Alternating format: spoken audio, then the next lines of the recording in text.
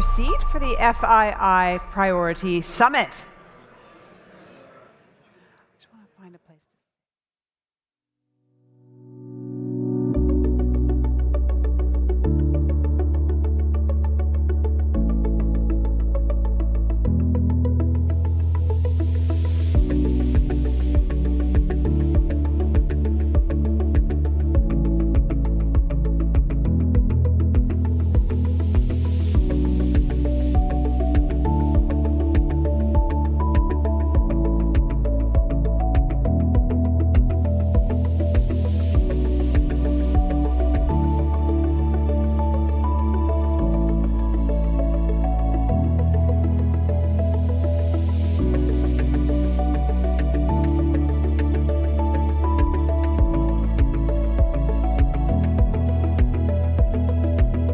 starting in just 5 minutes, so please do come in and take your seats.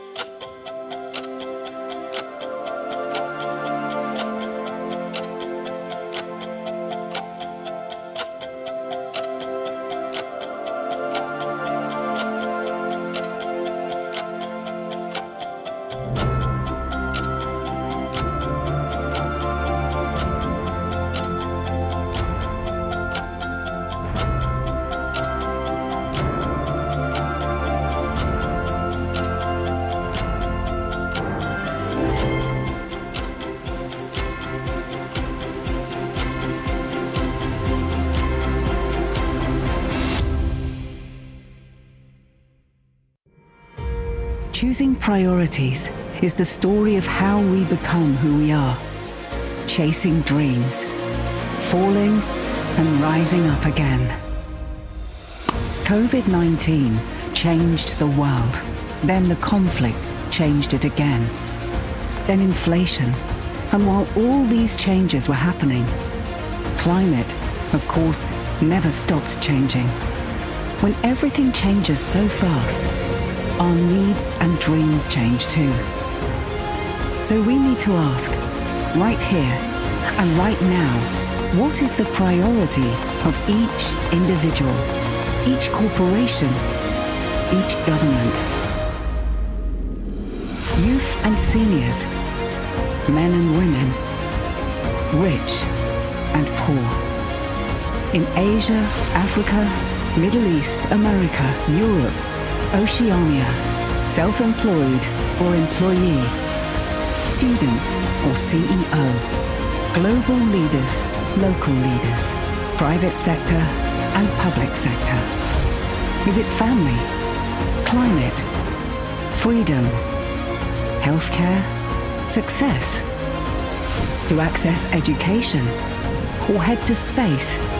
To change countries or change your country? Work for climate protection and still grow your business? Make difficult decisions and still win elections? To tackle the challenges that await us, we need to understand what people around the world are fighting for. How can different communities support each other to accomplish their priorities? What is the highest priority for all of humanity? How will technology, innovation, and investment help us achieve what we dream? Priority is the question. What is yours? Welcome to the Priority Summit, powered by the FII Institute.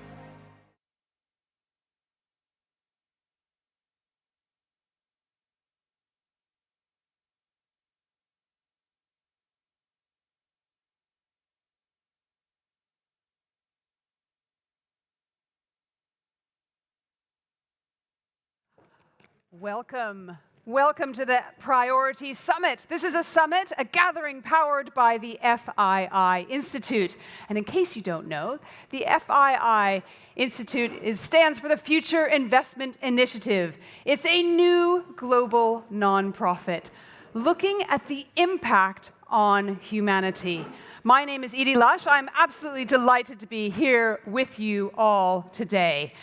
This is the first time that we are here during UNGA week, and we have such a unique format for you. It's an absolutely jam-packed schedule, very fast-paced, so hold on to your seats, put your phones and any other device that you might have with you away, and do enjoy this program, because it's going to come to you in 3 different acts. First of all, myself, where we explore the future of human biology, health, wellness, and longevity. Second, we're going to be looking at my community. We'll be looking at the arts, culture, the future of cities, and how to create more human connectivity.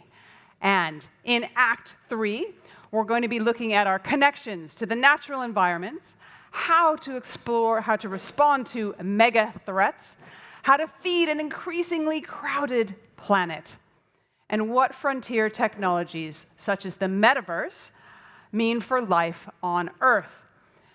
So I'm delighted to be welcoming to the stage the CEO, the FII Institute. Please do give a very warm Priority Summit welcome to Richard Atiès.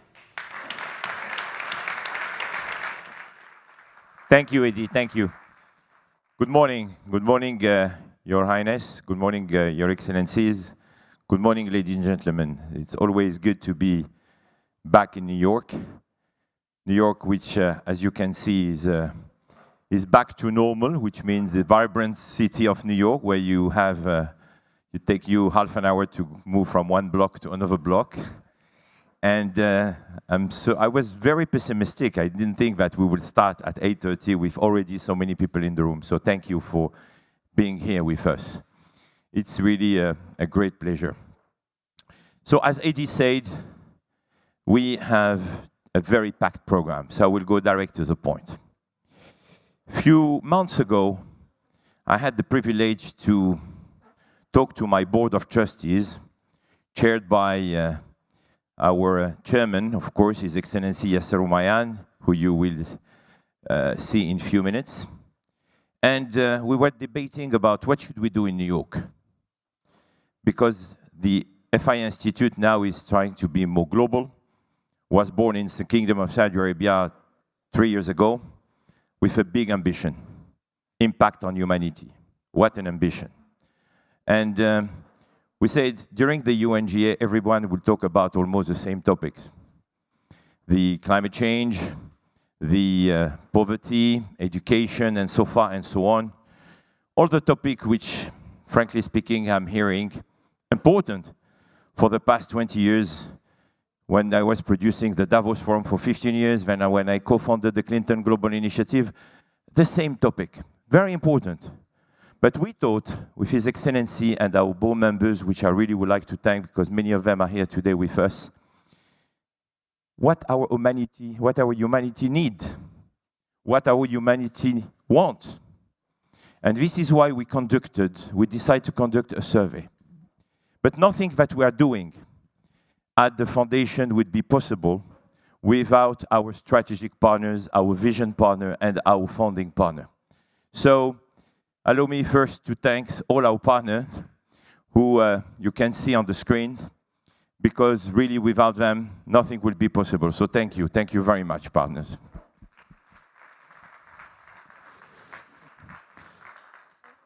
The report that we started, I think will make some news. It's a report that we conducted with 130,000 people. Probably one of the largest surveys which happened for the past few years.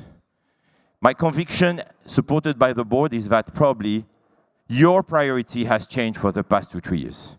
At least around me, when I ask even my family, my friends, my relationship, they all tell me, yes, today we are totally different of what we were 3 years ago. So we wanted to understand, and by doing this report, 13 countries, as you can see, the emerging economies, the developed countries, representing almost 50.3% of the population.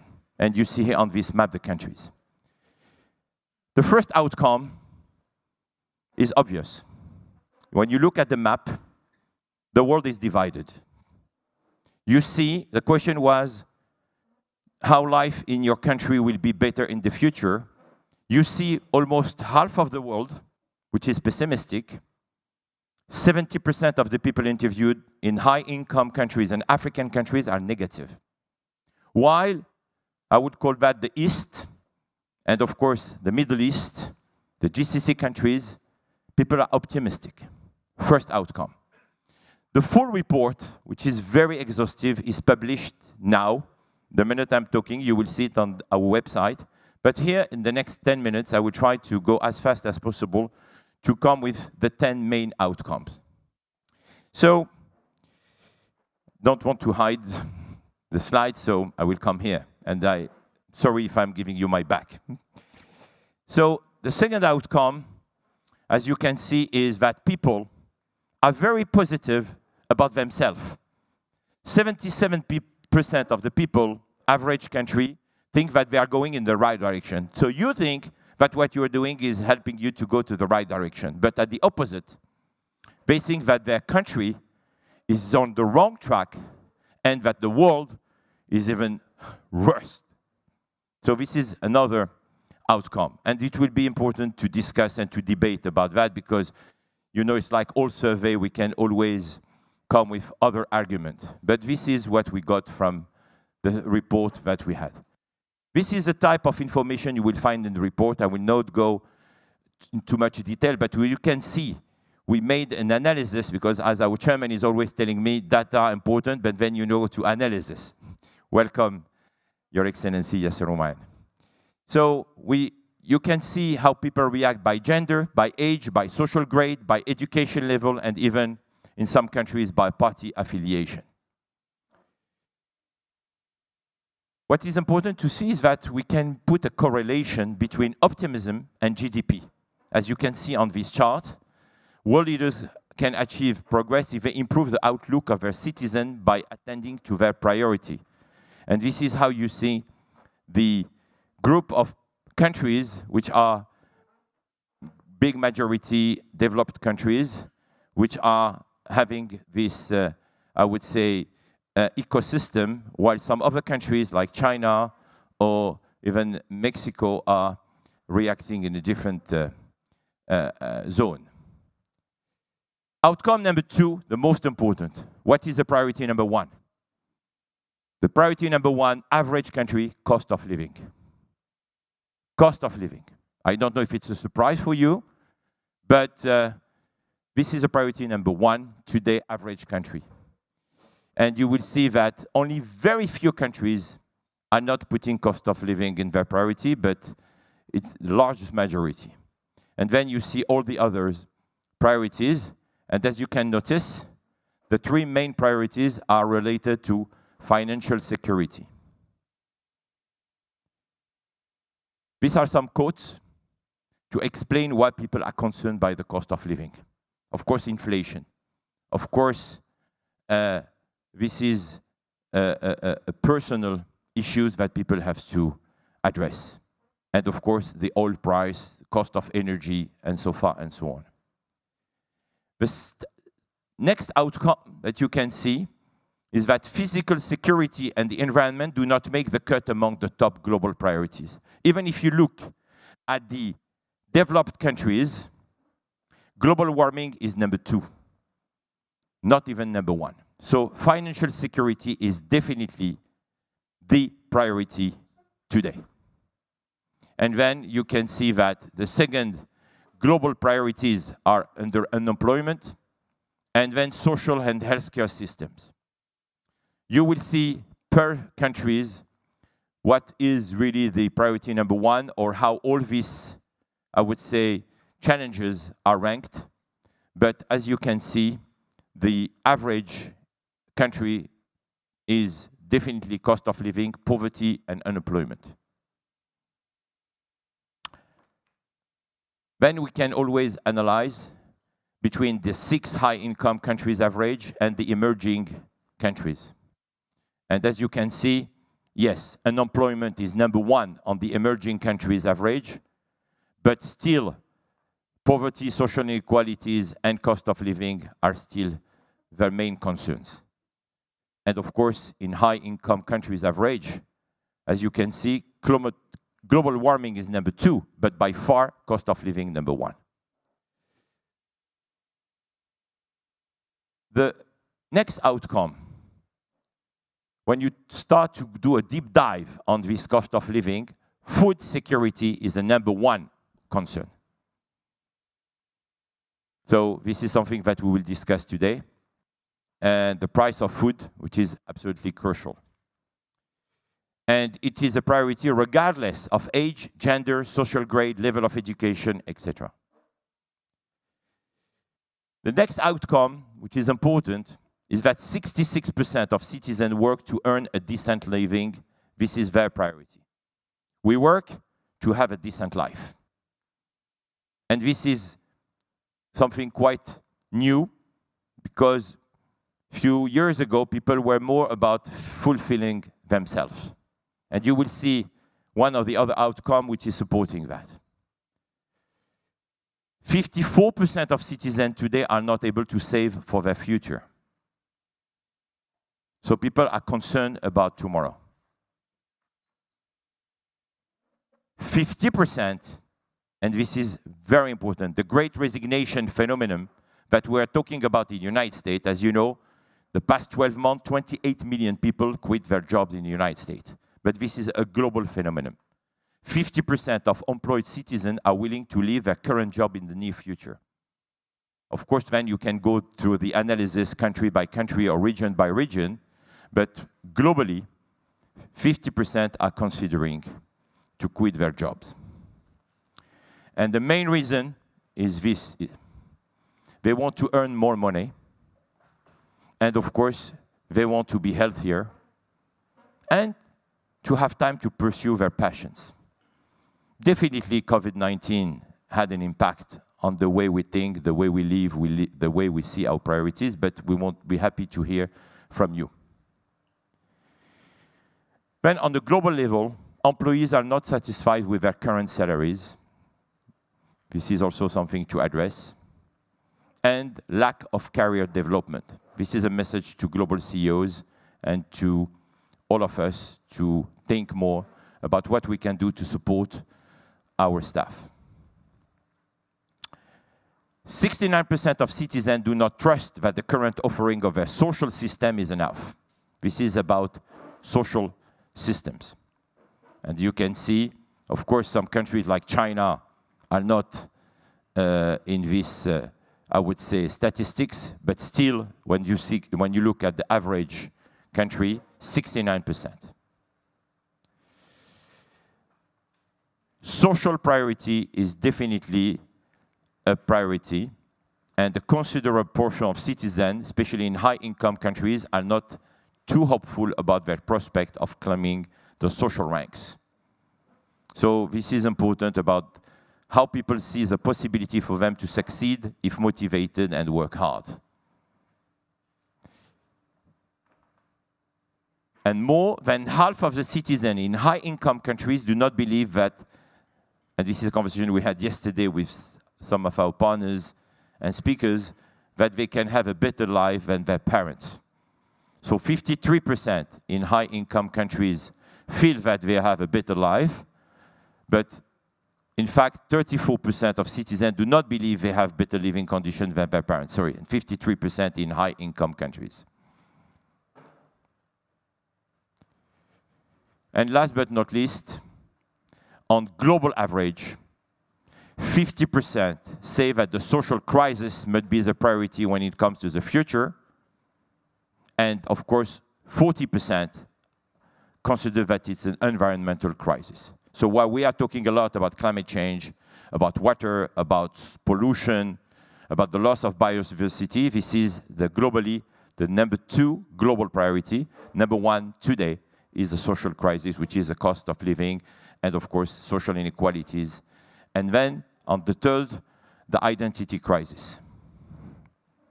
So, as a conclusion, I think we have to discuss about action. This is what the FII Institute is about. It's a call to action. So there is a wake-up call to have, I think, because many people were mentioning even this notion of social revolution. And you will see how this was documented and explained in the priority report, which is available now. So definitely, we think that nations, employers across the globe, need to focus on this priority, the priority of the people, to provide social relief, to increase job opportunities, and to provide job securities, and last but not least, to ensure social protection. So as my last slide, we are here to summarize the priorities, and I hope that this is giving you some food for thought to create very active conversation and to look at the half-empty glass, because we know that people can make a big change. We are very optimistic on the future of our humanity at the FII Institute, and under the leadership of His Excellency, our chairman, we have a lot to do, and we will do a lot, because we want to build all together a great world for all of our humanity, because our humanity deserves it. We want to invest in our humanity to have a very positive impact, because life is absolutely wonderful, and we need to enjoy life. Thank you.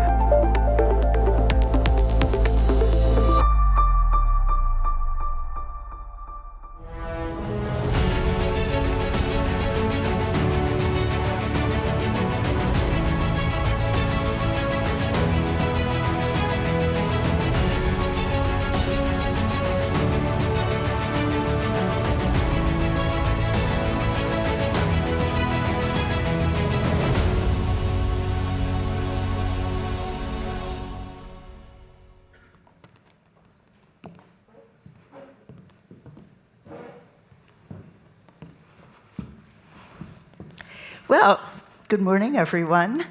It's great to see everyone here, and it is a treat to be with you, Your Excellency, for what I know is going to be a very, very important conversation, particularly to this group.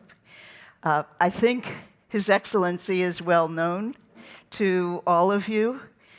He is the leader of the Public Investment Fund of Saudi Arabia, and he oversees all elements of the operations, a critically important role and certainly central to Saudi Arabia's Vision 2030 and all of your economic development strategies.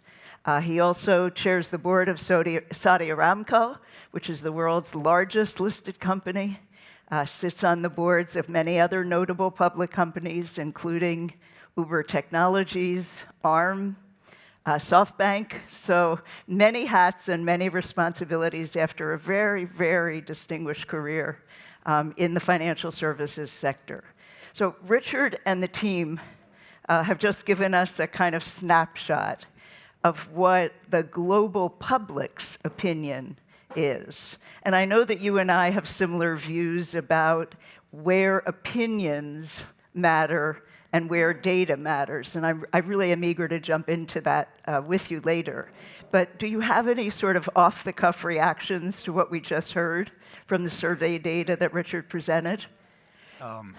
First of all, good morning to everyone. I see a lot of friends around this room and new faces, so welcome to the FII Summit in New York. This questionnaire was based on the Maslow hierarchy. We asked people in different countries from different categories of countries about many things. Some of the answers to the questionnaires were surprising, but most of it is expected. Now, you can see that the global warming is not on the top while everybody think it is. Maybe it should be. Maybe we're not doing a good job on putting our finger on the actual problem and how we promote the solutions for these problems.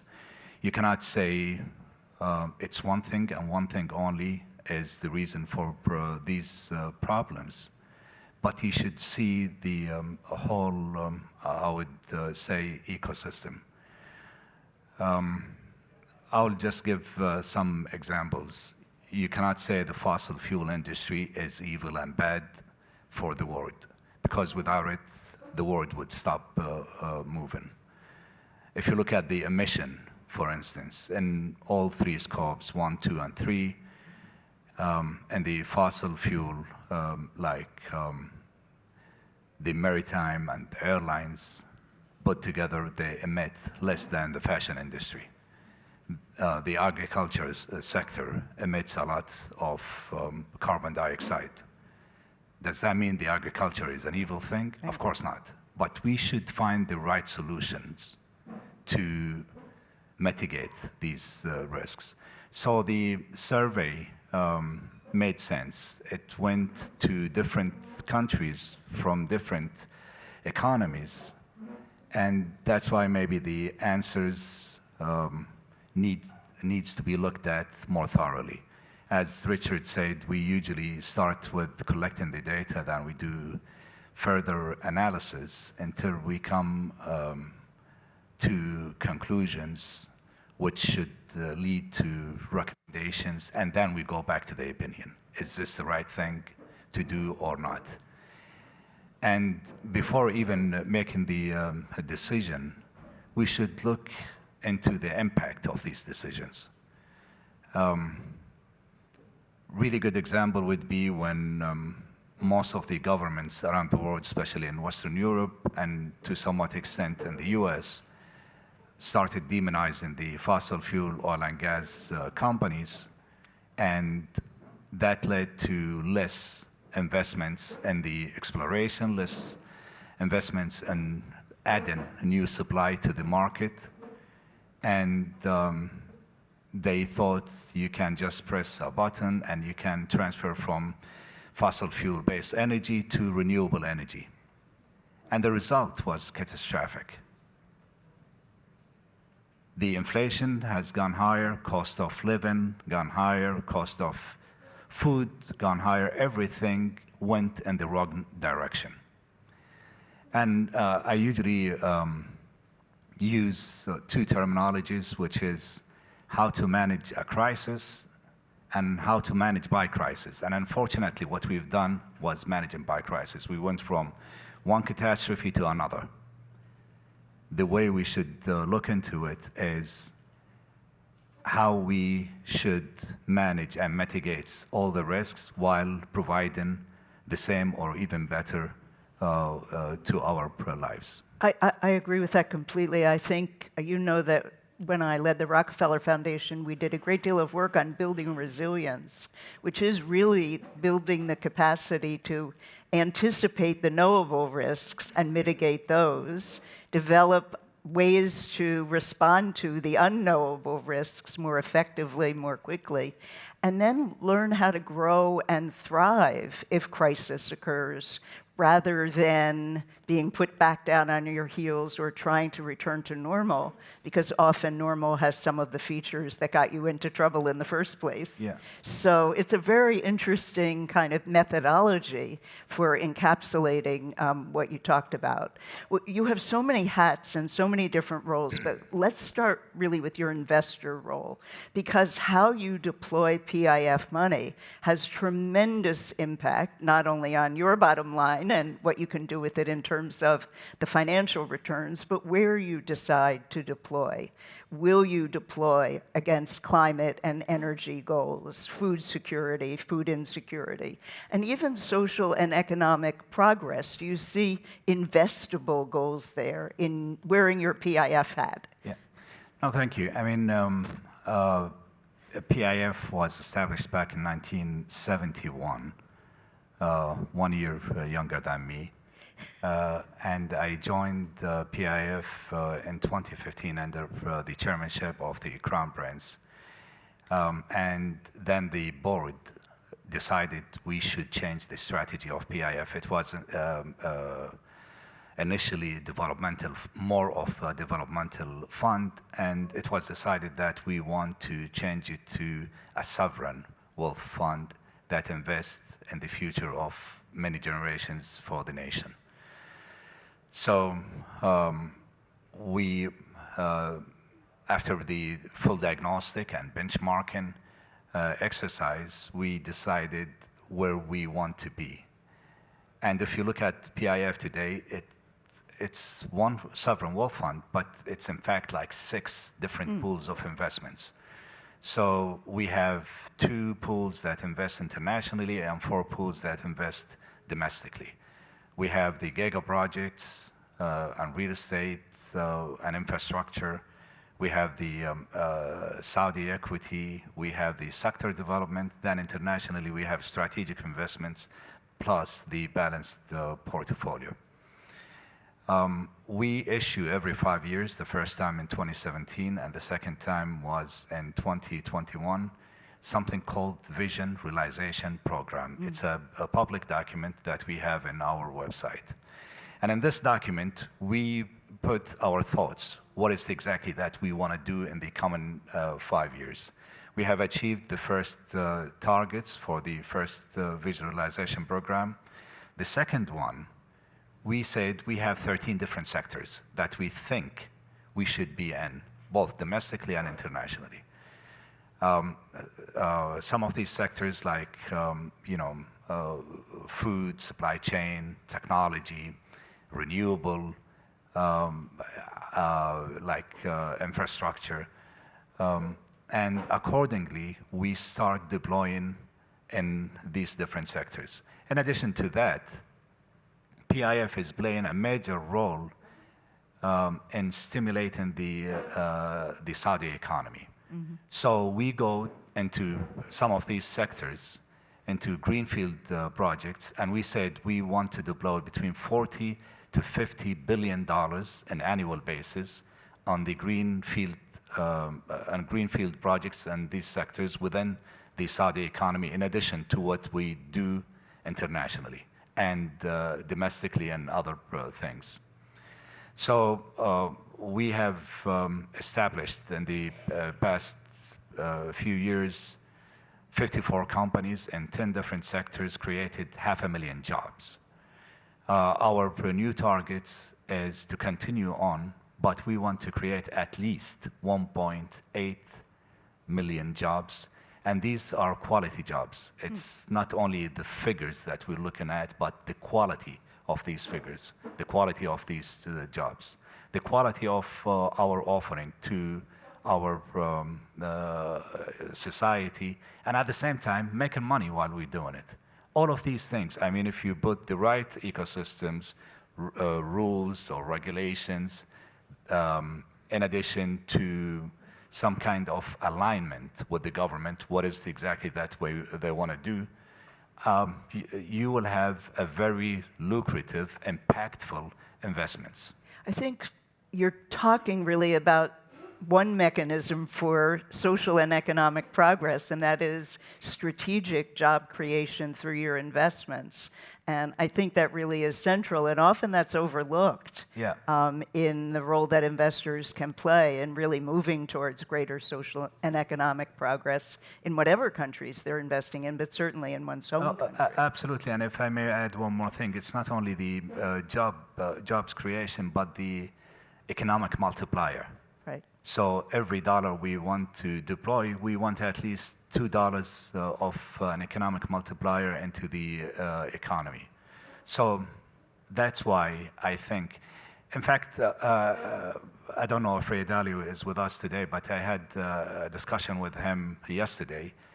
And I remember back in 2017, we were all sitting in the FII stage. Or 2018, I forgot which year it was.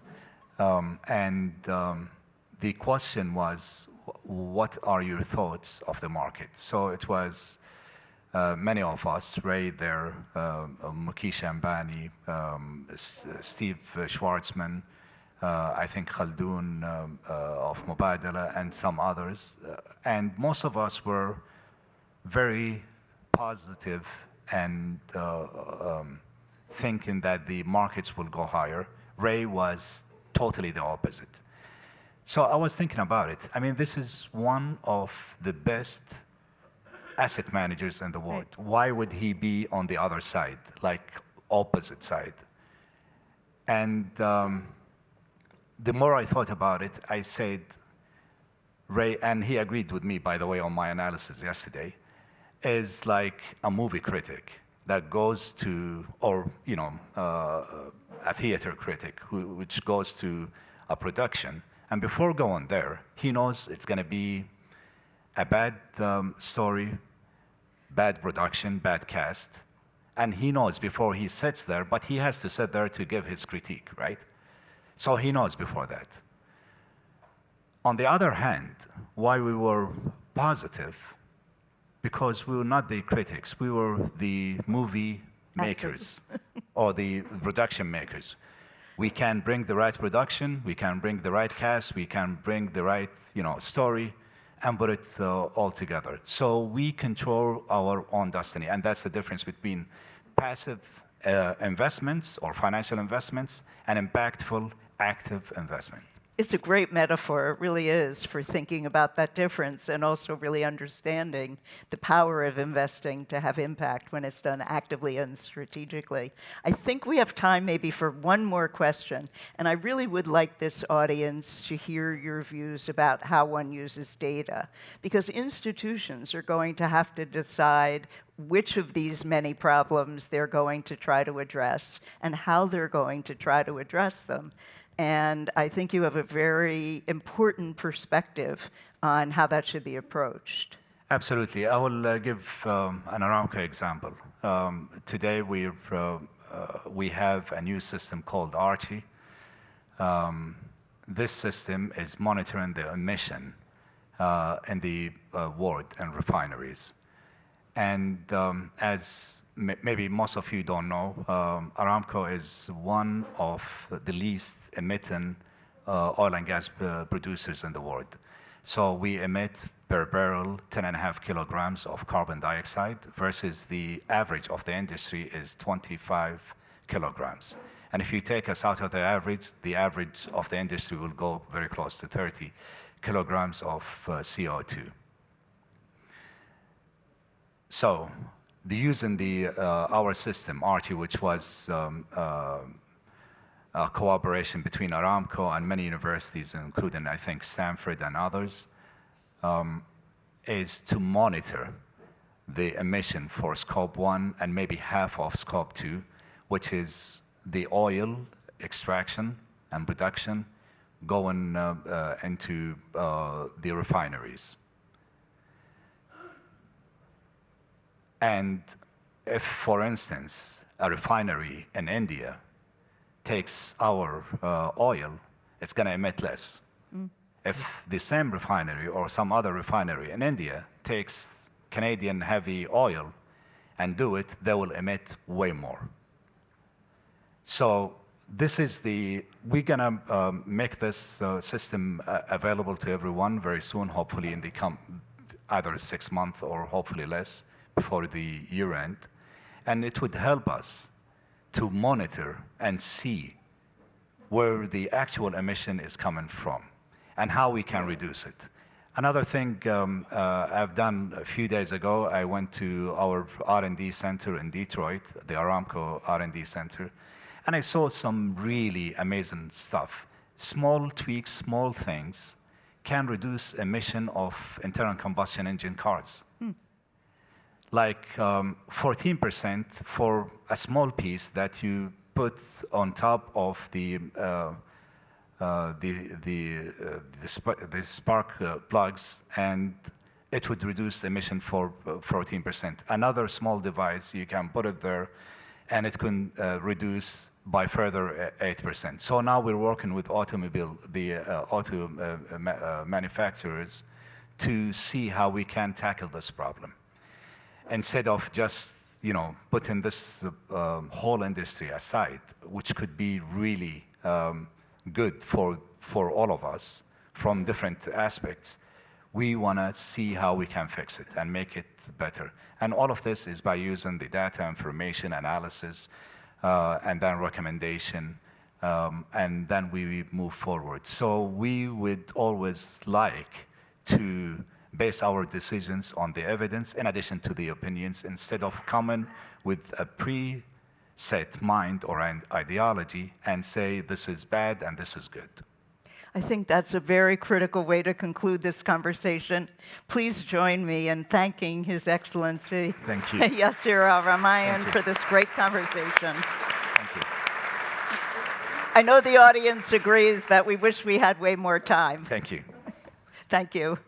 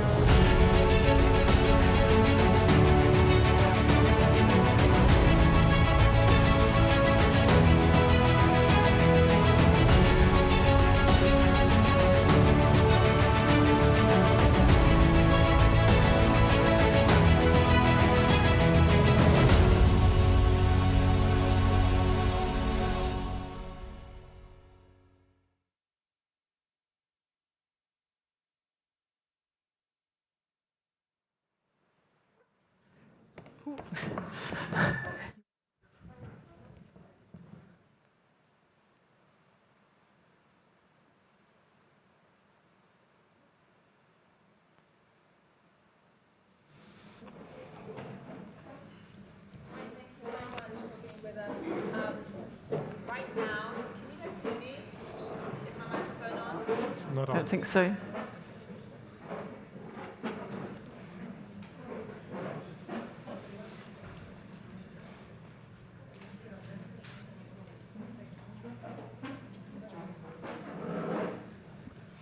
Check. Mine is on.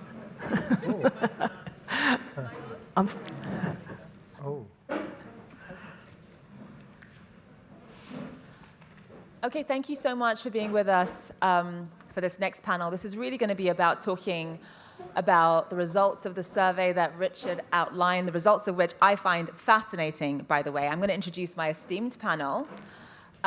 First up, I want to introduce Kailash Satyarthi, who's a Nobel Peace Prize laureate, somebody who has really dedicated his entire life, literally his entire life, to liberating children from slavery, from trafficking. Through his organization, he's liberated over 100,000 children, which is incredible. Can we just give him a round of applause? That is amazing.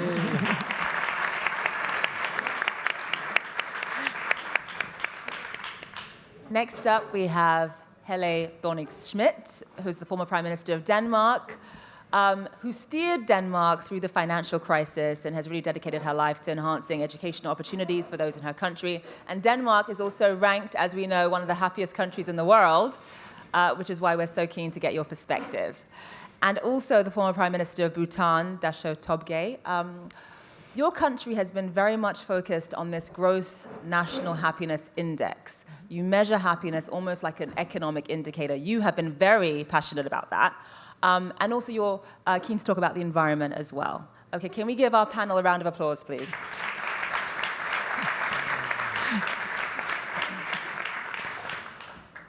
Helle, let me start with you. Because what was interesting about the results that Richard outlined there is that, generally speaking, it seems as though the high-income countries are the most pessimistic. They have the most negative outlook in terms of the future, in terms of the direction of the world. One exception, consistently, is, of course, Denmark. Denmark is a high-income country where people are extremely happy. Just explain the discrepancy for us. Why Denmark? Why is Denmark such an outlier? Thank you for the question. And first of all, it's great to be here with all of you and old friends on the podium. It's nice to be here and talk about an issue that really should interest us all. What are the biggest challenges of our time, and why do some people feel more confident about the future than others? And it's not only Denmark, it's actually the Nordic countries that feel a sense of happiness that is very extraordinary compared to the rest of the world. So I'll come back to that in a second. Just one word about why people of Asia are not so worried about the future that you would see in wealthier nations. I think that comes down to the fact that the last 20 years, the people who have really benefited from globalization are the 85% that do not live in the so-called West. Globalization is there for them now, and they're benefiting every day in their economic prospects, education prospects, health prospects, almost everything that is worth living for. So that's an important thing. In terms of Denmark and the Nordic countries, I think we have found a good way of regulating the market economy. I know it can feel quite early Thursday morning to talk about capitalism, but I do think that we have found a very good way of regulating the market economy with a lot of redistribution, but also a lot of pre-distribution, so that every citizen that are born Danish or Nordic, they know they have access to an enormous fountain of assets that are good for themselves. What are those assets? That is a high-quality education, high-quality healthcare, a lot of safety, an environment which is positive, very little crime. All those are assets in a person's life. And the last asset that I think is enormously important is freedom. People born in the Nordic countries feel an enormous sense of freedom. And what does freedom mean? It means that my choices will actually affect where I end up. It's not my parents. I'm not limited by the state. I'm not limited by anything. I am a free person. And that freedom, of course, is also accessible for women. And I think that is very much part of the happiness index that we score so high on. Freedom is nothing without women being liberated as well, and I think that's an enormous and big part of the explanation. So it's people having the right to determine their own future, yes. Number one. And then also, just in terms of social equality, Denmark is a place where very few people have too much and very few people have too little. Yeah. Which brings me to Bhutan, because that's also a place where, I mean, Bhutan offers obviously free education, it offers free healthcare. Similar concept, very few people have too much, very few people have too little. What did you make of the survey? Well, first and foremost, delighted to be here, and I want to congratulate FII Institute, Excellency Chairman, Richard, CEO. I have not seen a survey of this type ever. I mean, we grew up reading surveys and studying surveys and trying to base policies on surveys, and this survey is something absolutely unique. For one thing, almost every document I read talks about climate change, and I am concerned about climate change. In my country, we are very concerned about climate change, being landlocked, small in the mountains. And here, the priorities are different. Climate change is number 7. Cost of living, financial security, these are in the forefront. And it goes without saying, what the survey tells us is that you cannot sort climate change, you cannot solve climate change unless and until you sort out the other priorities in life. In Bhutan, we are still developing. Yeah? We are fortunate that our enlightened leaders, our kings, have given us this development philosophy of gross national happiness. And gross national happiness seeks to balance economic growth, economic prosperity, which is essential with equity, distribution, and social progress, but also with environmental protection, cultural protection, and good governance. So by and large, given our resource base, given the size of our economy, we are fairly happy, and our repeated surveys show that we are becoming happier. Slightly, we are becoming happier. There's a bit more optimism in our country than in the 13 countries that were surveyed, the findings of this survey has shown. I think I've seen the Bhutan's sort of happiness surveys. I've seen some of the questions, and some of the questions are fascinating. I mean, it's things like, how close are you with your family? How spiritual are you? Do you have a spiritual practice? There's so many different questions, because it's not just about how you're doing financially, it's how you're doing sort of spiritually and other sort of indicators of a person's overall well-being. So we look at the conditions of happiness. And the conditions of happiness, as we see it, we divide it into 9 domains. The first 3 are quite straightforward. Living standard, it's very important, healthcare and education. And then 2 other domains which are widely accepted, environment and good governance. But it's the last 4 domains that I believe are in the cutting edge of governance and policy making. So you have psychological well-being of the people, time use, cultural vitality, and community vitality. So these 4, altogether these 9 are what we consider the 9 domains that are conditions towards people's happiness. But what is happiness? We have various definitions. Ultimately, it is contentment. Are you content with life? And this survey shows a lot about that. Are you sleeping enough, you mentioned, and I think this survey also talks about sleep. And this is why I find this survey fascinating. And eventually, hope. How do you see your government? How do you see society? But how do you see government? And again, this survey provides a lot of insight, at least among the 130 people who were surveyed in 13 countries, and it will do us well to take them seriously. Kailash, let me turn to you now, because we saw that the biggest priority that most people have is, of course, cost of living, and that is in line with what we've seen around the world in terms of higher energy prices, higher food costs, a lot of it stemming from the war in Ukraine. How important is social protections, especially for the most vulnerable among us? How does that contribute to a nation's overall well-being? Thank you. I'm not a former prime minister, neither of the future. So you got something that none of us. You got a Nobel Prize. Yes. So. Thanks, Richard, for this survey. First of all, I would like to react to these 2. Gandhiji once said that our world has enough to feed and fulfill the need of people, but we can never fulfill the greed of the people. So sometimes our definitions of, well-being and containment and happiness are driven by need and sometimes by greed. So in a number of countries, including in India, where I saw in the report that people are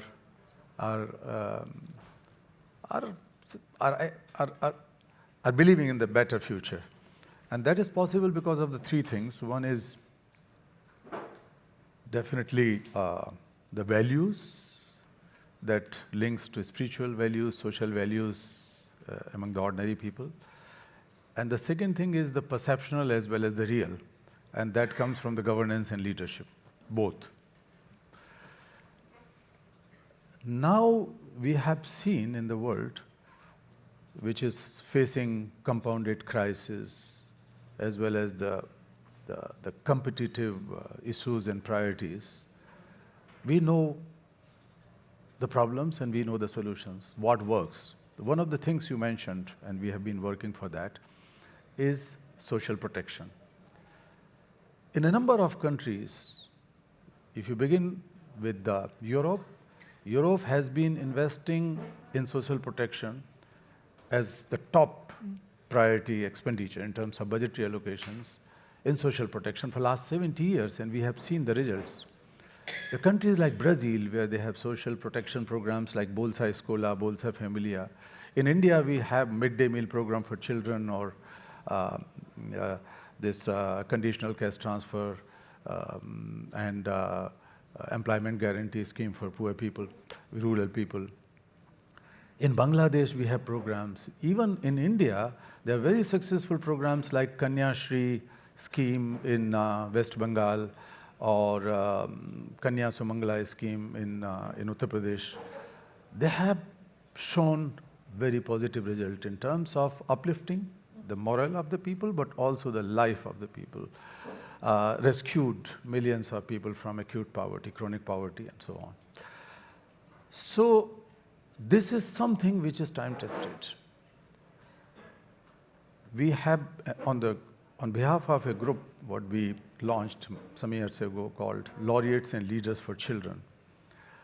And we have come out with a report that only $53 billion additional dollars annually can ensure education, healthcare, and protection of every child in low-income countries, including the new mothers, pregnant women.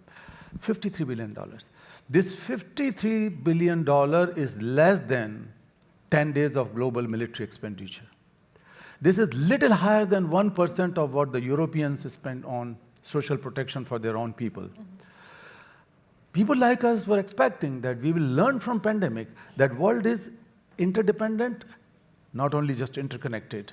We cannot solve any other problem, anyone's problem, and our own problem without working together. Right. So we say the world has to learn how to walk together, how to walk together, How to work together. how to live together, and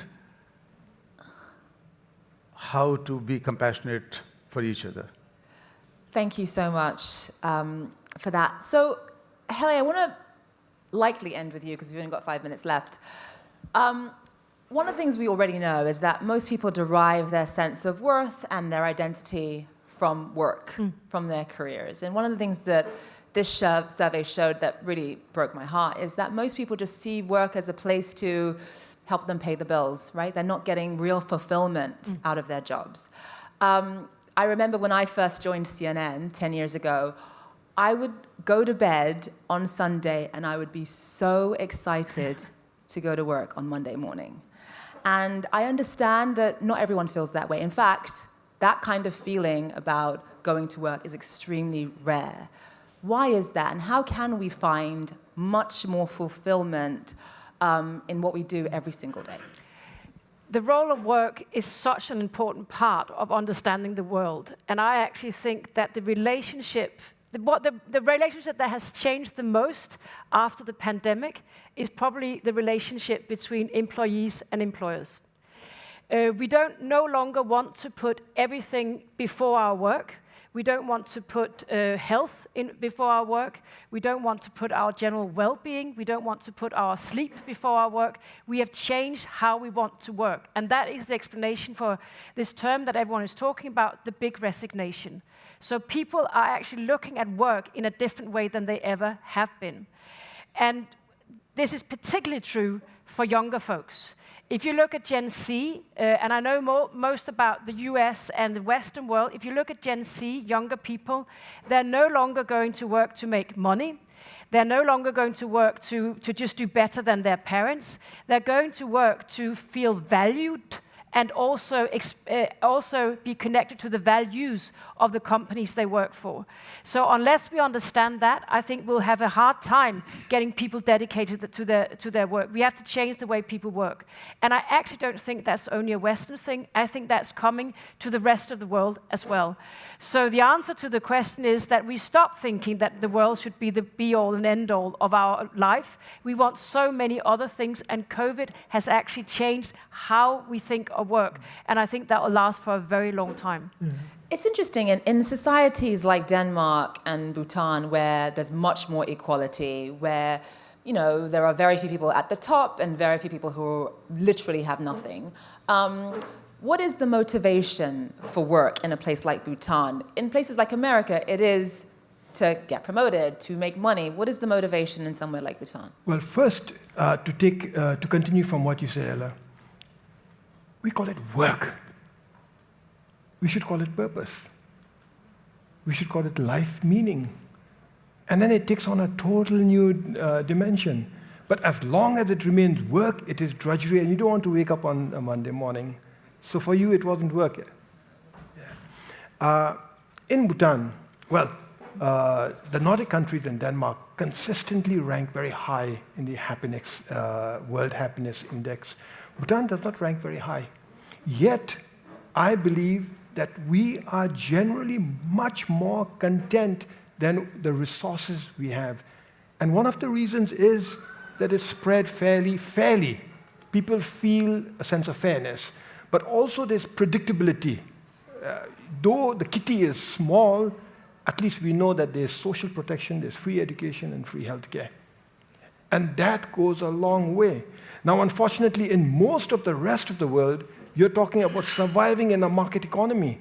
And the market economy is structured in such a way that you compete with your neighbors, you compete with yourself, you keep consuming more today than you consumed yesterday, and you can bet you're going to consume more tomorrow. Under such an environment, to be content is going to be very difficult. To be satisfied is going to be difficult.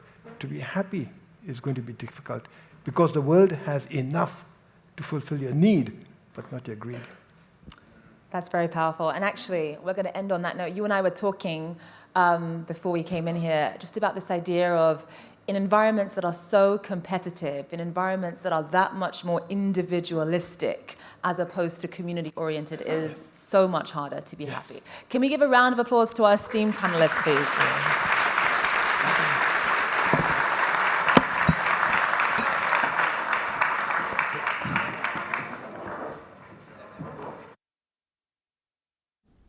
I want to thank the FII for the opportunity to join you today and to share with you one of both my personal and our country's highest priorities: working with, supporting, empowering our youth, the generation that will carry on the work started by Vision 2030, and making sure it touches the lives of everyone in the kingdom and across the region, making sure it's an example to the world of what is possible, of what can be done when vision, ingenuity, hard work, and determination come together. We as Saudis are a young nation. 75% of our population is under the age of 35. And the canvas for our young people is not the past, it's not even the present, it's the future. The reforms and transformation occurring in the kingdom, the change and progress reshaping our nation. Economically, building a stronger private sector, job growth and creation, entrepreneurship, sustainable development, renewable energy, and building a global leading digital infrastructure. Socially, women's empowerment, greater equality and equity, diversity and inclusion. Culturally, placing the kingdom's arts and entertainment community on front stage, our natural preservation efforts, sharing our traditions and our heritage with others and the world. It's a blueprint for the future. More results and change have occurred in the past 5 years than in the previous 80. And the key to our long-term success? The guardians who'll ensure that this future society matches our dreams and honors our ambitions to create a place for everyone. It's our young people. Their success tomorrow depends on our success today. And if our young people are to be the architects of the future, they need the right tools. And they need us to prioritize their interests. They need us to believe in them. And that means providing opportunity and investing in the future so that their creativity and genius can overcome the challenges that they will face, like climate crises, like providing global public health care. We cannot close our eyes, and we must begin the work now. That's what our young people will be able to finish, but we must construct the foundation upon which they can reach the clouds. I firmly believe our priority must be our young people, because they are the stewards of the future, and I have no doubt that in their hands the future is bright. And while I've seen so much change in my lifetime, including changes that many thought were all but impossible, my confidence in what we can achieve together defies all uncertainty and has no reservation. Building the future is never complete. Each generation shares that responsibility of doing its share, empowering and paving the way for the next. That's how the future is built, together. Thank you.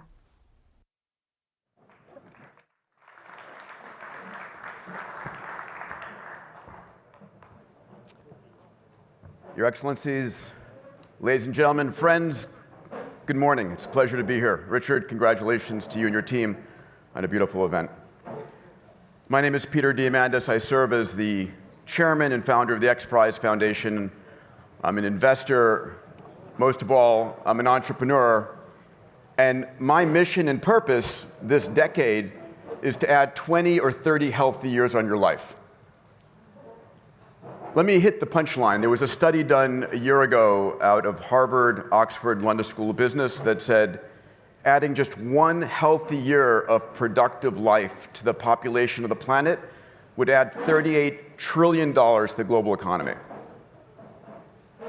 So, how do we add 20 or 30? How do we make 100 years old as the new 60? When I was in medical school years ago, I remember watching this television show on long-lived sea life, that species of whales and sharks and turtles could live 300, 400, 500 years. I remember thinking, if they can live that long, why can't we? And I was doing a medical degree, an engineering degree, and I said, it's either a software problem or a hardware problem. And it's this decade that we're beginning to understand why we age, how to slow it, and potentially how to reverse it. And I can think, especially, we talk about priorities, no greater priority than one's health. And we all have a disease, and that's called aging. And aging is considered more and more a disease, something that can be addressed. Now here's the challenge. As humans, we evolved 100,000 years ago on the savannas of Africa, and back then, you would go into puberty at age 13. By age 14, you'd have a baby. By the time you were 28, you were a grandparent. And back before Whole Foods and McDonald's, when food was scarce, the last thing you wanted to do was take food out of your grandchildren's mouth to perpetuate the species. And you do the decent thing and die. But that's no longer the case. And so when I say that we have the potential this decade to add 20 or 30 healthy years in our lives, why do I believe that? There are 4 reasons. Let me share those with you. The first is we're in the midst of a powerful convergence of exponential technologies. Computation, sensors, networks, AI, robotics, 3D printing, synthetic biology, AR, VR, blockchain. These technologies are converging on the world's biggest market, which is health. There's nothing larger, right? Health is the new wealth. So those technologies are enabling us to do things we could never do before. It's moving healthcare out of the doctor's office, out of the hospitals, into the home. AI is helping us to understand how chains of amino acids fold into proteins. It's unlocking the secrets of life in an extraordinary fashion. And that's just the beginning. We also have quantum computing coming on. Quantum computers are going to enable us to understand on a molecular and atomic level what's happening for not the entire global population, but for you, drugs of one to solve your issues, to understand how the 3.2 billion letters of your life interact with this molecule. We're then entering this biotech revolution, right? Sequencing a single genome 20 years ago was $100 million and 9 months. Today it's $100, 1,000,000 times cheaper. Not 9 months, it's 7 hours. At the same time, besides reading genomes, we can now edit them, right? CRISPR, which won the Nobel Prize in medicine from 2 amazing women 2 years ago in 2020, is curing disease. It's not treating disease. We've gone from treating diseases to curing diseases, right? If you have a genetic disease in your family, you can now look at saying, how do I solve this? Not how do I live with this, but how do I cure this for myself? These words are biblical in nature. They're extraordinary. We have gene therapies to edit your epigenome. Let me ask you a question. We all have the same genome when we're born, when we're 20, when we're 50, when we're 80, when hopefully we're 100. Why do you look different if you have the same exact genome? It isn't your genome, it's your epigenome. It's which genes are on and which genes are off that control how you feel, how you age. And the technologies today are enabling us to control that epigenome. It's extraordinary. The third force is what I call the power of diagnostics. And so one of the companies that I have is focused on being able to digitize you fully, 150 gigabytes of data about you. And when we understand that, we can catch disease at stage 0, right? We find that 2% of people, 2% of you, have a cancer you don't know about. 2.5% have an aneurysm you don't know about. We're all optimists. We think we're fine. We know more about what's going on in our cars than we do in our bodies. But the technology is going to change that to enable us to find disease at the very beginning. And then there are incredible technologies. We've seen the power of vaccines to change the world. Well, vaccines can now, another company I'm so proud of, Vaccinity, is created a vaccine to be able to prevent heart disease. Imagine a vaccine at $50 a year that's able to go and block what's called the PCSK9 gene in your liver, which produces LDL, low-density lipoproteins, the bad cholesterol. Imagine being able to vaccinate yourself at 30, 40, 50, and block the #1 killer on the planet, right? Heart disease for women kills 3 times more women than breast cancer does. It's an epidemic we don't talk about, but it is preventable. We are also living in a time when more and more capital is flowing into this marketplace.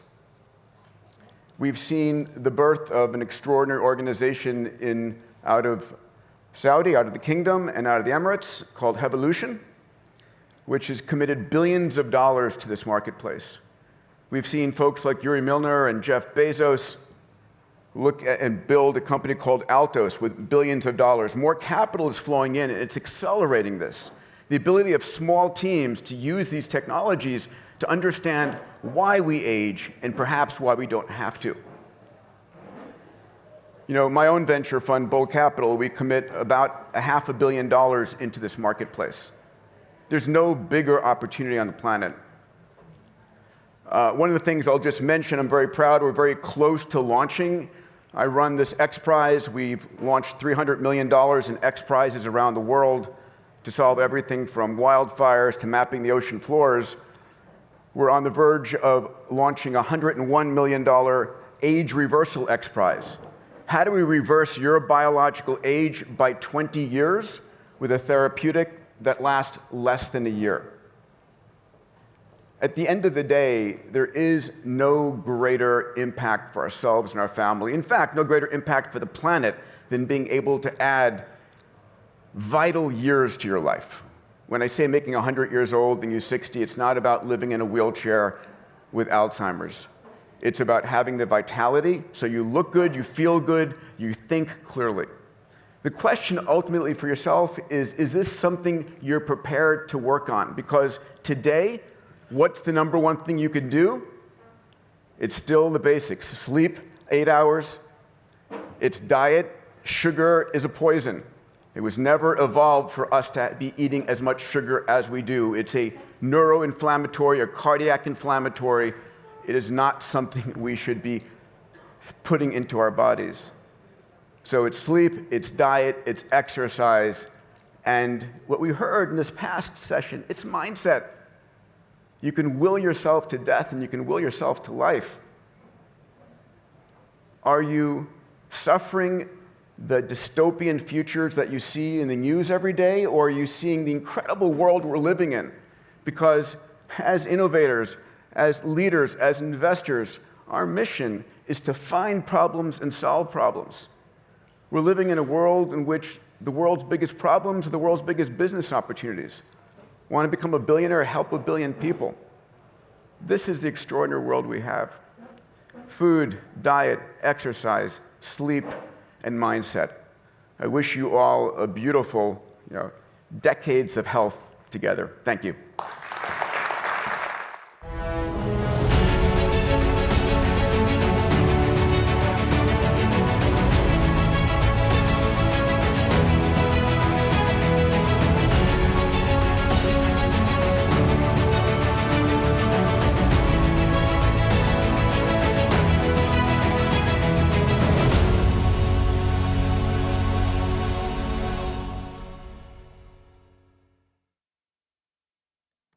Hello, good morning. I'm absolutely delighted to be here with you. In credit to our tremendous organizers, the vision and the genius of the conference leaders, we are co-participants in the reawakening of our global culture. We are aware that our contribution has great impact in the reawakening of our businesses so that people will come to work, stay, and not quit. We are aware that this new phase has implications for our families as our young adults struggle. And we are aware that in this renaissance, we will need to use science and many forms of human knowing together to help recreate a new decade. So I came to you today with a love story. And it's not a love story of just two people. It's not even a love story of only one family. It is our love story, the human community. And it's a love story told in what I view the most beautiful language of all, that of clinical science. So what do we know? Well, we know that there's 3 challenges we face in every country. The first is the rate of the diseases of despair. The rate of death by suicide now rivals the rate of death by auto accident in teenagers and young adults. It is more likely that a teenager will die of their own hand than by COVID or cancer or any other disease. These are our children, these are our grandchildren.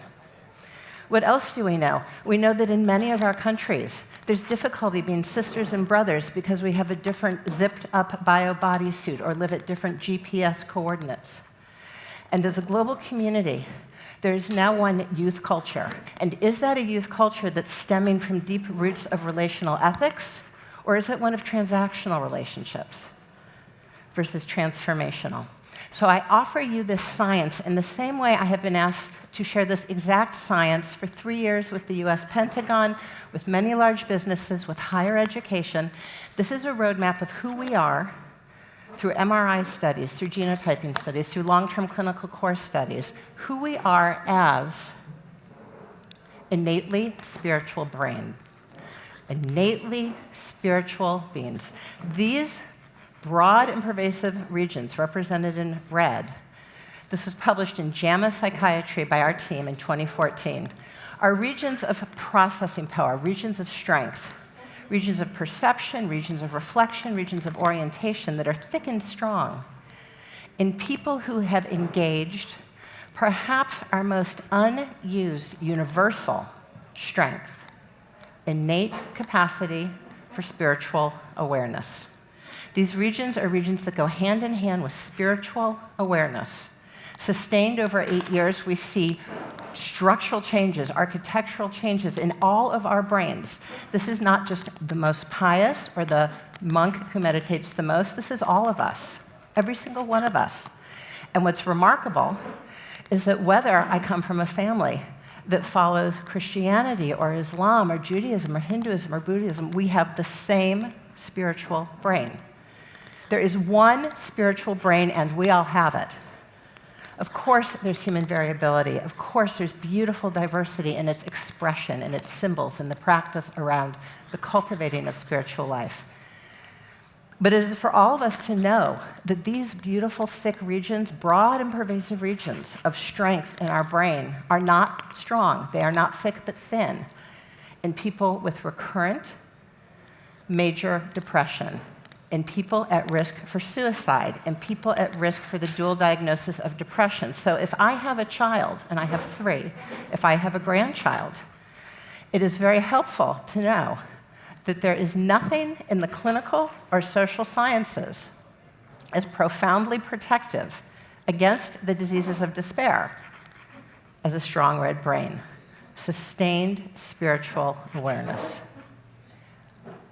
4/5 less likely to become addicted, 70% less likely to take foolish risks, driving 90 miles an hour. And the epidemic of our time is suicide. We are 2/3 less likely to take our own life, and that goes up to 82% when spiritual life is shared in the Sangha, in fellowship, in prayer. We are innately spiritual beings, and we are sick because we have yet to realize the wholeness of our nature. We have a global pandemic from which we are leaving, COVID, but we have an enduring global pandemic of these diseases of despair in 18 through 25-year-olds. And while they affect us all of every decade, those who bear the brunt of our global choice to remove spiritual life from the public square, from the global public square, in a way that is inclusive, in a way that is loving, in a way that says, I want to know you. We've come some distance. We've made some progress around inclusivity, around gender and orientation and race and nationality, but where are we with spiritual inclusivity? It is our birthright. And what else do we know? We know that any of our faith traditions, our beautiful faith traditions all around the world, will get us there. About 70% of people in our global community say, I am spiritual and I am religious. And whether, again, I am Hindu or Islam or Christian or Jewish or Catholic, it has the same effect on my red brain. I am spiritual and I am religious. What do we know? We know through twin studies, epidemiological twin studies, that there is a deep heritable contribution. Every baby is born with 2 eyes, 2 ears, and a nose, and every baby is born with an innate capacity for spiritual life. How much so? Well, I'll give you a yardstick. Our temperament. If you're parents, you've probably seen a baby in the night. Our temperament is half innate, half environmentally formed. I have 3 children. My middle child, who has asked to go by center child, woke up for 18 months, 4 times a night. I walked, I soothed the baby. Innately, she was ill at ease. Environmentally, she took in that soothing and sleeps through the night. Half innate, half environmental. The capacity through which we experience spiritual life is 1/3 innate. It is all of ours, and it looks the same in the brain. 2/3 environmentally formed means that our pastor, priest, imam, rabbi, grandparents, and parents, the 10,000 exchanges in our high school, all weigh in 2/3 environmentally formed to shape the spiritual core.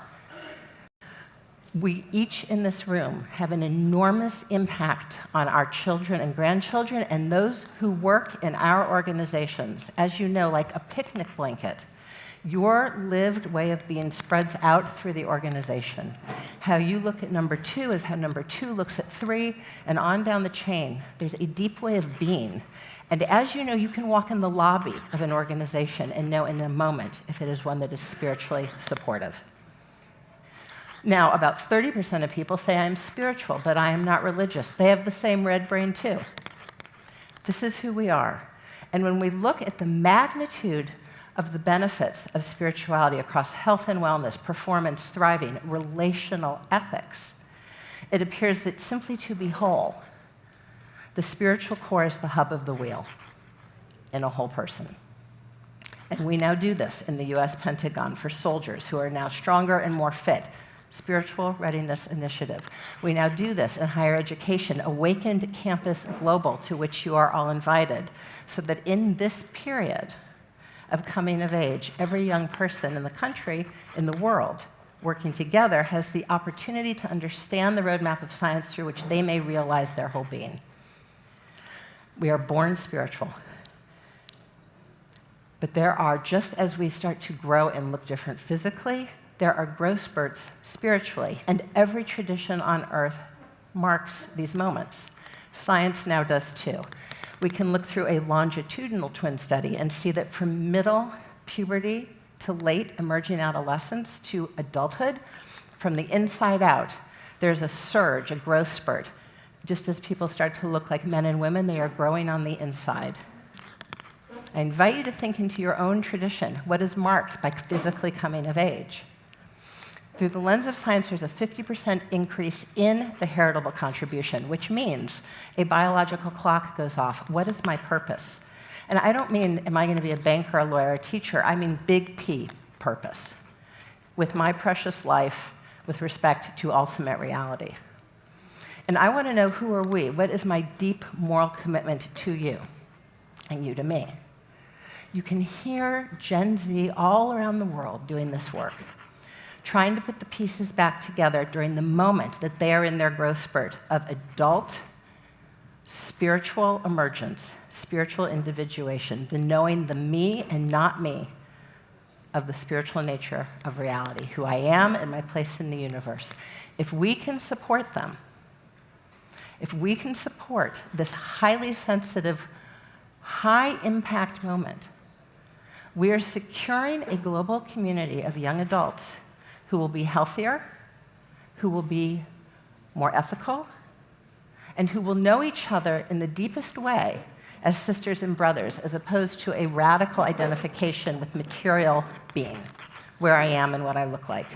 There is another way of being that is much deeper. We are a point and we are a wave. I tell my Columbia students, I tell them we are magnificently diverse and located all over the world, and we are also white caps on one ocean. We are one sea, one consciousness field. To know both, to feel both, to live both, is to have an entirely different life. We're coming out of COVID. This was a gift of 3,000 people who shared their lives, all of whom meet criteria for trauma. And what you'll notice is people struggle more with trauma, more sleeplessness, more horrible memories, more uncomfortableness with those who they used to be able to look in the eye, as they struggle more and more and more out the x-axis. Up the y-axis are units of growth. Post-traumatic spiritual growth. More struggle, more growth. More struggle, more growth. So much so that it's not till the end that we are so flooded we need support to grow. We are built through our red brain to deepen, to look more deeply into life and to awaken. Spiritually wake up in times of despair. And is this not a global invitation of our lifetime? When we do, we avail ourselves of all forms of human knowing. We're more ethical, healthy, and we also make more innovative, more creative, and better decisions. We move out of a narrow dorsal attention network, I've got to have it, to a bottom-up ventral attention network, and a new possibility we'd never even realized it was there pops. When we can get the head and heart speaking, if you will, at the table of human knowing, we are all built with an empiricist, a logician, an intuitive, and a mystic. And the skeptic gets to be there too. But the skeptic is not the bouncer at the door. And when we can bring into dialogue our multiple forms of knowing, we look like that. We myelinate the tracks. We pave highways between regions of the brain so that we are more innovative. We move from a zero-sum game to a win-win game. This is who we're designed to be.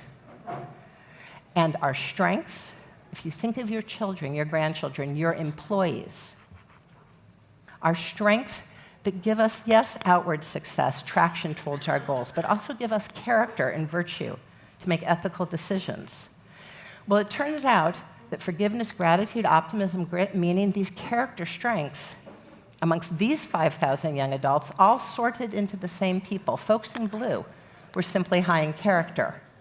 And folks in red, who may be in my house, or in my school, or in my company, are low in character. How do we get them up? How do we improve that employee? How do we make them someone ethical, hardworking?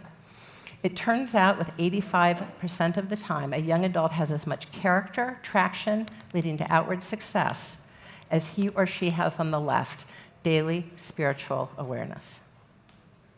The red brain.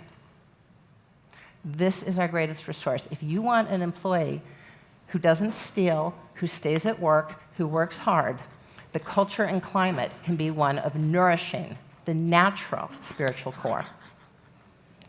So this is the science. Over here. This is the science. I share this with you. Can I move this forward one? Can we move that up one? I think that's it for your slides, Okay. actually, Dr. Good. Miller. Okay. Thank you so much. Well, the awakened brain is a gift. It is a gift from myself and our conference organizers to every one of you. So please take one. In the back are the references for the scientific case of your natural spirituality, the awakened brain. Thank you so much, Dr. Miller. We've got a very brief question for you from the audience. We're bringing you the voice of youth, very briefly, from Manal Al-Sharami.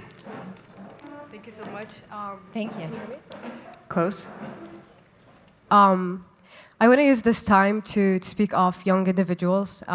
As an undergraduate student in her 20s, I got a Boston University study biomedical engineering. And I think in summer 2019 and 2020, when COVID happened, we missed out a lot of significant opportunities that are significant for us as young individuals. So I was wondering if you think there's a way for us to make up these opportunities as young individuals, and would love to hear your thoughts on that. Thank you.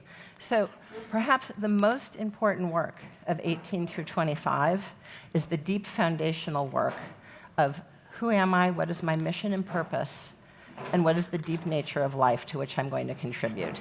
There's a hardwired process of existential searching. And as much as COVID was painful, it accelerated the awareness during this precious time of growth in young adults.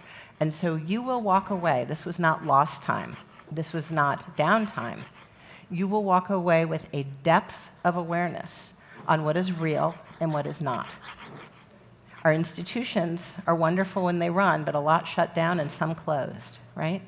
Our plans and aspirations can seem so real, but they're invented by our achieving mind, not necessarily our awakened mind.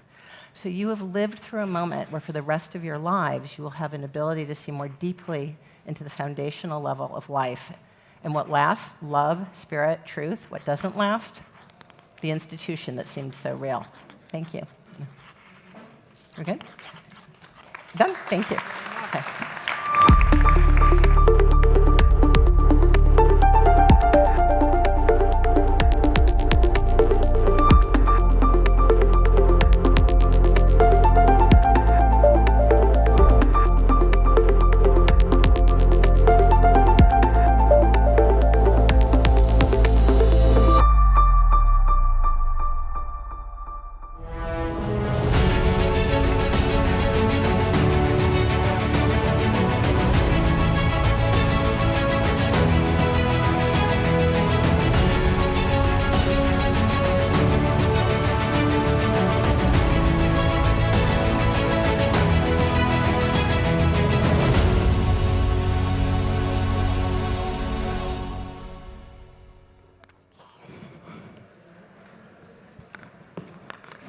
Good morning. I'm Dina Powell-McCormick, the Global Head of Sovereign Coverage and Global Sustainability and Inclusive Growth at Goldman Sachs. I'm so delighted to be here with all of you, and I want to thank His Excellency and the terrific team at FII and the amazing Richard Atias and Alexandra Atias for this terrific program today. I have the privilege of kicking off the Future and Purpose of Work panel. I think today this is a very important issue. Every single one of us is dealing with this. I can tell you at Goldman Sachs, we think our greatest asset are the 48,000 people around the world that work for Goldman. And honestly, there have been many challenges post-COVID, and how to think about that population, how to invest in that population, and how to ensure that we're getting the very best, but also making sure we're a place that people want to work in. We also, over the years, have invested in an economic development program, a series of programs that actually invest in entrepreneurs. 10,000 Women, a global initiative to empower female entrepreneurs. 1 Million Black Women, a domestic program that is really focused on the opportunity gaps that Black women face in the country, and 10,000 Small Businesses, a signature program where we have worked with thousands and thousands and thousands of small business owners, very focused on providing them with capital, business education, and advising. And in fact, we partnered with Carrie Healy, the president of Babson University, over all of these years to invest in this space. Why small businesses in America? It's a pretty stunning number. 50% of the entire workforce in America is employed by a small business owner. And so it's really important to focus on them as you talk about the future and purpose of work. But small business owners today face a lot of challenges. They face challenges of worker shortages, childcare and healthcare benefits, and they also face a challenge we don't talk enough about, which is the money it costs to make sure that their technology systems are safe and that their cyber issues don't affect them. And so in this program, we've really invested, and we're very proud to say that 80% of the small business owners that we've worked with have increased their revenues, 60% have created new jobs, and 90% have actually accessed capital that they wouldn't otherwise have accessed. And so while we continue to invest in these small business owners, we really wanted to make sure to give voice to them today, because you can't talk about the future of work without talking about them. And I'll just close because I'm seeing my friend Andrew Liveris, and he's reminding me of a funny story. When I was born in Cairo, Egypt, my family immigrated to the United States when I was 5 years old, and I didn't speak any English. And growing up, they used to say to me and to my sisters, you know, we left our homeland so that you could pursue your dreams, girls.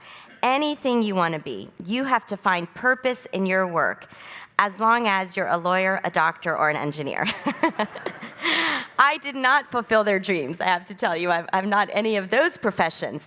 But I do think it's important, as we think about this future generation, that we help them find the purpose of work that they were meant to do. So I'll conclude and welcome our panel now. Thank you so much.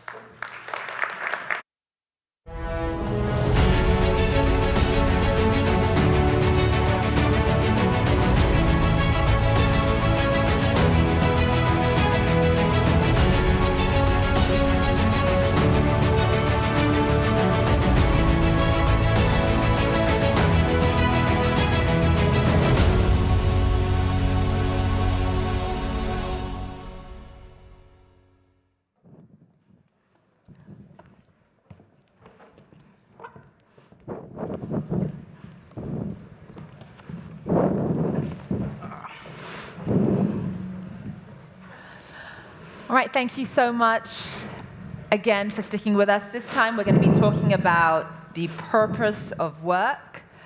I have a different panel with me this time. I want to introduce them. All of them are in the either employer or startup founder space, or investing in startups and various founders as well.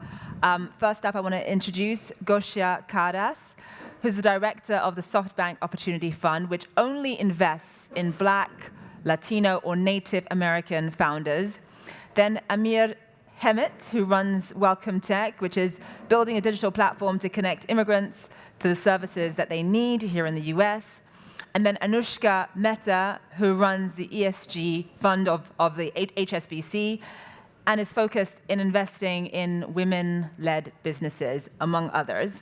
And then Suchian Dong, who runs Multitudes, focusing investing in diverse founders.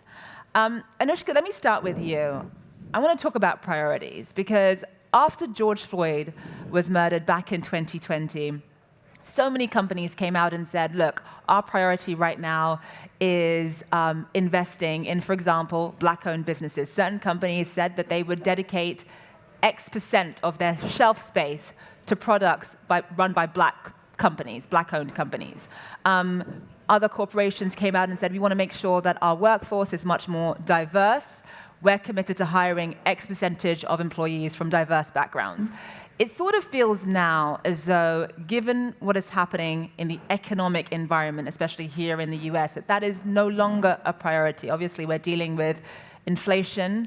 We're also dealing with, obviously, linked to that, the rising cost of living crisis. There's the Ukraine war.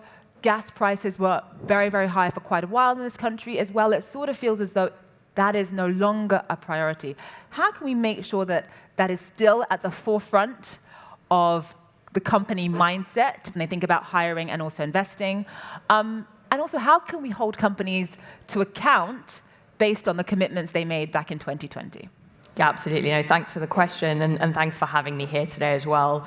So look, maybe starting with sort of the glass half full perspective to start with. Look, I think since we've been having these conversations around gender lens finance since sort of 2018, 2019, and certainly since 2020 as well, I think we've really seen some progression in the arc of this conversation, right? From historically, it was seen as sort of more of a peripheral and maybe even philanthropic conversation to have. And now when we talk to companies on this, you know, they're starting to really think about how can their business really push diversity and inclusion, how can it push representation, and it is becoming part of their sort of broader ESG strategy. So I'd say from that perspective, we're seeing a huge amount more engagement, and for me, that's hugely encouraging. The rhetoric is changing, and I'm really pleased to see that. However, I'm also a realist, and when we look at the data, it paints a hugely different story, and frankly, this is what keeps me up at night, right? The fact that only 2.4% of venture capital dollars are going to female founders. I think, Dane, you mentioned the statistic, right, around sort of 1% of venture capital dollars going to black founders, and when you look at black women, it's even worse. It's 0.34%. That is 1/3%, and I think we can all agree that those statistics are, frankly, horrifying. And so you are saying, right, what is it that we can be doing to make sure that this is still front and center of everything we think about, right? This shouldn't be just a flash in the pan, but we should be really thinking about this. How can this really drive sustainable businesses going forward? And we need to make sure this stays sort of front and center of that conversation. Diversity, there is data that shows that diversity yields good results, better results, in fact, and we need to keep sort of hammering that home. I think there is a huge amount that we can also do collectively, right, across our organizations to ensure that we're keeping this agenda right at the top of the list. In terms of how we can hold companies accountable to this, I think there are a number of ways in which we can do this. Certainly from a finance perspective, and what we've been seeing at HSBC is the emergence of a market called sort of the sustainability-linked market as one example.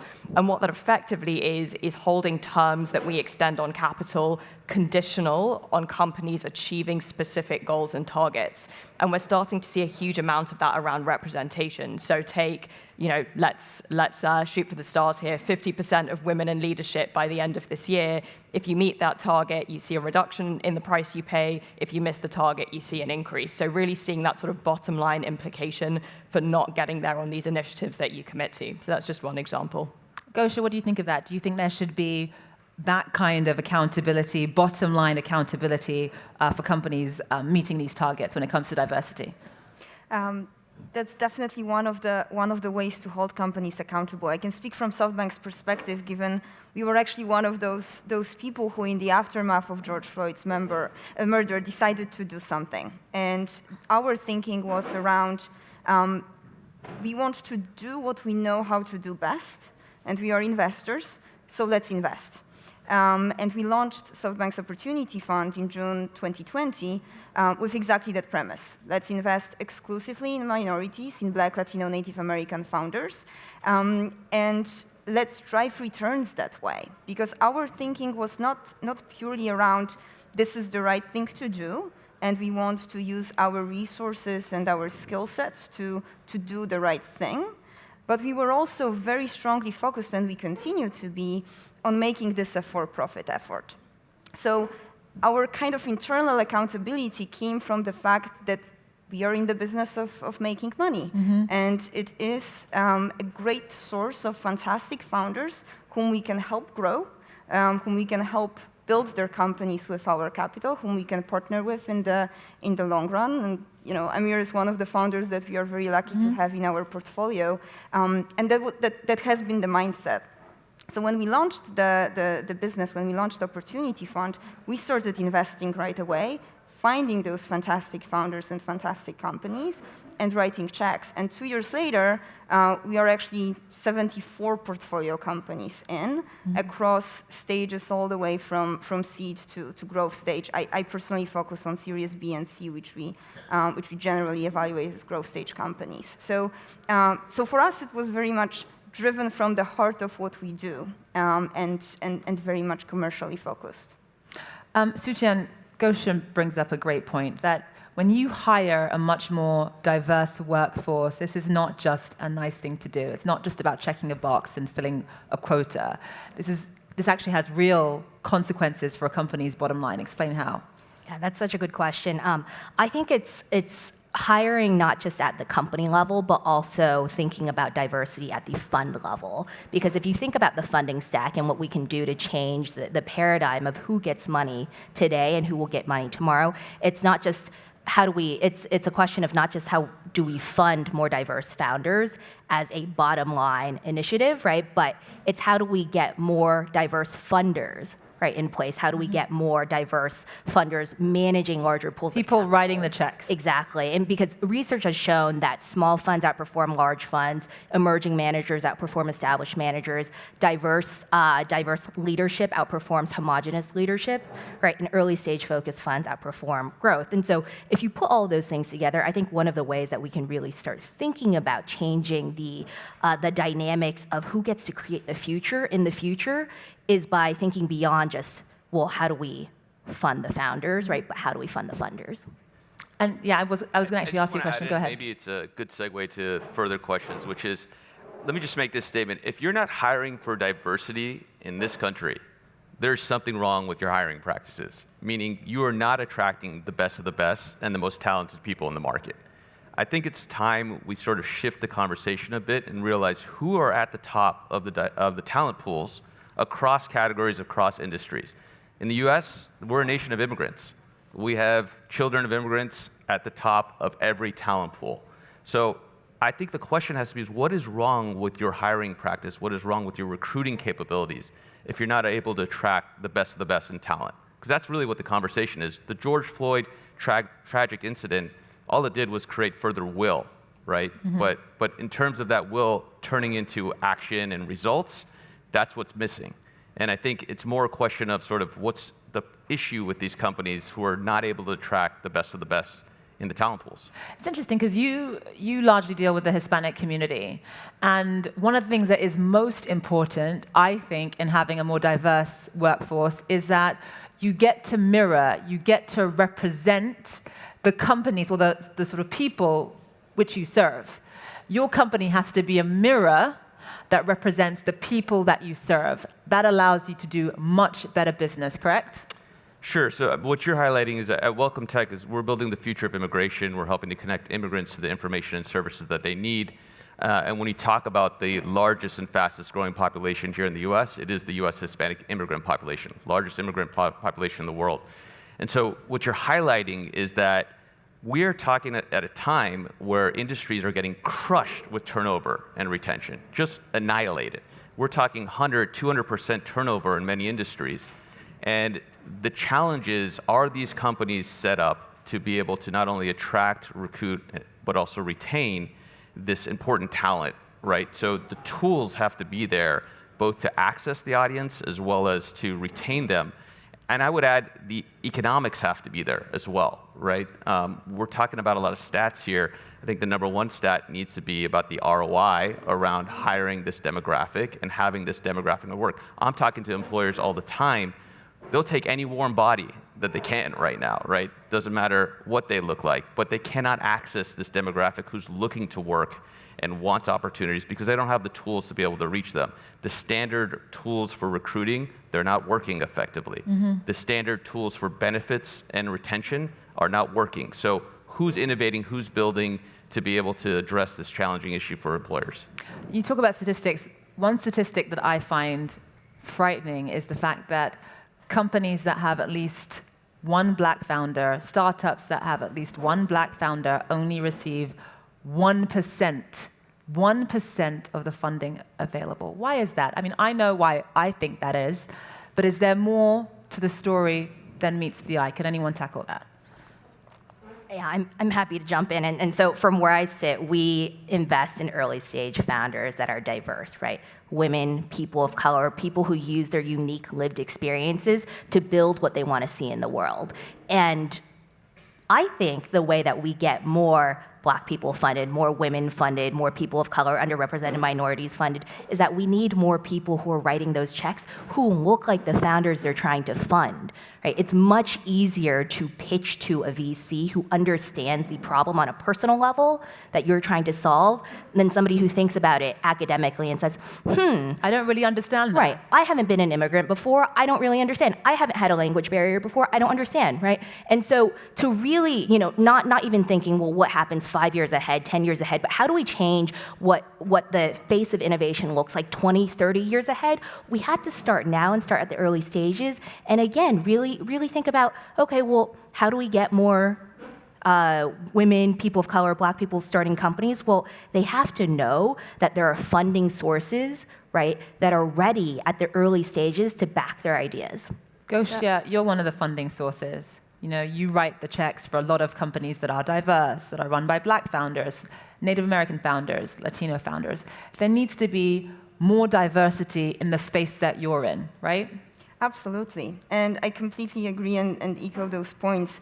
It's very important to have folks on both sides of the table, because when you can kind of more easily understand the problems that people are trying to solve, it's easier to get convinced, and everyone always has unconscious biases. So that's definitely very important. There is also the sheer component of who you are as an immigrant founder, oftentimes, or as a Black founder or as Latino founder. What we have seen is that the grit and the tenacity that comes, with certain level of really difficulties for many folks with accessing the capital, really builds strength and is very similar to the mindset that you are typically looking for in the entrepreneur. I think that's a great point. Anushka, do you want to jump in? I think that's an excellent point. Yeah, no, I think it's a fantastic point. And I think the other thing that we really need to think about with this community specifically is absolutely access to capital, but it's also access to resources, networks, opening up opportunities, right? This isn't just there's the capital and that's the end of the story. There's a huge amount more that needs to go into that, right, to make sure that they're actually opening up that world for them. I also think that there's an argument to be made around sort of broader infrastructure for these groups as well, right? Access to healthcare, education, more topically, childcare. It is, access to capital is absolutely sort of the key problem to think about, but I think there are other pieces around that absolutely need to be addressed as well. Yeah, I'll just jump in on that real quick. I think that, if we consider the pandemic as a forcing function in a lot of ways around consumer behavior and sort of where they're headed, I think the impending, or if we believe the recession is happening today, is also a forcing function, in particular for capital. Because if you're an investor in this room, and you don't realize that people are really moving from their wants to their needs, and you need to invest behind those needs, I don't know what world you're looking at. Because at the moment, people are focused on their needs, and people want solutions to real problems. And what we're talking about up here are real problems that the world is facing, and we need to put more capital behind that. We also need to see the wins as well. So investors need to see the ROI on that investment. I think I'm very fortunate to have the SoftBank Opportunity Fund involved in our company in terms of having the patience to build for a demographic that historically has not seen the capital that it requires, and also realizes that there's massive opportunity behind that. And I mean, one of the other things that the pandemic has changed is, of course, we've talked about it so much, how we see work, with well-being front and center as opposed to the daily grind. People want much more flexibility at work. They don't necessarily want to be stuck in an office all day. Given all of that, how should employers, given that you are an employer, how should employers rethink hiring and retention in that kind of environment, do you think? Yeah, well, one thing I find interesting is that there was all this talk during the pandemic of distributed workforce and work from home versus work from office. In particular, in the tech world, if you're a tech company, historically you've been pretty flexible as it relates to kind of being in office or being at home.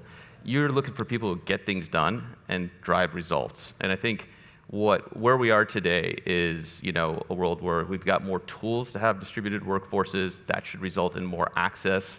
If you're recruiting effectively, that should result in access to a more diverse team forces.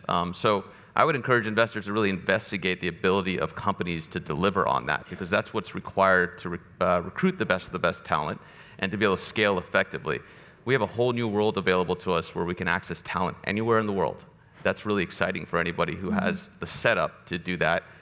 There are companies who are requiring in-office work. I think it's an interesting setup if you're thinking about it that way these days, but it's going to be a challenging one because the best of the best talent is available to you now, and you're not competing for them.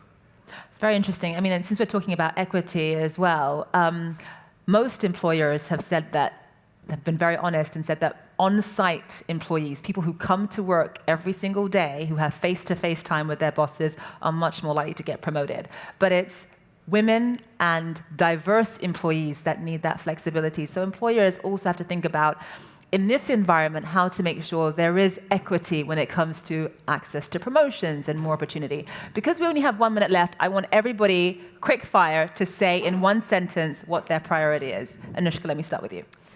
I think the more we can create change in what we do and thinking about our businesses and how we can drive that, the better. So I'd implore everyone to think about that and do more we can do together. Gosha?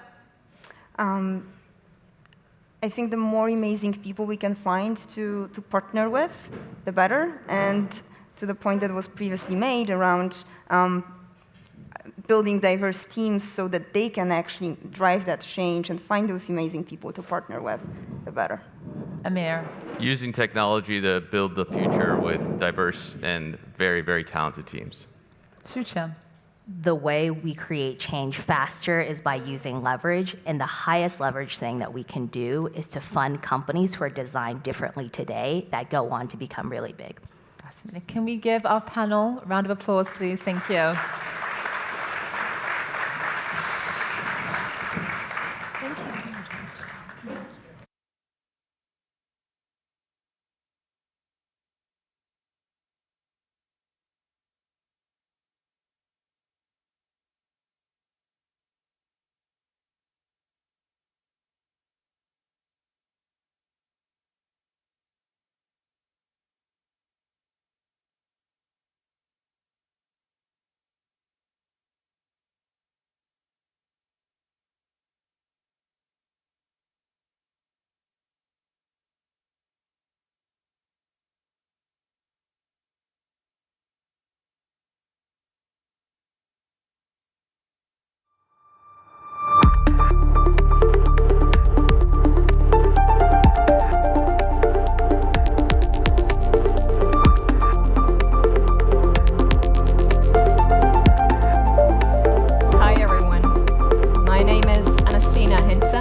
CEO of Finsa Performance, and today, in the next 10 minutes, we're going to be talking about sustainable human performance.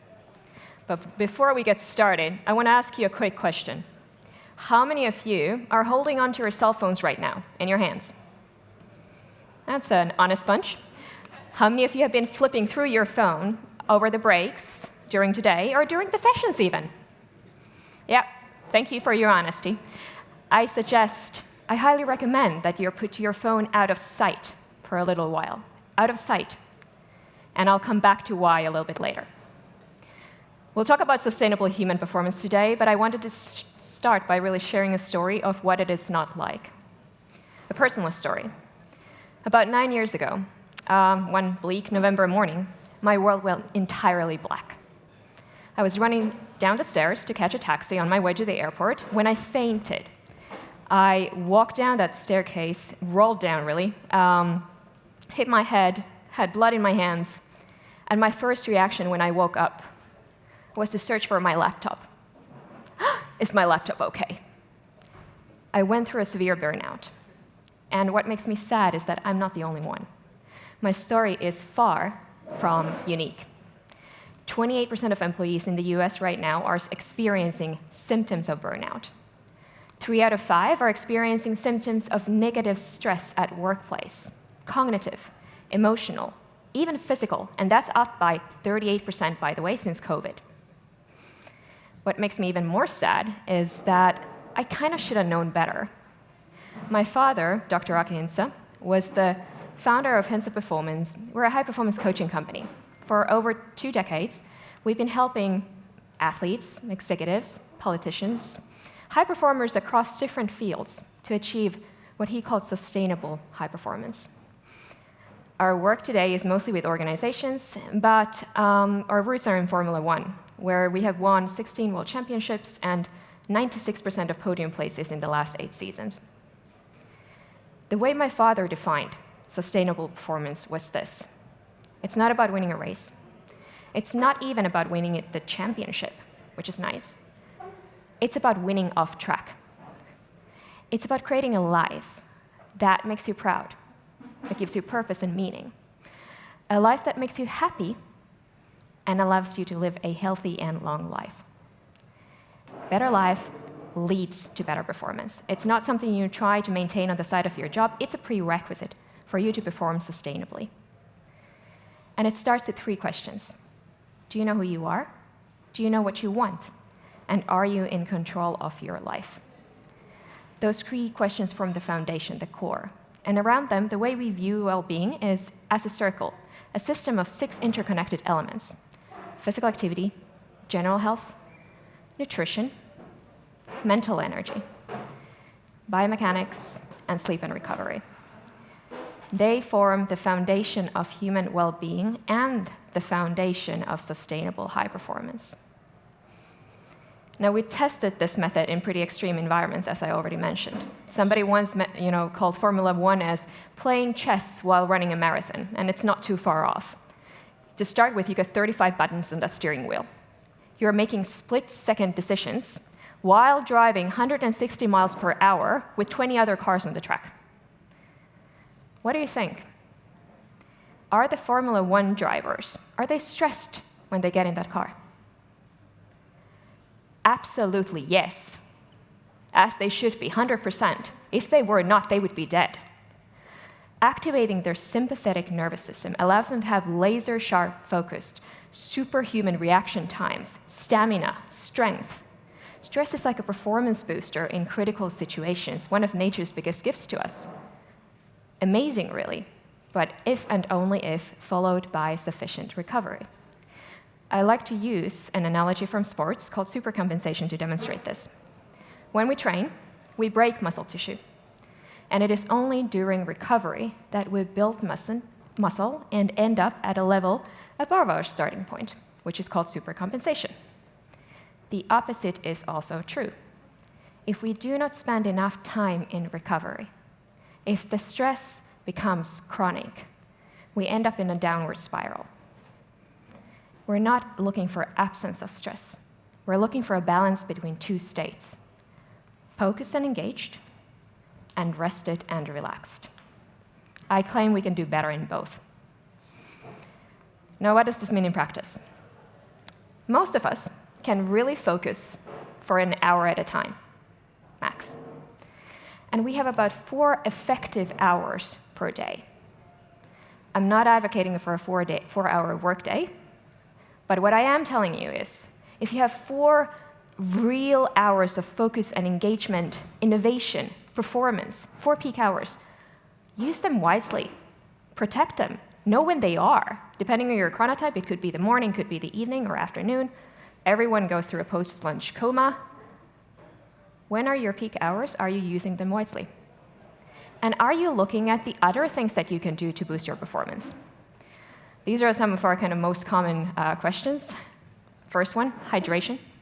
Dehydration, just 2%, will cause a decline in your performance, so drink up of that water.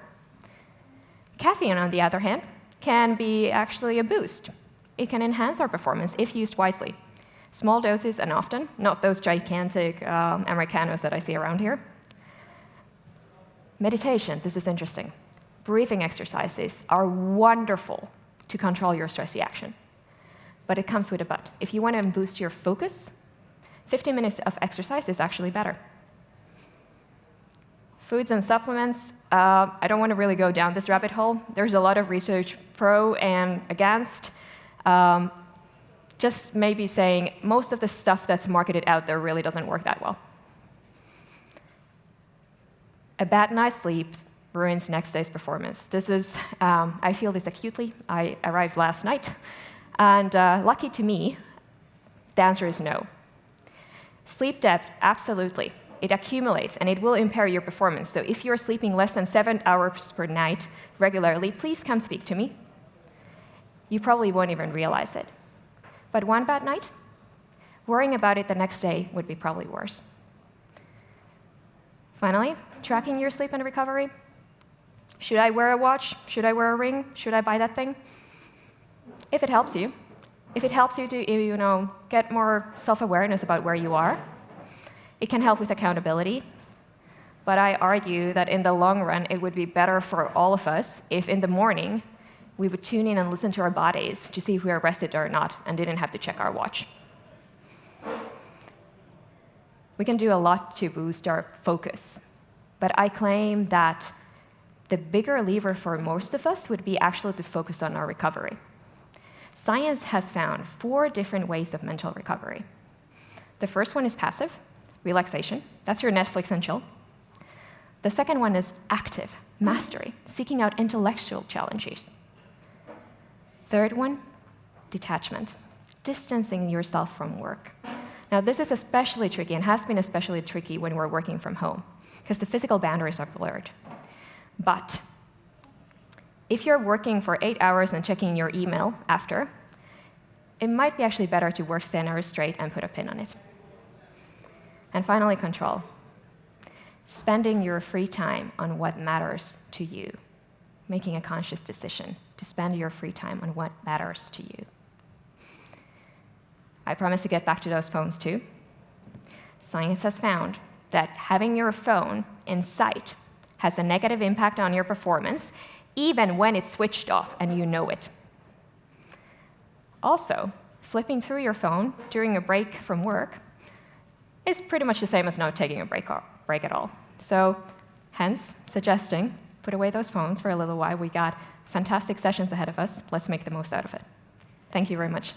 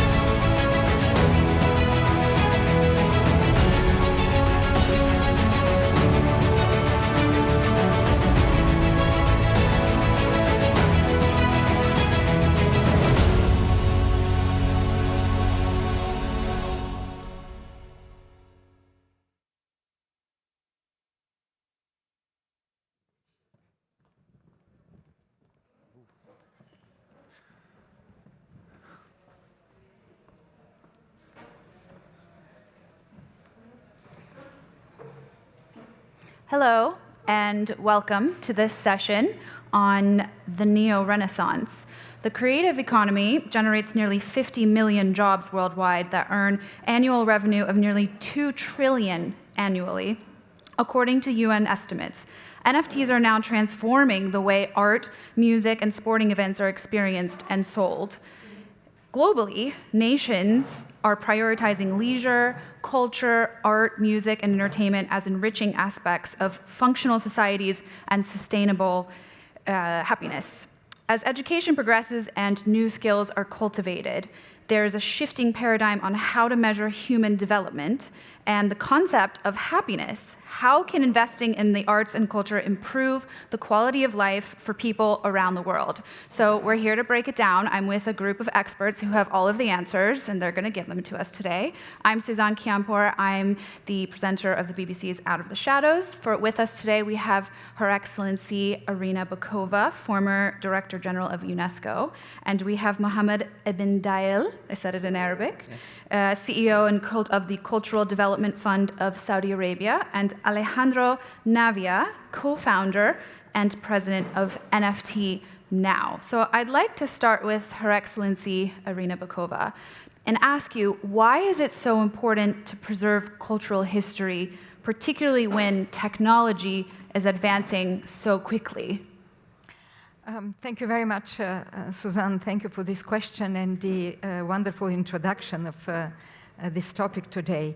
I would say that I'm delighted that questions of culture, of heritage, of art, of creativity are part of this important discussion about priority. And of course, they resonate deeply with my experience at UNESCO, the United Nations organization, which is the guardian of world heritage, natural, cultural, intangible heritage, promoting arts education, promoting cultural industries, promoting the idea that human development is fundamentally also a cultural development. You cannot neglect it, and it has been for a very long time considered that culture does not have, and arts does not have anything to do with sustainable development. It's something for the elites, it's something for experts, for people who know more about it. And nowadays there is a big shift, and there is a better understanding that culture is about our identity. Each one of us has an identity, has a background. Culture is about where we belong to. It's a sense of belonging. Culture is about creativity. Culture is about experiences. It's about community experiences. Culture, of course, is about history. And I believe it is in as much about history as about what kind of a future we want to have. Because the way we protect heritage, the way we share heritage, the way we have cultural literacy about the others, it's very much about whether we can live together and what kind of future we want to have. And from that point of view, of course, I'm very much tempted having here next to me His Excellency, if he allows me, Mohammed, because I'm also a member of the advisory board of ALULA, one of the fascinating projects. I would say the jewel into the 2030 agenda for the development of Saudi Arabia, because this is not just the first World Heritage Site, Hegra, the Nabatean kingdoms. It is a lot about prehistory, it's about rock art, when we see that human beings have created since very early ages. But it is also about community development, it is about the young people, it is about skills, it is about sustainable tourism, it is about creation, and it is about also diversity, because there you can find heritage, which is prehistory, which is Islamic, which is Jewish, which is I would say, the expression of a wonderful mixture of exchange between different cultures, all through the ages. And nowadays, Saudi Arabia puts a big priority into this. I just think this is wonderful. It's a great segue, Your Excellency. Saudi Arabia is putting such an emphasis on this. Why are arts and culture so important to the quality of life for people in Saudi Arabia, but also for people around the world? I don't think we often look at art from this lens. That's a great question. So I'll take it back a little, and we can look at the survey that we've just recently seen, and it talked about what was most important to people, and financial security. So we will start with arts and culture in terms of how it plays a major role in the economy. In Saudi Arabia, we haven't fully captured yet arts and culture within our economy, but I can talk about a more developed economy that has invested in arts and culture, such as the US. This represents approximately between 4 and 5% of the US economy. Now, if we bring it back to people, culture itself is, as my colleague here indicated, represents a really way to bring people together. And we can bring it back to the anecdote of living to work or working to live. There's a lot of passion when people work in culture. And if you bring the aspect of the effect on the economy, growth in the economy, and working where you have passion in this work. The survey indicated 2 of the top five reasons why the Great Resignation was people's passion in terms of what they want to do in work, and they talked about meaningless work. And so we, in terms of working in the cultural sector, there's a belief that when someone works in that sector, they're doing it for their passion. It's not that they're working or living to work. And so within Saudi, one of the more powerful messages that was done by the government is we instituted a quality of life program. It's a government institution that looked at how to improve the quality of life of individuals in Saudi. One of these programs, in terms of government intervention, was the Cultural Development Fund. And so the actual relevance and importance to the kingdom of culture in terms of investing in culture and arts provided us with this mechanism to sort of look at the alignment between the Saudi government and its people and see how we can invest and improve the quality of life of people.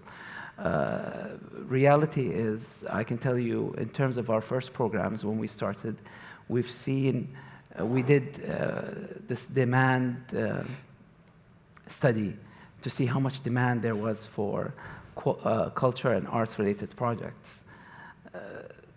Our demand study showed a certain level, and we've shot over the roof of that level. Just shows you that there is a lot of demand in terms of quality, culture, and arts projects. And so for us, it seems like a no-brainer in terms of the quality of life and improvement of quality of life for the people. I would say I'll talk about Saudi and what we've seen experience, but all over the world in terms of how we can bring people together. I've been to Al Ula. It was fascinating. So I think when we talk about art, we think about kind of, we have a general sense of art in a traditional way. You are an NFT expert.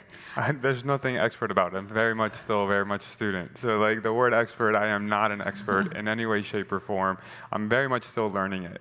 But I think when we speak about the renaissance of what's happening in the cultural aspect of the arts, I really would like to bring this back to 3 pillars, right? And I think the renaissance is really about identity, culture, and ownership, right? And all these different concepts of identity come down to storytelling, right? And it really drives who we are. I like to ask a question to the audience. How many of you have uploaded a photo in the last 24 hours in some way, shape, or form, or sent a photo digitally? Raise your hand, like, okay. How many of you have sent an email in the last hour? Raise your hand. Like all right. 10.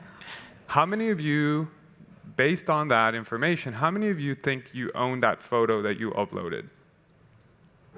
Okay, that's 1. How many of you believe that you own the email that you sent? 1 person. Right, guys? So it comes down to the reality is like whatever we're doing in our daily lives, in our digital renaissance of like this aspect, we don't have ownership in it.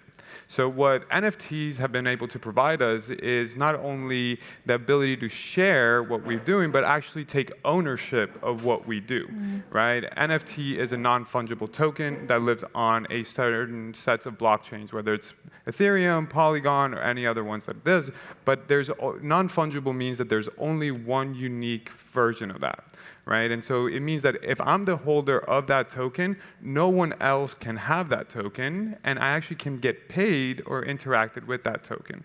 And the beautiful thing about ownership is that it allows you to bring into another concept that we all love, which is our identities, right? We all love showcasing who we are, what we do, what we stand for, what are our values, right? I feel that everybody here in some way, shape, or form has bought a piece of clothing to kind of signify who you are, to signal to the world, this is who I am, right? How many of us have bought an art piece because of the love and the passion that you have garnered from that, and it's like, hey, this is part of my identity. This is reflective of who I am, right? How many of us have actually in some point of our lives have sacrificed one thing in order to obtain another, right? For me, it's a watch. Like, I'm a horologist. I love it, right? And I would rather save money for the watch than go out to eat in a fancy meal. So it's like all these little things are starting to come around our identities and ownership, right? And when we start thinking more along the storytelling, the aspects of what we're doing, the digital renaissance that's happening through NFTs are going to go beyond art. Art is just the beginning. For the first time in history, we have now taken away the middlemen who have, the gatekeepers who have pressed so many different artists against them, or quote unquote, we are now changing the narrative of starving artists. I think my role here as the president and co-founder of NFT Now is, in my lifetime, I want to get rid of that statement. I want starving artists to be a thing of the past, right? It's about here giving the opportunity and the democracy for an artist to connect directly to their community, to their audience, to their buyer, to their collector. But then if we think about that digital ownership aspect of what art is, that's just the beginning. And this is the first time in history that we actually look at a piece of technology that's been adopted by culture first and then been brought to mainstream. What do I mean by that? When you think about the internet and the adoption of the internet, some of the first people were thinking about connectivity, right? Let's connect each other. The second phase of the internet, we'll talk about it like post-2002, was all about reach. How can we get the reach? How can we get the most people? How do we get the more thing? Volume, scale, let's get to that connectivity. But now, when you think about Web3 and you think about NFTs, it's truly about ownership. It's about creating a pillar, creating an economy that actually allows you to take ownership of your digital lives. And art is the beginning. Now we can think about it from car titles, mortgages, financial concepts. We can reduce fraud in terms of so many different levels of identity. We can reduce fraud in the luxury markets. We can now actually prove that your identity and the way that you graduated from whatever university is now a non-fungible token within your wallet and your identity from that capacity. So you now no longer have to keep these records and that going back, right? Let's talk about medical records. How many of you actually have or ownership of your medical record? Right? Like, that is like your medical identity is who you are, and you depend on a third party that you don't even know what's in it. Like, you haven't even opened that file to say, hey, this is what's being written about me. And so that is where I feel the renaissance of what is happening with NFTs and blockchain come in. It's like, it's starting with art. And that's the beautiful thing about it, because art is a form of story that so many of us can identify with and actually have an experience with taking ownership. And the second, third, fourth order magnitude of things is going to be an incredible renaissance across the world, across digital ownership. Some serious food for thought. Absolutely. So we often think collectively this summit is about priorities in the future of humanity. Do each of you think that the pandemic played a role in perhaps elevating art as a priority in life? And I want each of you to answer this question. And also, I want to know from each of you how art and culture has impacted you individually. We'll start this end. Ladies first. Well, it's a very good question. I believe definitely COVID-19, we have seen that we cannot live without culture and without art. It just invaded our homes during lockdowns and isolation, and I think it kept a lot of us alive and kind of a new renaissance, a new interest towards this. And it, on the other side, encouraged cultural institutions, because it was digital, most of it, it encouraged cultural institutions to accelerate the digital access, museums, theaters, all different kinds of musical institutions. And I believe until this moment, many people were thinking that, afraid of if they go digital, then people will not be interested anymore. I remember we made a big conference on the future of books. And people say, oh, no, books will just disappear, or museums will disappear because they will go digital. And it is just the opposite. It's digital, people are looking at that, and it creates more even interest, more thirst for culture and going to these museums and sharing and having it as a cultural institution. So I think COVID really changed accelerated the shift, the paradigm of why culture is important. Wonderful. 1 minute for each of you.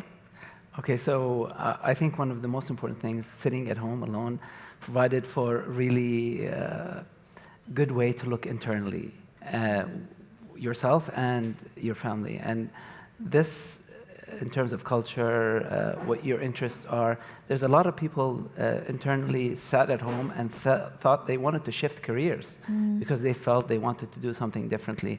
A lot really shifted to arts and culture. And so I do think the pandemic affected a lot of people in that sense and added to enriching people's lives, I would say. Silver linings. Yeah, I think this was an incredible black swan event that none of us expected. And I think that we're now starting to see the positive aspects of the thing that happens, right? Change is hardest at the beginning, messiest in the middle, and best at the end. And we're still very much in the messy part of what we're doing. But I think net, this is going to be looked back and say, this is one of the best events that could have happened to the global economies from a different perspective. Look, I think arts and culture are humanity. Exactly. Plain and simple, right? It is through art and storytelling that we actually get to learn and connect with one another. We actually get the symbolisms from that concept, and something that it drives, it's the understanding. So at NFT Now, for us, it's really about empowering the creators of culture and really bringing and onboarding 1 billion people to NFTs, right, over the next decade. And in doing so, we feel that not only arts and culture are going to help drive this movement, but it's going to be the pillar that drives it, right? Because it's so much part of our identity. For me, the pandemic and arts and culture really changed me because without it, we would have never founded NFT Now, right? So that in and out of itself, I wouldn't be here. It had not those events happened. And I just love to see how many people have changed their lives through art and say, hey, I've always wanted to be this poet, or I've always wanted to be this writer, or that book I've always had inching, or you know what, that thing or that piece of art that I've been working since college. Like, there's so many dreams that have been realized. And I think if I want to summarize this in a really key aspect is the pandemic through arts and culture have brought authentic expression. Amen. Thank you so much to all of you. Thank you. Thank you. Thank you.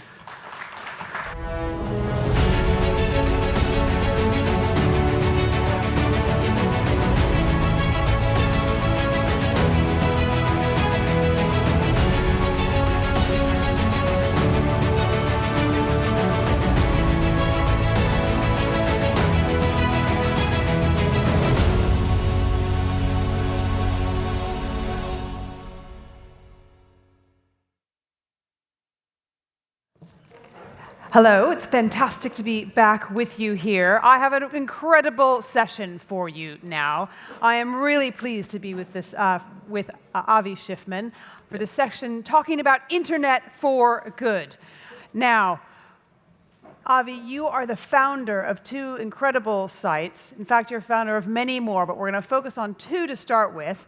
UkraineTakesShelter.com, and before that, you built ncov2019.live. Now, you built that first one about COVID and the coronavirus when you were 17 years old. I'd love you to tell me about those 2 sites, and especially what motivated you to build them. Sure, yeah. So the coronavirus website was the website I made in early January of 2020, when there was absolutely no information out there on the pandemic. I mean, back then it was really just an epidemic, and when I launched the website, there was about 51 cases in 2 Chinese cities. And I made a website where you could get all the information in one place about how many total confirmed cases there were, total deceased, eventually added information like vaccination numbers. Just let me pause you there. Why did you do it in the first place? I mean, at the time, I was just like a little bored, and I saw it as a good opportunity to further my coding So you were skills. a junior in high school, and you were bored, and you Yeah. decided to focus on this. Yeah, Okay. and that website became one of the biggest websites on the internet of all time. And the COVID site has been used by hundreds of millions of people, governments, news outlets, scientists, all sorts of people to get the most up-to-date information. In fact, it's updating right now because the code I wrote did it automatically. It would go to like government health department websites and find the most up-to-date information and build like a centralized database of it where you could find all this data super quick. And it was faster than the World Health Organization, the CDC, all these government agencies at collecting Let me information. pause you there because it's incredible. The New York Times actually said that they were mortified that a Seattle teenager could update coronavirus information faster than the CDC could. Yeah, I right? was pretty mortified too. I think it's a little sad. Were It's you just, mortified or were you? I mean, how did it make you I thought it was feel? pretty cool. Also, I think it's a cool quote. I'll definitely frame that one day. But it's just, I realized that you could do a lot of this stuff automatically. I used some very basic like AI things as well to, scan PDFs and gather all that data and just build a database that would update while I'm sleeping. Meanwhile, at these government groups, they have to gather all this data manually and upload a PDF to a website once a day or once a week. And they're so complicated, filled with government jargon and terrible user interfaces. But on my site, you could go on your phone and have all these beautiful colors and beautiful interface. And it was just a very intuitive design that pretty much every single media outlet in the entire world talked about, and it was spread everywhere, translated into all sorts of languages, and really gave the world access to COVID information Incredible. super quick. So let's talk about the one that you've done for Ukraine, ukrainetakeshelter.com. What motivated you to do that? Yeah, so the Ukraine site is my most recent project. That is a website where I allowed anyone in the entire world to sign up and say they can host Ukrainian refugees, and hundreds of thousands of people signed up. It's actually 4 times the size of Airbnb's refugee initiative, and that site has helped house over 25,000 families, all from Ukraine, and that site was pretty cool. That's pretty cool. So one of the features is that you don't accept advertisements or sponsorships. Tell me about why that is. Yeah, part of the reasons why I made websites like the COVID site were the information out there was on websites that were filled with terrible user interfaces, terrible user experiences, filled with ads. Like in the early COVID days, there were news websites that would write articles, but on those websites, there's pop-up ads. It was just ridiculous, and I didn't want to do any of that. So there were many opportunities to make millions and millions of dollars on the COVID site. I had manufacturers of masks and vaccines, like very sketchy ones, offer me like hundreds of thousands of dollars to put a link to their stuff on the front page. But I think by not doing that, I made a much better project that was spread further around, and it won awards like the COVID site won the Webby Awards for one of the best websites on the internet of the year. And I would not have won awards like that if my site was filled with ads. And I think the reputation that I've received for sticking by my morals and ethics and running these projects will help me a lot more long-term into the future than just making a quick buck off some of these sites. I think what's incredible about the COVID site is that it underscores what I say a lot on my podcast, Global Goalscast, which is spread facts, not the virus. And that is exactly what the COVID site is doing. So you can see a really clear path for why people would use it. And in fact, scientists use it, media use it, you mentioned. Yep. Tell me what's come out of the Ukraine Take Shelter site. What's happened as a result? Yeah, there's been some incredible stories that a lot of them I've come across just reading the news, and it just so happens that they used my website, so those have been pretty cool. But the most notable story was there was this family in Kharkiv and early on into the war that was hiding in their cellar, basement, the floor was dirt. It's not really a place you're living. They're hiding there because the city's being bombed and attacked by troops.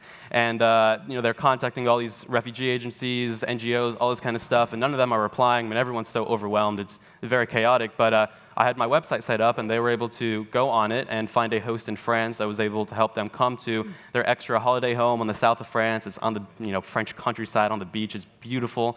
But 3 days after this family arrived in France, their house in Ukraine was destroyed by Russian bombs. So that's a really cool story for me to see that this How did website's it make not you feel when you it was cool. It's I made a website. It's not the goal of it was to house refugees, but then I realized it's also saving their lives in a way. So that was a pretty cool thing. And it's really motivated me because I think what's cool about that is the butterfly effect of what can happen from some of these individuals that are able to have their lives saved through some of these platforms. Maybe one of the kid in that family will grow up to become the next Einstein or something, or invent faster than light space travel or something cool. And that's really cool. And you extrapolate that upon 25,000 families, and I'm only just getting started with those. So you're only just getting started. So what is next for you? What are you going to build now? Yeah, I've got a big plan to take these platforms to the next level. So these websites have been great and all, but they're a little amateurish in my eyes. I had pretty much every single NGO on the planet try and partner with the Ukraine site, but you can't really partner with a 19-year-old on a website, but you can partner with a whole legal entity, a nonprofit that's got employees, and it's a real organization. So that's what I'm working on now as I get older, because I think the Ukraine site was really cool. People loved it. I mean, there's always a crisis going around the world. I'm sure you read about it all the time in the news, but all you can really do if you're just an average citizen is you can donate money to some random organization, but it's really hard to find those because there's a lot of scams. A lot of people don't really have the money to donate. There's just a lot of issues with that. Or you can sign petitions, but doesn't really. What is that going to stop Putin? You can also literally fly maybe to Romania and help people on the ground, but that's just unrealistic for a lot of people. But I think the Ukrainian site showed that people really do want to help in many ways than just monetarily. And so I think it would be really cool to set up a platform under this whole nonprofit and partner with real government agencies and NGOs and all these kinds of things, and not make it specific to just Ukrainians and not make it specific to just housing, because there's always going to be another war, pandemic, or natural disaster or something like that. And having the ability for regular people to say, oh, I'm a therapist, I would love to provide trauma support to maybe kids that were just got their house destroyed by an earthquake, or maybe there's a war, and there's plenty of other refugee crises happening right now in places like Syria and Yemen, whatever.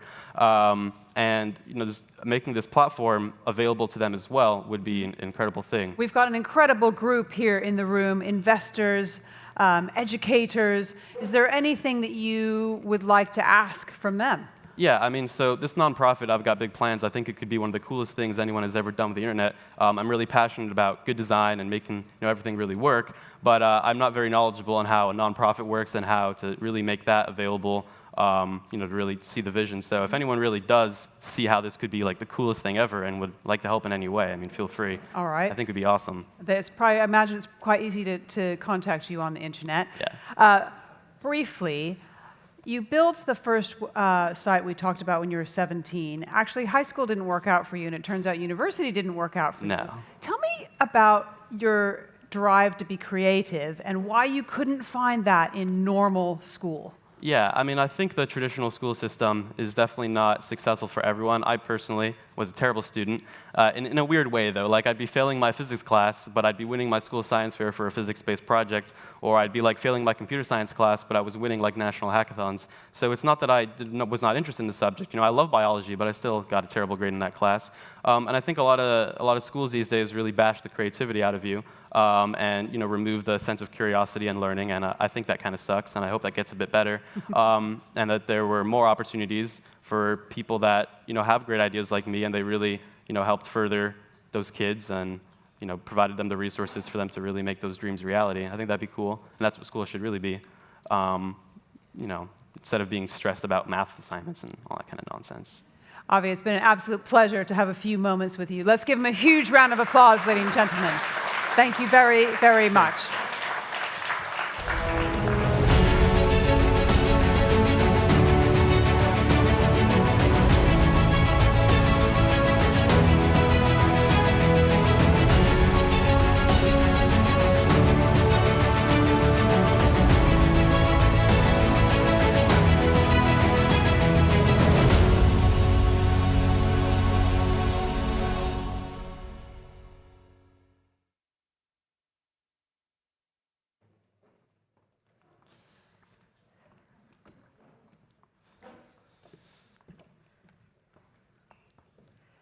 You're there.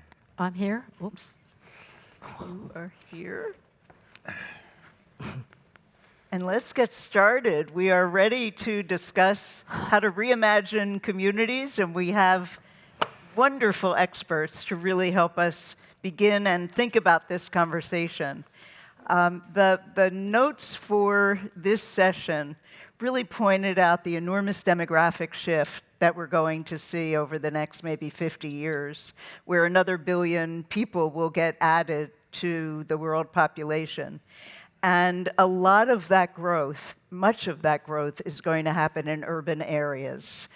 And if you think about it this way, about a third of the infrastructure that will need to be built has not even been built or imagined yet, and another third of the infrastructure that's already here will need to be completely reconfigured and redesigned. So the issue of reimagining what a sustainable, economically sustainable, physically, geographically sustainable, and socially sustainable community looks like is a very important topic indeed. And it will happen, these demographic pressures, in the context of climate change pressures as well. That no matter what we do with regard to mitigation, and those efforts will become increasingly important, adaptation to the climate change that has already occurred must be built into imagining the natural and built infrastructure that we're going to talk about today. It's true that the most vulnerable populations live in the most vulnerable places, and that will become increasingly true given the effects of climate change. So this is a key panel to begin the conversation. We have several panels actually taking different components of this, but we have a very exciting group with us to talk about it. So you have a bit of their resume. Albi Bocanegra leads an initiative for MasterCard that now has about 330 cities globally, and NGOs and academics really coming together to work on these issues. And Albi has a great prior career in city government, both in New York and in San Francisco. We have Tony Cho, who is an entrepreneur and developer par excellence, who thought about sustainability and climate change before many have, and certainly is an icon in the development community in terms of thinking about what sustainable communities look like, and not only climate change sustainability, but how you build those communities towards social and economic progress and get more bang for the buck so that you're accomplishing multiple goals and at any single time. And I think that's a fascinating way to think about it. And Martha Schwartz, on my right, who is a distinguished professor at Harvard University and a world-renowned landscape architect and planner, and has been thinking about these issues again and teaching and working on these issues for a very long time. So maybe we can get started. And again, I'm not going to go around the panel. I'm really going to ask them to jump in when they feel like this is a good question for me to really talk about my issues. So what do you think when we talk about a sustainable community or a thriving community? What does that mean to you? What are the optimal ingredients of that? And do we see any examples or just some green shoots in places that people could understand and make more tangible that concept? Who'd like to grab that one? Maybe I'll Sure. Yeah, Go for it. I'll go first. No pressure. Yeah, I mean, to me, just thinking about it from as a technologist and from a technology perspective, but also like a human-centered technologist, is it really kind of revolves around the resident. And I think, cities are closest to the resident, and they are responsible. They are the stewards of their well-being, but they're also the stewards of the well-being of the environment and how it's built out. So I think, to me, sustainability or a sustainable city would be one that starts at the community level and really not just models behaviors and builds and creates a built environment that's sustainable, but also rewards behaviors from residents. And I think it's a behavioral modeling kind of concern, is how do you incentivize people to have sustainable behaviors? And so for me, when I'm thinking about it and talking about it with cities, that's what I'm talking about, is how are we incenting people to act sustainably and behave sustainably. And we'll build it, but how do we ensure that everyone's taking advantage of it and modeling the behaviors that we want for our residents? And so that's my lens. Obviously, there's different perspectives, but that's what I think about. Tony, you have I mean, you've done this. You also have investors, and we have a lot of investors in this audience. So what do you want, as a developer and as an investor, people to think about when they think about the kind of work that you're really promoting? So I really believe that, you know, the triple and quadruple bottom line outcomes within real estate developments are actually going to be more profitable than the alternative. And I think we're in this seismic shift around, you know, what are the failings of capitalism, because they're not accounting for social or environmental issues which are going to essentially collapse our entire society. So I think people are starting to wake up to the fact that we have this confluence of issues and they're affecting the most vulnerable people. So I think, you know, there is an alignment of interest, you know, if we're focusing on the underserved communities and creating resiliency and creating sustainability, because we need to rapidly prototype these solutions. You know, in the next 30 years, the built environment will double or triple in size. And someone asked me a very poignant question earlier this week. They asked me, do you believe the population, what will the population be in 2100? Will it be the 11 billion or 12 billion that's forecasted, or will it be 5 billion because of all these catastrophic events that will happen? This is a very important discussion to talk about. And I think we've kind of passed the point of no return in some regards, but that doesn't mean that we should give up hope or that there aren't solutions. So going back to your questions on resiliency and what do thriving communities look like, this is where you're elevating all members of the community. You're increasing home ownership. You're increasing financial sustainability and literacy within those communities. You're increasing education. You're providing more jobs and opportunity. And I think the most thriving communities are diverse communities of different socioeconomic and different backgrounds. And there was a recent study at Harvard that showed that if you combine people of lower economic backgrounds with people of higher economic backgrounds, it helps lift them out of those situations.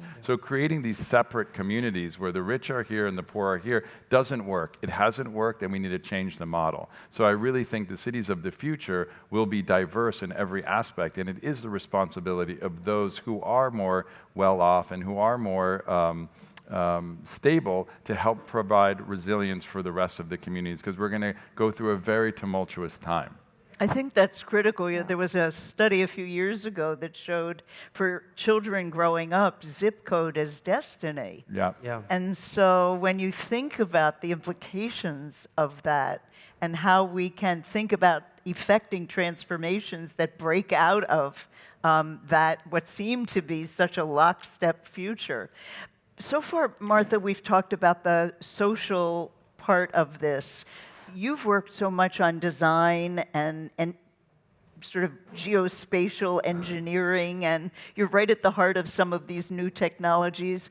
But I think to Tony's point, you're worried about the climate change and all of the changes that have occurred so far, with maybe more attention on mitigating future than responding to what's already happened. So maybe you can jump in here and talk about that. Well, thank you. Yeah, and you can shut me down if I keep, going on and on about it. But I think that when we're talking about what we're going to be doing and what we're going to be providing and how we're going to be making money and blah blah blah, how we're going to develop, the background to all of this is climate change. That is the background, and I think that not to really understand where we are in climate change right now is a real mistake in terms of what we're thinking about doing. We have to understand that the climate is going to pretty much create the cards that we're going to work with. I mean, every city, every place around the world has different kinds of impacts of climate change in the first place. So we have to understand what each city is going to have to do and how it's going to have to build and design itself depending on where they are. But I mean, most people don't understand where we are in climate change. Most people really don't. And that, I think almost everybody thinks that if we were to get to the 1.5 Paris Agreement, that everything would be okay. But it turns out that that's not, scientifically, that is not the case at all. That the world is going to continue to heat up for decades. And I could go on and on. But what are the best adaptation strategies given that fact? best adaptation strategies? When we're doing urban planning and urban design and development.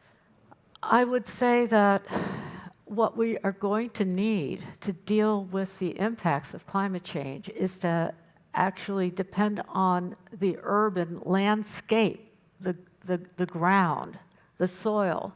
This is what we're going to need. We're going to have to integrate these ecological systems into our cities, because right now, countries are hoarding their food now because climate change is impacting agriculture in the global south.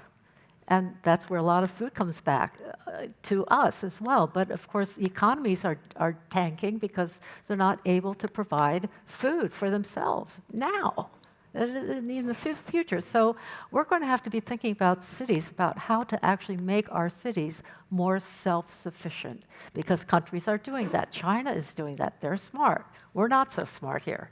But we're going to have to be more self-sufficient, and cities are too. So we're going to need the urban landscape to be able to deal with flooding, so that the water can go down into the ground and replenish our aquifers, because we need the water.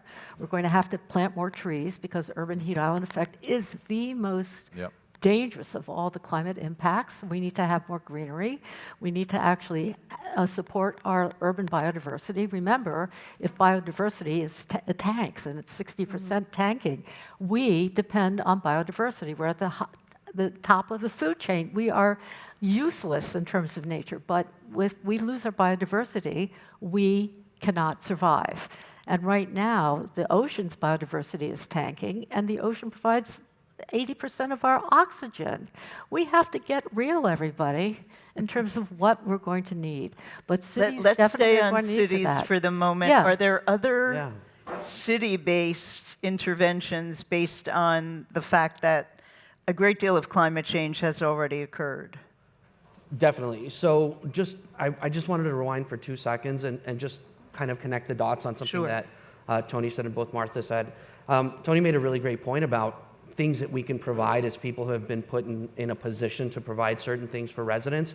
And I think one of those things is access. I think it's not about charitable contributions. I think it's more about providing people access, because the next great urban planner and the people that start thinking about how we are going to kind of slow down climate change are probably living in some of these urban communities now.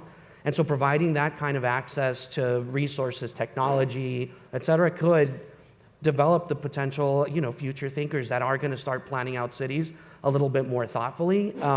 There's a lot of things that are happening, around communities that both touch on taking care of our earth, but also using technology and using resources.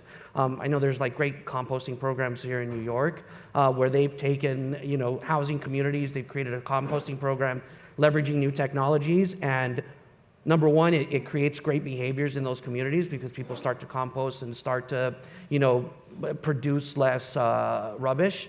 But also, the local community is learning how to use data, learning how to use technology. And so they're creating like an ecosystem within some of the housing communities that are here. But there's so much more that we could do, but I think that's a really good model of how you take the bottom-up approach and look at the communities, start there, and scale that out, depending on the city size. I'm sure that you could touch a lot, but I think it all starts with access, is giving people access to the tools they need to be successful. And a sense of agency, I would think. That is, it's access, and then knowing that there are things I can really do to determine my future. Agency is very important, but I want to go back to what Martha said, and think if anything we learned from the pandemic is that we need to be self-sufficient. Cities, communities, rural and urban, but we need to focus on urban because these are the city centers where the populations are going to be, and this is where it all happens, and we need to build resilience. We need to be growing our own food, producing our own energy, building financial health and resiliency within those communities, because we are going to all experience at any level. None of us are exempt from what's going to happen in the upcoming years because of the climate disaster that is happening and all the migration from climate change. And we see what's happening on the energy side with the Russian-Ukraine conflict and war that's happening, and how it's affected Europe disproportionately to other places who are so much more dependent on other nations. So I think eliminating the supply chain is extremely important. Producing your own food, rewilding our cities, bringing biophilic design into everything that we do, reducing and eliminating the heat island effect, and making our cities more resilient, and particularly the most vulnerable communities, because those are the ones that are disproportionately impacted by that. Leveraging technology and all this fintech innovation with blockchain to create equity within these communities, different models of ownership and different economic models where it's not just one or single entities owning large chunks of communities, but all of us participating. And as they say, a rising tide really raises all of the people within that community, and that's involved in creating from all the food deserts and all of the communities we work into food forests, and really kind of just reimagining what we're doing. I live in one of the most vulnerable places in the world susceptible to climate change and sea level rise, Miami. You do as well, and we have the largest amount of wealth transfer in human history over the last 24 months. People have no regard. I mean, insurance premiums will double potentially in some parts of Florida, flood insurance, and people are not paying attention to that narrative because it's high net worth who can afford to relocate. Well, 90% of the world's population can't afford to relocate. So how are we going to manage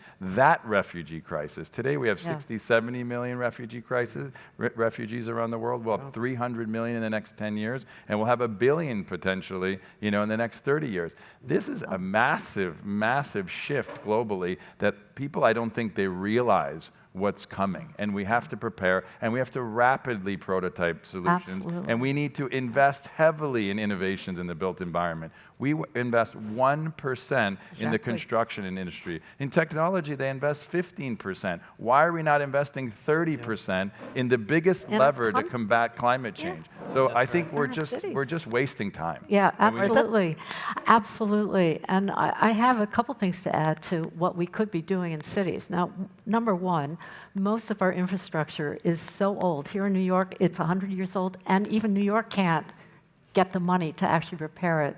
Yep. But there's new micro infrastructures that are being developed, and we're going to need to do that, to use that. And we're going to also, you talked about communities. We're actually going to have to create communities again. And there's an idea of the 15 or 20-minute city. Right. Where the walkable city. The walkable cities. And Paris is doing this. Let's see, in Spain they're doing it. There are different, and even the United States, even New York tried to do this once, but the idea where people are going to be living in neighborhoods where it's walkable, you can get what you need in a very short area of time. But it also means that you can come together as a community when the shit hits the fan, and you can work together to do that. Now, the other thing... We are out of time. Oh, okay. No, Sorry. the very last sentence. That was short. But make it short. Well, one of the most important things that will help to transition our cities is future mobility. We get the cars off the street. We actually take care of the right-of-way in cities, and we can plant forests in there. We can really change our cities by getting the cars out of our city. Yeah, re-engineer the cities for humans and not for cars. Exactly. Amazing ideas, a lot of innovation going on, both technological, but also just great imagination kind of innovation, and many, many investable opportunities if they're the right ones. Thank you. Awesome. Thank you. Great to meet you.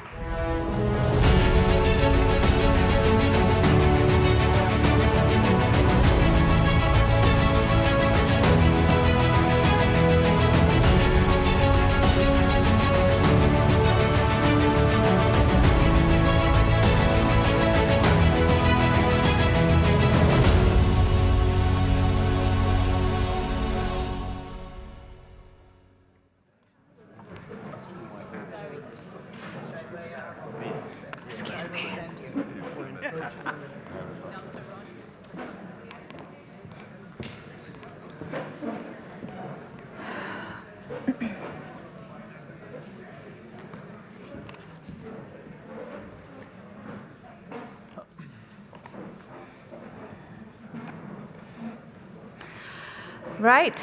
Welcome to No Place Like Home. Absolutely. I am Suzanne Kiampour. I am the presenter of Out of the Shadows for the BBC, and I will be speaking with Mr. Mohammed Alabar, who is the founder of MR Properties. And I live in an MR property in Dubai, so I guess that makes you my landlord. It's a pleasure. So, I have lots of questions for you, and only 10 minutes, I'm afraid. So you have to answer all of them in 10 minutes. I'm good. I'm All right. fast. Yeah. All right, let's go then. Yalla. I hope as I don't they make say. mistakes. How do we create affordable housing for all? Well, you're asking the right guy because I'm lucky that I came from social housing environment. That's where I lived as a young child until I was 15. So I know it quite well. But what's interesting is that for you to sort this out, I think private and governments have to unite. You need rules, you need regulations, you need willing institutions like ours and many other great institutions in the world. And you need to learn from other nations. There's a lot of great people in the world. Mexico, for example, have done amazing progress when it comes to social housing. So I think it's a combination. But I mean, there's a lot to learn from Canada as well. And I'll tell you something very funny, that one of the solutions I proposed in one of the countries where I operate, actually, I sent a letter to the authorities. I said, I suggest you put a rule on people like us where 7%, up to 10% of what we build have to go to social housing construction. And we can give that on a kind of long-term loans to the certain part of the people who really need that housing. So I would say it's a combination. But what was the response to that proposal? No response. No response. Whoever's listening, we're waiting for a response. And what I'm saying is that we really have to be responsible to make sure that whatever you do for social housing, even if you make 3% margin, it has to be profit-driven. If you don't do 2% margin, 1.5%, 3%, then there is no discipline. No discipline on cost, no discipline on targets, no reward, no good reward system for you leaders and the talent who does the programs. But there are amazing opportunities. What we're doing ourselves, we've done stuff in Indonesia and Egypt and other countries. But what we are doing now is that we are creating Social Housing Institute, where we are bringing the best minds, people with great experience, to come and help us do this and do this seriously. Personally, I'm really very passionate about it. And again, social housing is different. What we need in Indonesia is completely different than what we need in Egypt. And I'll tell you about that. And what we need probably in the United States. How do you create community through development? It's a very tough question because it doesn't apply to social housing. Social housing, they just want a swing. They want a swing. That will create community. They need a playground for their kids. They need a place for the cow and the goats. See, it's such a different state of mind. As we build homes in Egypt, actually we have a space for the cow. Because milk, cheese for the family, and business for the family too, to sell to the neighbors.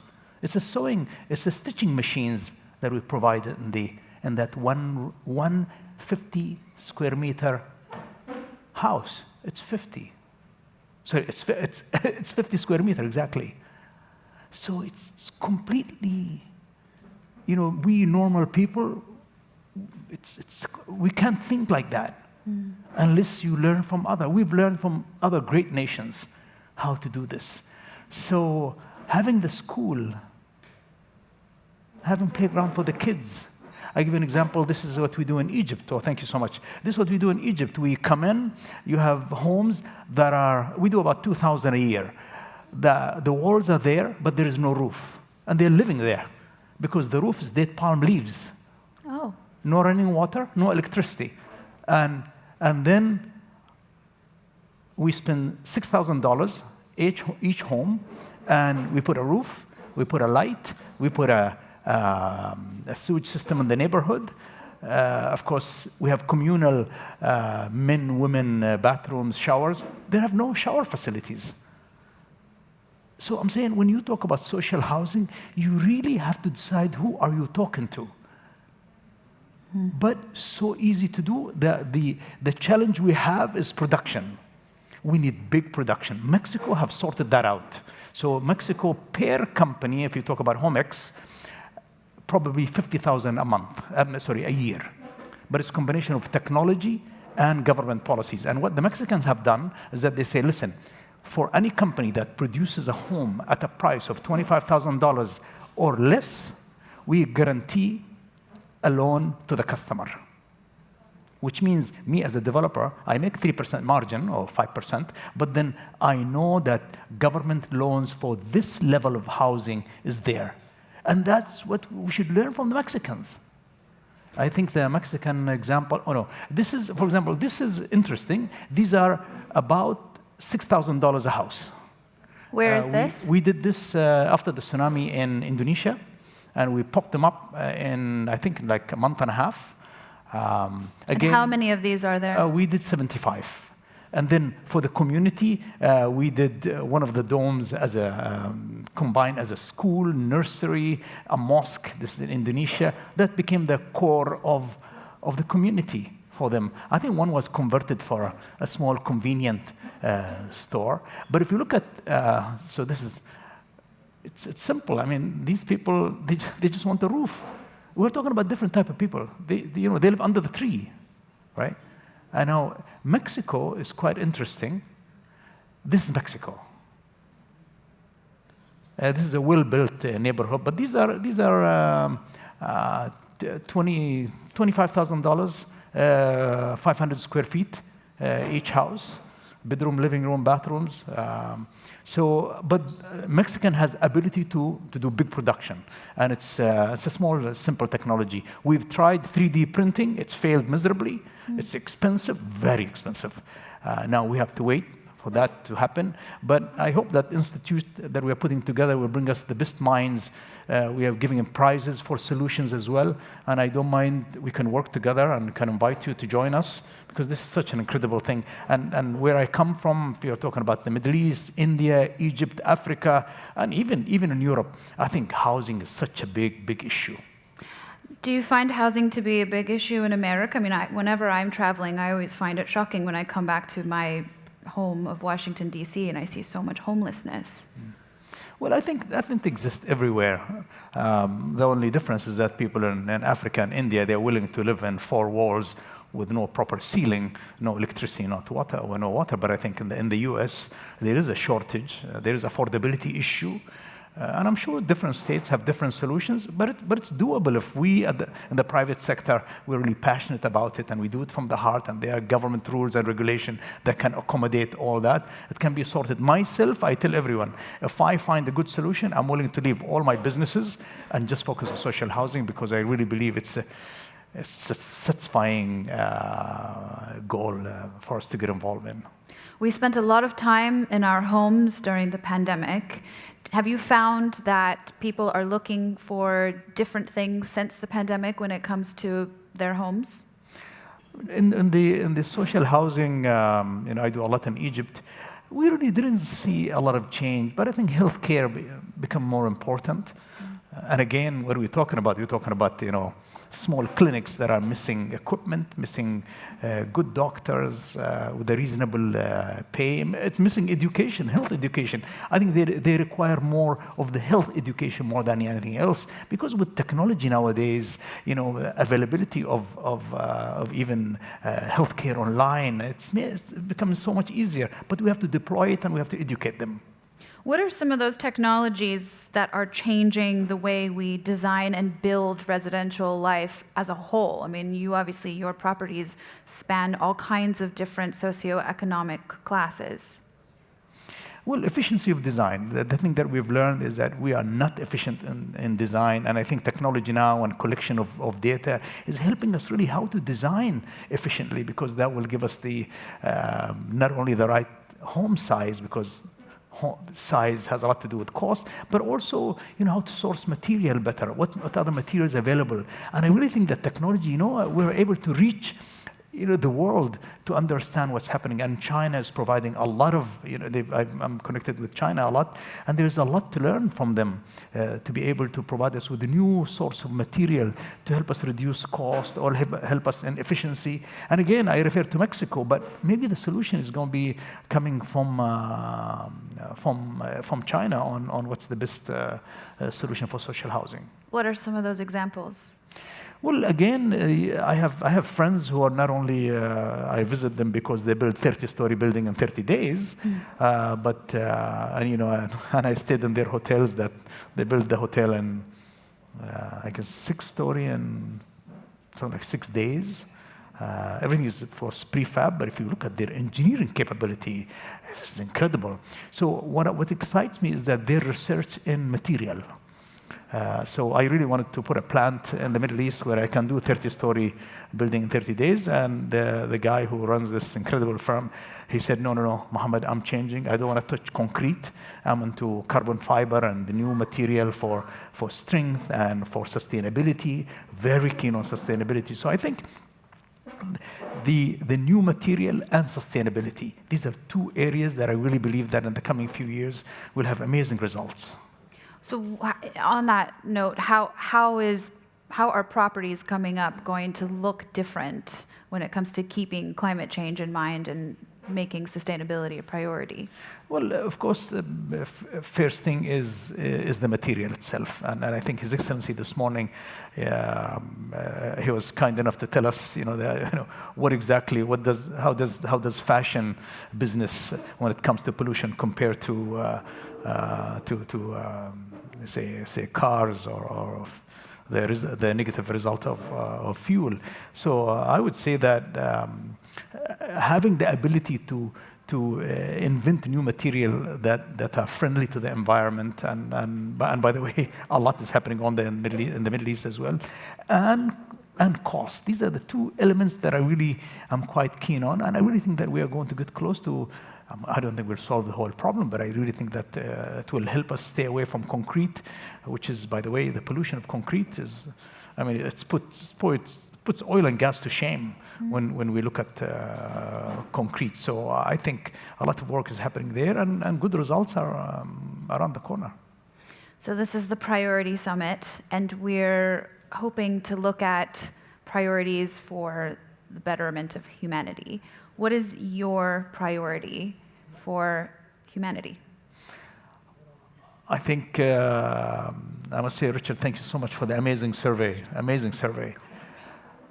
I really believe that human stability and peace of mind will give you the confidence, will give you a good family, will give you that good sleep that we talked about in the research, will give you confidence, will give you at least to look into the future positively, right? And then you can grow, you can do great things in life, in society, in family, without a roof on the family. Nothing can start. I remember the night my mother got $1,000. She put it under the mattress. At that time we were 9 kids. Out of my 9 brothers and sisters, she showed me the $1,000 to say, that land we're going to build the fence. Anyway, after we built the fence and we got 2 rooms in there, my mom and dad had privacy, a little bit more, so we became 13 kids, all right? Seriously, at first it was the fence and 1 room, and then I guess the government helped us with another room, and then suddenly we became 13 brothers and sisters, And the TV was not there because there was a TV, but it works one night and one night doesn't work, so it was okay.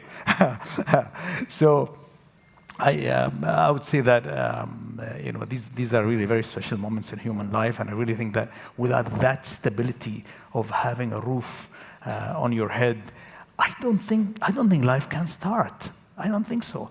But keep in mind also something I learned from India, that when you do these small homes, different societies have different values, but it's $50,000 apartment or if it's $10,000 home in India, mortgage to this level of income, they are the most incredible part of society that pay you on time because they value this gift.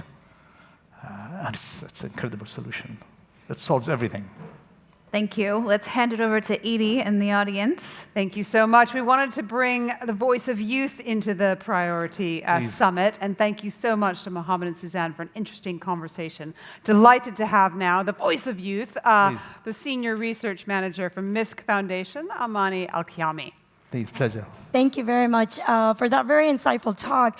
I actually wanted to ask, and you tapped into this a little bit, young people are struggling to pay rent, not alone own property. So how can we prepare young people for that future, for changing economies and to moving towards investing in the housing market? Thank you. Thank you so much. I think affordability of homes, not only for the young people, I think in general it's a big challenge. And I think we should, maybe as a young man, when I was a young man, I think we should go back, and I really think that if we really believe that good quality education to start with, imagine if our countries have great education system, I think it's the beginning of solving the problem, because if you create a great human being from education, from good family support, I think it's the beginning of solving all problems. And that creating a valuable human being that can be intelligent, that can contribute, that can get either get a good job or start a small business. I think it's from there everything can be solved. And really, you guys are so lucky that I wish I had Google when I was your age.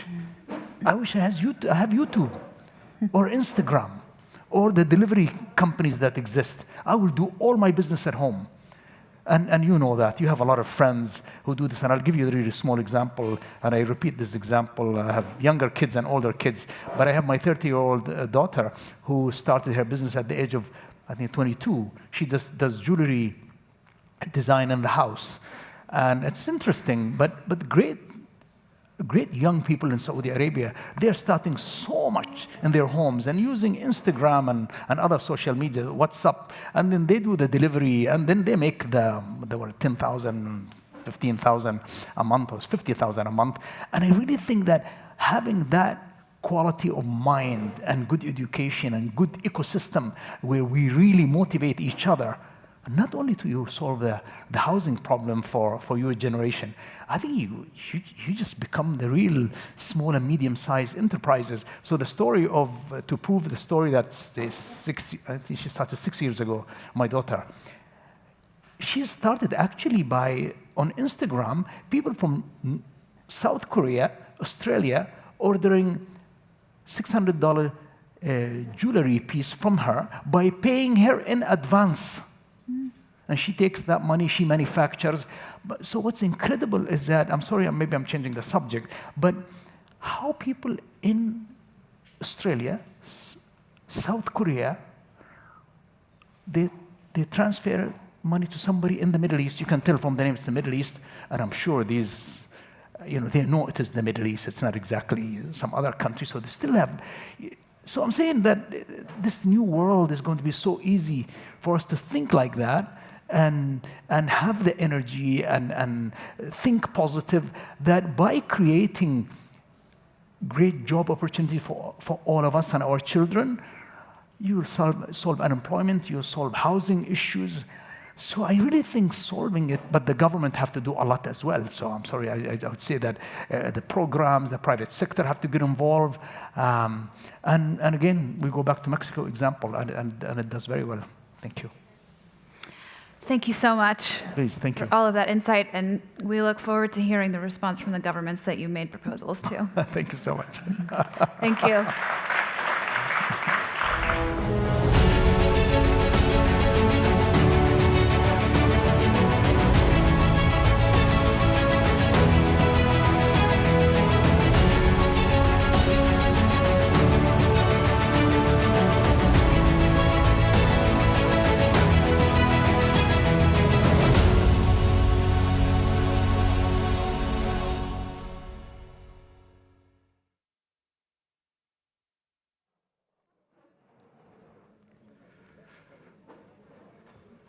good day. My name is Paul Romer. I'm a professor. You know what the problem is with professors. We like to talk. Woodrow Wilson, one of our presidents, was a professor. Someone asked him how long it takes him to prepare for a 10-minute speech. And he said, well, it's 10 minutes. It takes me all of 2 weeks to prepare the speech. But if it's 20 minutes, I can prepare it in a week. And if you're ready for 4 hours, I'm ready now. So I have 4 hours worth of things to tell you about cities, and we'll have to compress it down into one assignment, which, to use the code phrase of today, you should make a priority. Your priority tonight should be to go to the website for the Museum of the City of New York and look for an online exhibition called The Greatest Grid. And read about the grid and the plan that was behind the grid that you see when you go out in the streets. And after you read about that tonight, look at this city tomorrow through different eyes. Because this grid, which is illustrated here, you can get more complete maps and you can zoom way in. These are very detailed maps. This grid gives us an insight about a solution to a slow motion but very serious crisis that the world is facing that most people don't think about. You're aware that something like half the world's population is now in cities, so half of 7 billion, 3.5 billion people in cities. We're going to end up this city in having at least 70% of what will approach 10 billion people. So we're going to go from 3.5 billion to 7 billion people in cities. So we're going to double the number of people in cities. That means we're going to need to make a lot of room in cities for people. But it's worse than that, because spending on urban floor space, what people spend on their apartment, their house, grows in proportion to their income. Worldwide income, GDP, is growing at about 4% per year. That means that it will double about every 17 years. So spending on urban floor space will double because will go way up because there will be twice as many people. But the people who are already there will all want to have slightly bigger or substantially bigger places to live. So the demand for urban floor space is going to grow phenomenally over the course of the next century. And if we don't respond with an increase in supply, that will map exactly into increases in prices. So you've got a choice. It's a mixture of more supply at a constant price, proportional increases in prices if no change in supply, or some mixture of those two. And if cities are, as they are, the opportunity for someone who wants to get a job, get a first job, get a formal sector job, get a job where you're going to learn on the job, get a job where you're going to be able to work in the modern economy. If cities are those gateways, if we can't keep it affordable for people to live in a city, to move to a city, to get a first job in a city, we're going to create a horrific problem in terms of widening inequality. The people who were our predecessors, who had a chance to move into cities and get started, who made opportunities for us, will have had something that the people who are not yet taking advantage of that opportunity will ever have. So making room, what a colleague of mine calls the making room agenda, making room in urban areas for more people to come and for the people who are already there to have slightly bigger places to live, is a critical part, perhaps the most critical determinant of global ineconomy over the course of the next century. So how can we increase the supply of urban floor space? There's really just two ways to go. We can expand it in existing cities, or we can build entirely new cities. Either way, we have to think about what does it take to plan for a lot more urban area, a lot more built area? And what the plan from New York, if they could bring it back up, shows is that the one essential part of planning is a two-dimensional grid of surface area that will be the means for anybody living in a city to connect up with anybody else. Every vehicle, every package, every person, every message on a wire, every liter of water or sewage, all of that will make use of a two-dimensional grid of space on the surface that will facilitate all of the connections. What they did in 1811 was at a time when the development in the city was just barely in the bottom tip. You can see the streets are at two different angles. That was where development had gotten to in 1811. What they did then was just draw lines on the map and say, okay, for the rest of the island, we're going to have some avenues that go basically north and south, other streets that go east and west. And they went out and put stakes in the ground long before, sometimes 5 decades, 6 decades before any development took place there, but said, when you build here, don't get in the way of the public space, the street, where the cars will be, or the buses, or the sidewalks, because you'll impede the mobility. And that provision for connection in the future is what made New York City such a phenomenal success. It made it a place where people could go and get opportunity. Start out in a sweatshop. It was only a little more than 100 years ago that people were getting jobs in sweatshops in this city. But start out in a sweatshop, work your way up, and be part of the modern world. Now, economists get this wrong because they say something like, well, we don't need to have any planning, we're just going to let the market rip. And if you've looked at cities and urban area where there is no planning, you know how badly that turns out. If you don't plan for this public space that connects people, it will not develop into a successful city. On the other hand, the architects get it wrong because they think you have to plan too much. The architects of today would have said to the planners in 1811, well, where are the schools going to go? And then in 1811, they would have said, you'll figure that out later. Where are the hospitals going to be? Where's the daycare center? What are the uniforms going to be for the taxi drivers? We'll figure that out later. The thing I want you to think about when you go out the door of this hotel and look at Fifth Avenue is that Fifth Avenue, where we are, is close to the top of this map. It may be even off the map. They didn't actually plan for Central Park originally. It was one problem with the plan. Central Park was added later. There's a square there that you can see that was planned as public space. They didn't protect that. That got built out. But so we're way up, a long way away from where the city was at this point. And there wasn't even such a thing as Fifth Avenue.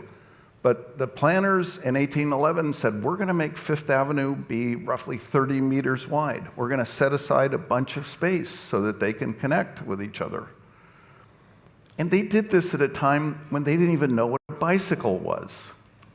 So I don't know what they thought we were going to do with Fifth Avenue. I mean, maybe they had in mind the sidewalks. Okay, that was good. But they knew they didn't have to know what people were going to do, and they'd have to write a plan and anticipate it. If you gave the public sector control over enough surface area to let people connect, then people will make decisions later to make this a vibrant, successful city. And it takes a lot of space. If you take this map and analyze it, in Midtown, about a third of the surface area of the land was set aside for these connections. Usually the real estate developers think, I don't want to give away all that land, I want to make it into building sites. But it's all of that connecting space, that public space, which made it possible for Midtown to then support the kind of densities and the whole island to support the kind of densities that we live with now. So if we're going to deal with the problem of making room for everybody in the world, we're going to have to let cities get bigger. They will naturally get much denser in the center if there's enough public space to connect people up. If there isn't, it's too late, it's hard to fix. But we're still going to have to let cities get bigger. And we should be thinking about whether or not we can get there fast enough by expanding existing cities and think about the possibility of starting new ones, because it's going to be a huge challenge to keep up with the increasing demand. And much as we all would love to have capital gains on our own apartments and houses, it's going to be an ugly world for our children and our grandchildren in terms of inequality and opportunity if we can't make room for everybody to move into the city, because cities are where the action is. Thank you.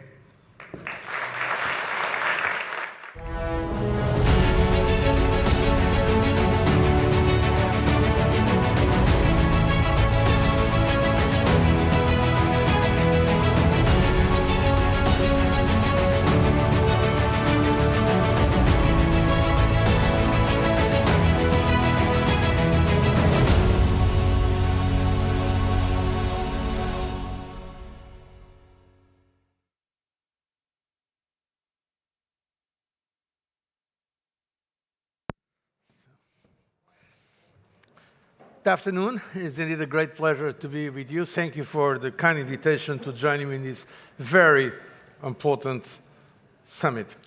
I believe it's more important than ever understand the priorities of citizens. I want to congratulate you for your initiative of trying to understand the global public opinion.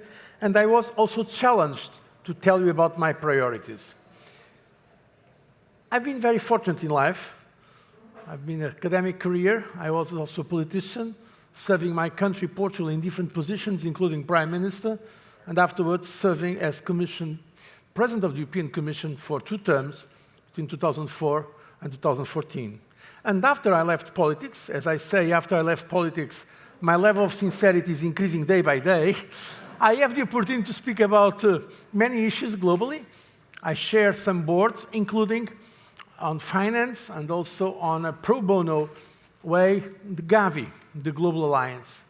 And so when you ask me today what is my priority, I think first of all there is a global priority that we should all have, is peace.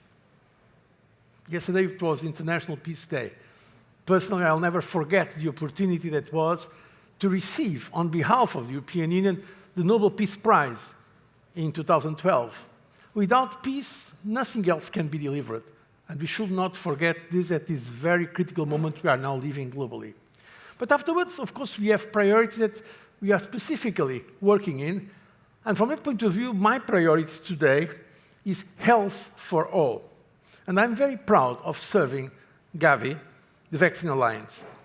Since it was founded in 2000, Gavi has helped vaccinate nearly 1 billion children in 77 countries through routine immunization, and Gavi has supported more than 1.2 billion vaccinations. Because of all this, it has prevented more than 15 million future deaths.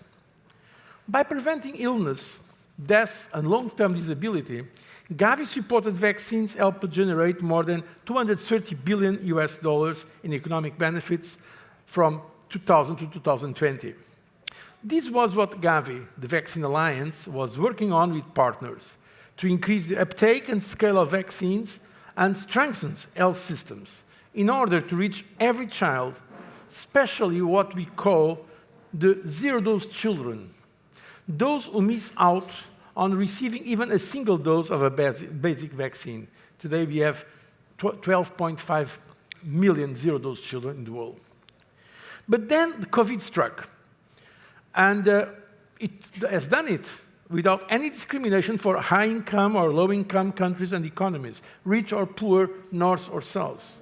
This triggered global leaders to call for a solution that would accelerate the development and manufacture of COVID-19 vaccines, as well as diagnostics and treatments, and guarantee rapid, fair, equitable access to them for all countries.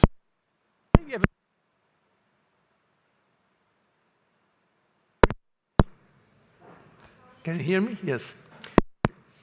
The result of an extraordinary and unique global cooperation. COVAX has the world's largest and most portfolio of COVID-19 vaccines, and this It's the world's best hope of bringing the acute phase of this pandemic to a swift end. As we speak, the COVAX facility has delivered over 1.7 billion doses to 146 countries, with 1.5 billion of this, around 90%, going to lower-income countries that would otherwise have struggled to get access. COVID-19 may have been the biggest global health crisis in a century, but in so many ways it could have been even worse, much worse. Despite the scale and suffering, with the pandemic not yet over and at least 15 million people dead, these are the official statistics, nearly 600 million people infected, now possibly more than the so-called Spanish flu, at a cost to the global economy of at least 11 trillion US dollars and counting, it could be even worse. Had the virus been more transmissible, more virulent, or more lethal, the state of the world today would likely be even bleaker. Given that the risk of another pandemic occurring with the same kind of impact as COVID-19 is, according to some studies, increasing by 2% with each year, that threat still hangs over us. So, are we now any better prepared for the next pandemic? Despite facing immense barriers every step of the way, COVAX is the main reason why 75% of healthcare workers and 63% of older people in low-income countries are now fully protected, as are on average 50% of their populations. So if we are to stand a chance of being prepared for the next pandemic, because it's sure we are going to have a next pandemic, then it makes sense to have something like COVAX already in place and funded in advance before the crisis strikes, to ensure that next time the response is faster and more effective. Yet, currently there are no plans for this. There is some work going on in the UN, in WHO, in the G20. I'm following some of this work, but let me be very frank with you, that's the advantage of being a former politician. The reality is that today, the level of cooperation in the international organizations, including in multilateral settings, is lower than before. I remember, for instance, participating in many G20 summits. And in spite of all the difference, the United States, China, European Union, Russia, Saudi Arabia, part of the G20, Indonesia, etc., we were cooperating. Today, I have to say that very frankly to you, I fear that because of the very serious global frictions, we may be at risk when it comes to these global public goods, like public health. Public health is typically a global public good because the virus does not need a visa to travel. The virus goes everywhere, does not ask permission, cross borders. So for these global public goods, like public health, like fight against climate change and others, we really need, and that's a message we should send to our political leaders, we need that they, for some time, they put politics aside. I'm not naive, they will never put completely politics aside. And geopolitical frictions, unfortunately, will increase. That's, I think, almost sure. But to keep some of these issues with a space of cooperation. And that's one of the areas where I think initiatives like this one, the Priority Summit, can be very, very important. And that's the message I'd like to give you now, that we should build on the experience of this COVID-19.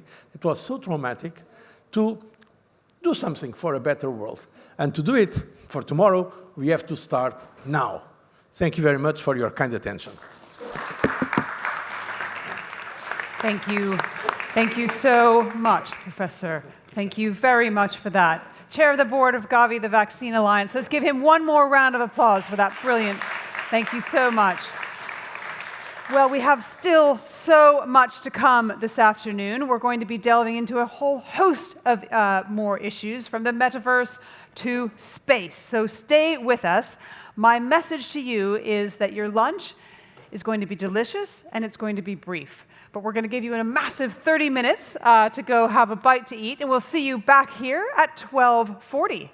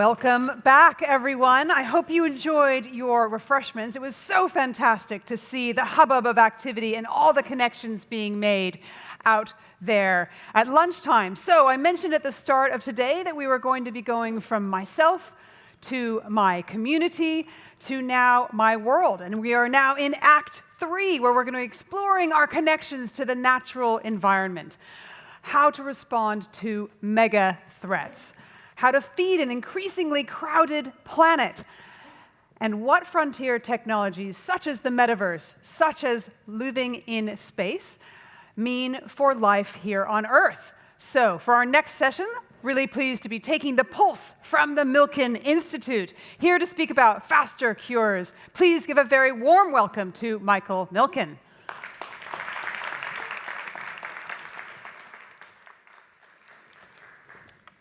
Well, good afternoon, and I thought we would start this part of the afternoon off talking about the value of health and probably the leading driver of the world in the last 2 centuries. Each life is precious and each life is priceless. But in pure economic terms, over 50% of all economic growth can be traced to advances in health and medical research over the last 2 centuries. 4 million years of evolution produced an average increase in the lifespan by 11 years. So 4 million years, 11. In the last 120 years, we've had a 41-year increase in lifespans. And so I thought I would look at 3 points in history where disaster was predicted and how science and the role that science played in solving those issues. Polio, 1952, iron lung hotels were projected and planned to be built throughout the United States and other parts of the world with the goal to keep people alive. If you ever have a chance to visit the Center for Disease Control in Atlanta Museum, you can see a video of a young man that lived in an iron lung for 15 years. Polio cases were skyrocketing worldwide in the United States. And in 1952, polio was declared an epidemic. Just a couple years later, on April 12, 1955, the Salk vaccine is effective and potent, and polio is conquered. But a year later, in the United States, only 0.6% of teenagers had been vaccinated after over a year since the vaccine was approved. Then, in November, a young man named Elvis Presley got his vaccination on the Ed Sullivan Show. And 6 months later, 80% of all teenagers in America had been vaccinated. Polio cases dropped significantly. Iron lung hotel building and plans were eliminated. And the world was calm until a week ago, where we read in New York, the first polio case in nearly a decade has occurred. This isn't normal. We don't want to see this. If you're vaccinated, there's nothing to worry about. But you need to get your kids vaccinated. A worldwide prediction didn't come true because of science and vaccinations within a couple years. The number one person as a spokesperson on television in the late 1980s and 90s, and probably in the first decade of this year, was Oprah Winfrey. And she went on television to tell the world about the challenge we were about to face. Let's listen to what she said. Hello, everybody. AIDS has both sexes running scared. Research studies now project that 1 in 5, listen to me, hard to believe, 1 in 5 heterosexuals could be dead from AIDS at the end of the next 3 years. That's by 1990, 1 in 5. Okay, so only 20% of the U.S. is going to die from AIDS. The #1 spokesperson, talk show in the United States, has told us. And then a little more than 3 years, 4 years later, probably the most beloved athlete in the United States, if not the world, went on television November 7th, 1991. Because of the HIV virus that I have attained, I will have to retire from the Lakers today. The day that I heard about Magic, it just sort of changed my love for basketball. It shook me up. You know, you get that feeling, probably the same type of feeling I had when my father died. Caused me to, you can almost hear both of us with some tears in our eyes.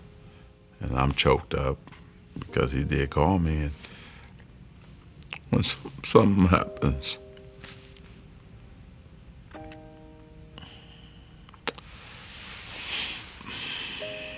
to you,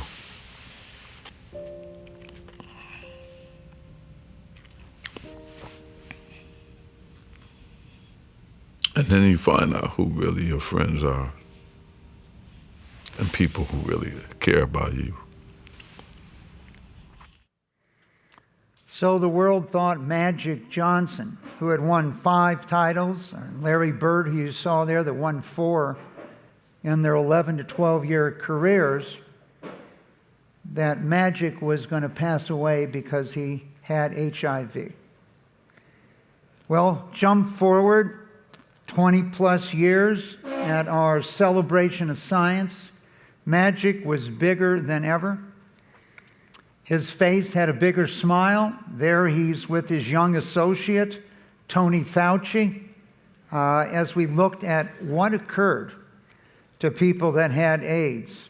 2/3 of every single person on the planet that's had HIV or AIDS lives in sub-Saharan Africa. And because of the solutions that we've brought, that science has brought, to turn it into a chronic disease for so many people, today we are seeing countries whose life expectancy will double in 1 generation. But it wasn't just Magic and it wasn't just Oprah. There were personal stories. And at our celebration of science at the NIH, a young woman named Dawn spoke about her own experience. Here's Dawn. I realized that the science was finally at a place where my risk of transmitting HIV to an infant was less than 2%. That was a greater than 98% chance that I would have a child who was uninfected. And it was time for me. So 14 years and 1 day after the door to motherhood had been seemingly shut, I gave birth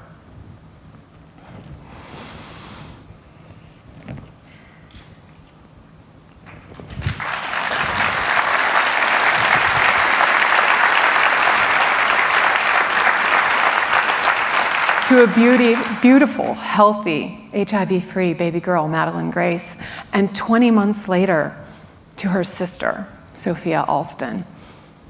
This was something that was never possible in 1988. The dream of being a mother was something that was so concrete for me at 19 years old. Death, maybe not so much, but motherhood, yes. And these are my miracle babies. So during her senior year in college, Dawn discovered that she had HIV and AIDS.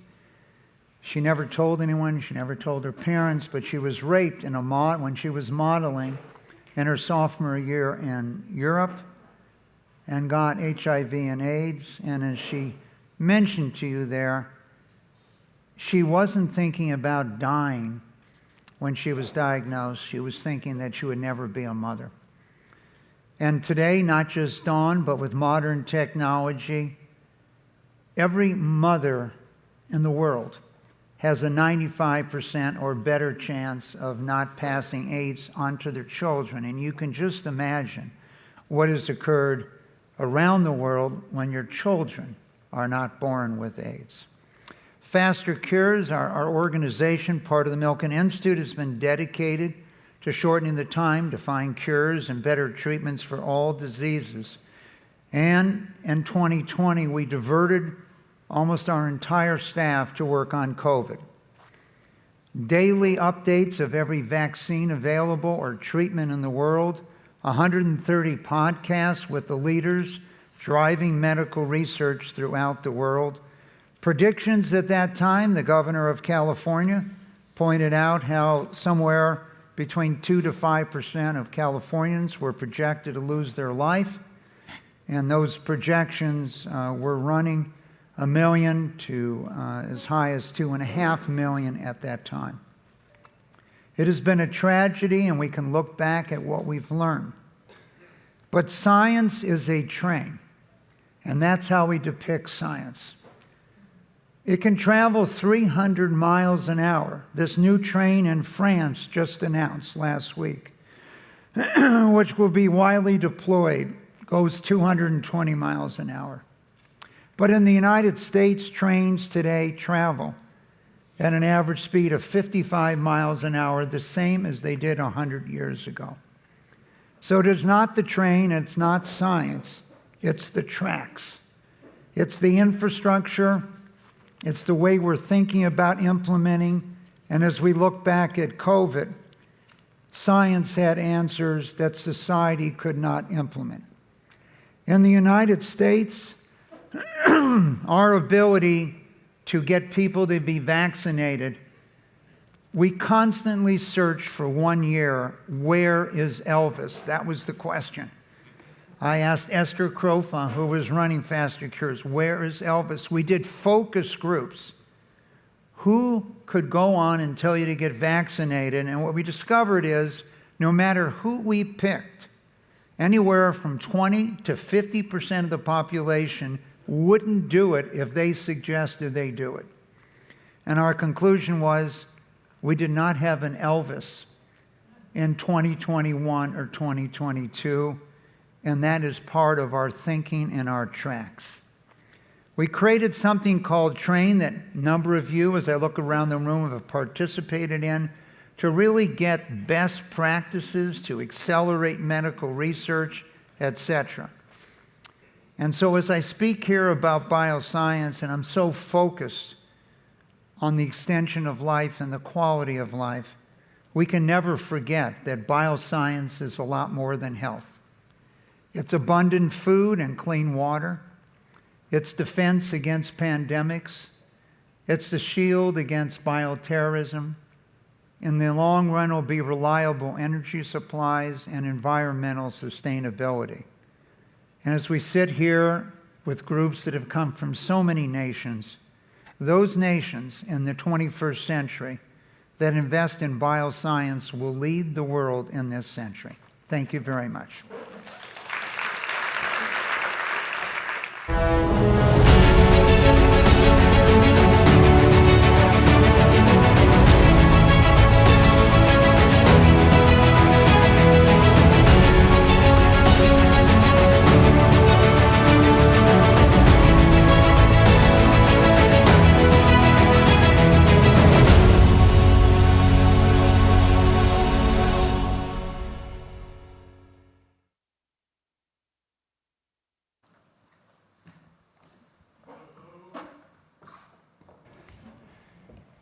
I apologize. I'll try to stand up and see. I'm not ignoring you guys behind me. I'm Michael Moss. I'm an investigative journalist. And a funny thing happened in my grocery store in Brooklyn during the pandemic.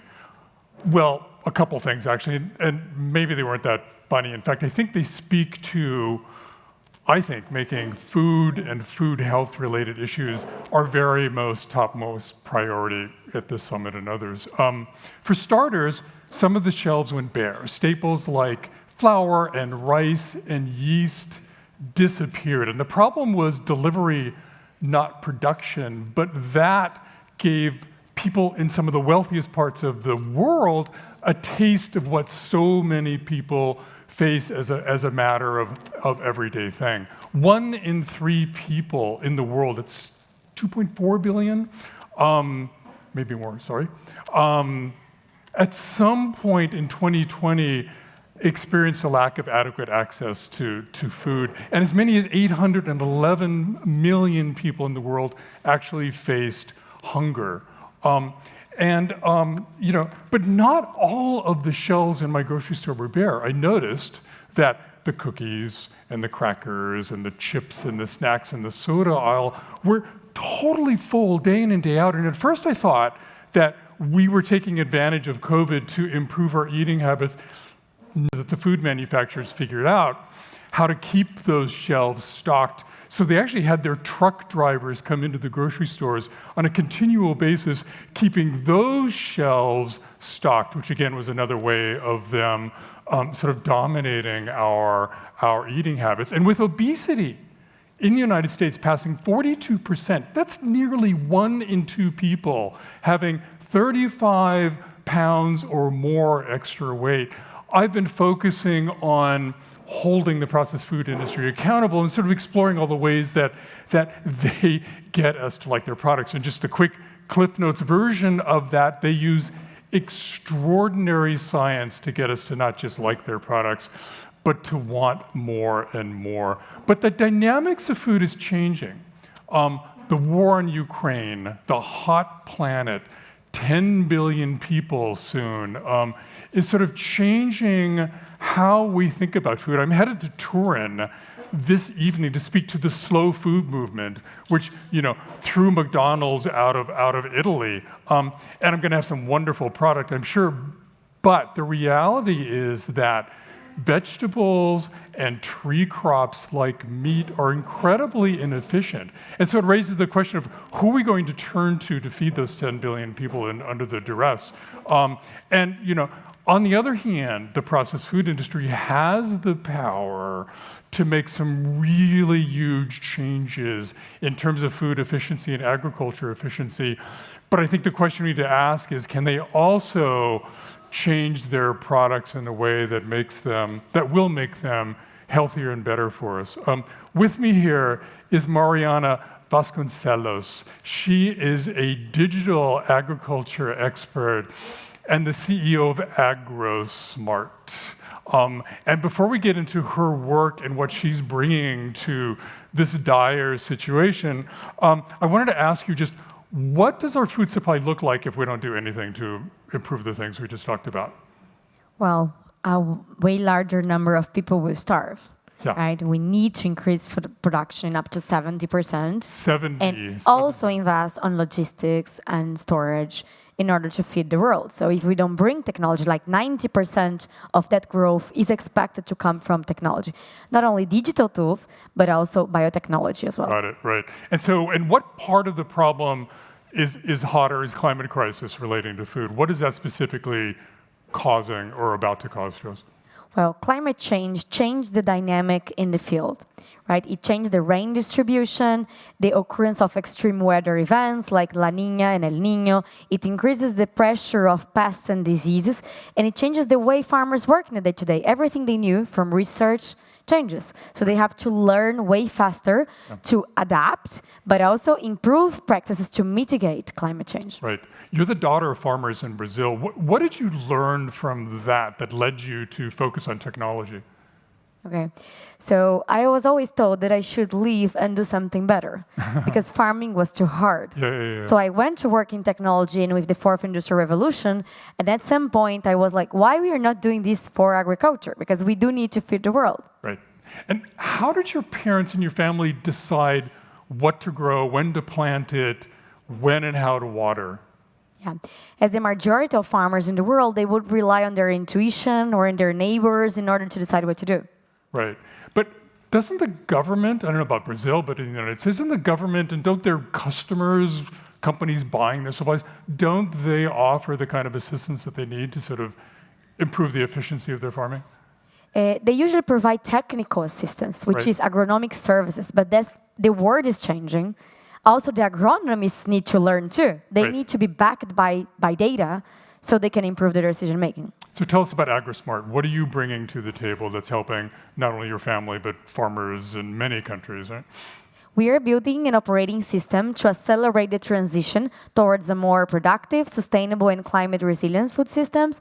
We integrate agronomic intelligence, financial and environmental services. So on one side, we monitor crops with sensors, satellites, and we use algorithms to help farmers to decide on the uncertainty of weather, when to sow, if there's a risk of frost, of fires, how much I irrigate, is there a risk of disease.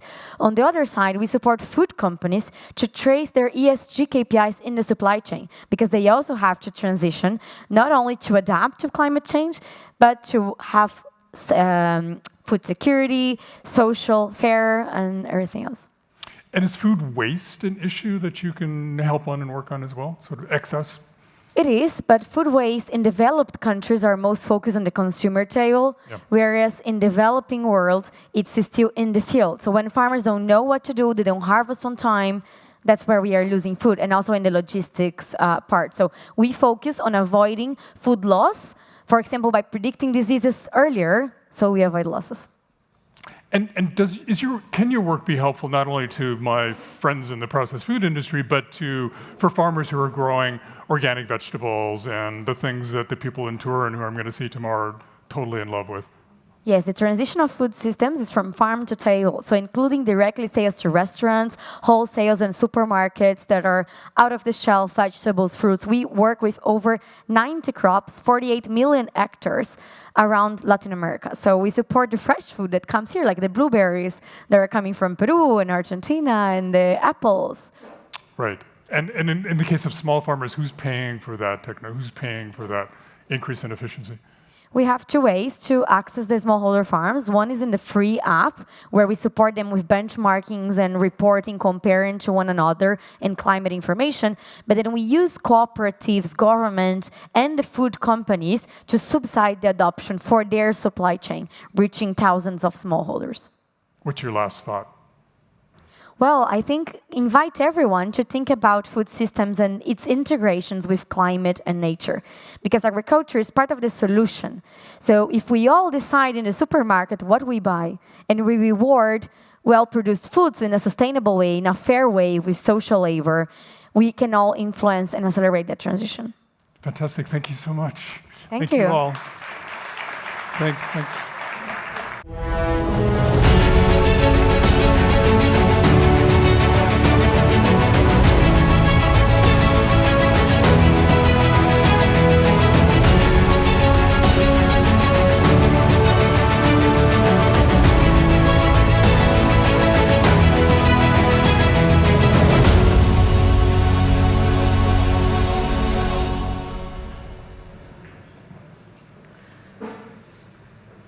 Good afternoon, everyone. I'm here to give you a bit of a talk and a conversation about food security. And the title of the talk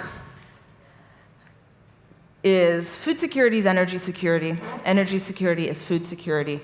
And we aren't faring well on either front. I run a company called Grow Intelligence, which is an AI and data platform focused on enhancing the world's understanding of our food systems. We, over the past 8 years, have launched over 2 million different models that help us predict and understand the supply and demand of agricultural products around the world on both a real-time and a predictive basis. That has helped us understand the deep interlinkages that exist between our food systems and our agricultural systems with other systems we're not paying attention to. And energy today is that one system. The interlinkage between energy and agriculture is the deepest it's ever been. So how, you might ask? Well, it's linked in two ways. The first is through the inputs. Fertilizer is an input to grow our crops. And to develop nitrogen-based fertilizers, 75 to 90% of the cost is associated with natural gas. This is really important because basically the price of natural gas determines the price of our crops. The price of fertilizer makes up 30 to 40% of a farmer's planting costs. So from an input standpoint, agriculture is heavily dependent on energy markets.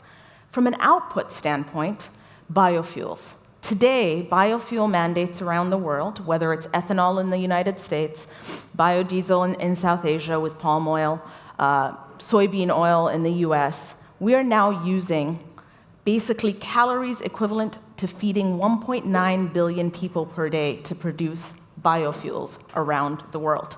So a huge amount of our agricultural production is now actually going to create fuel.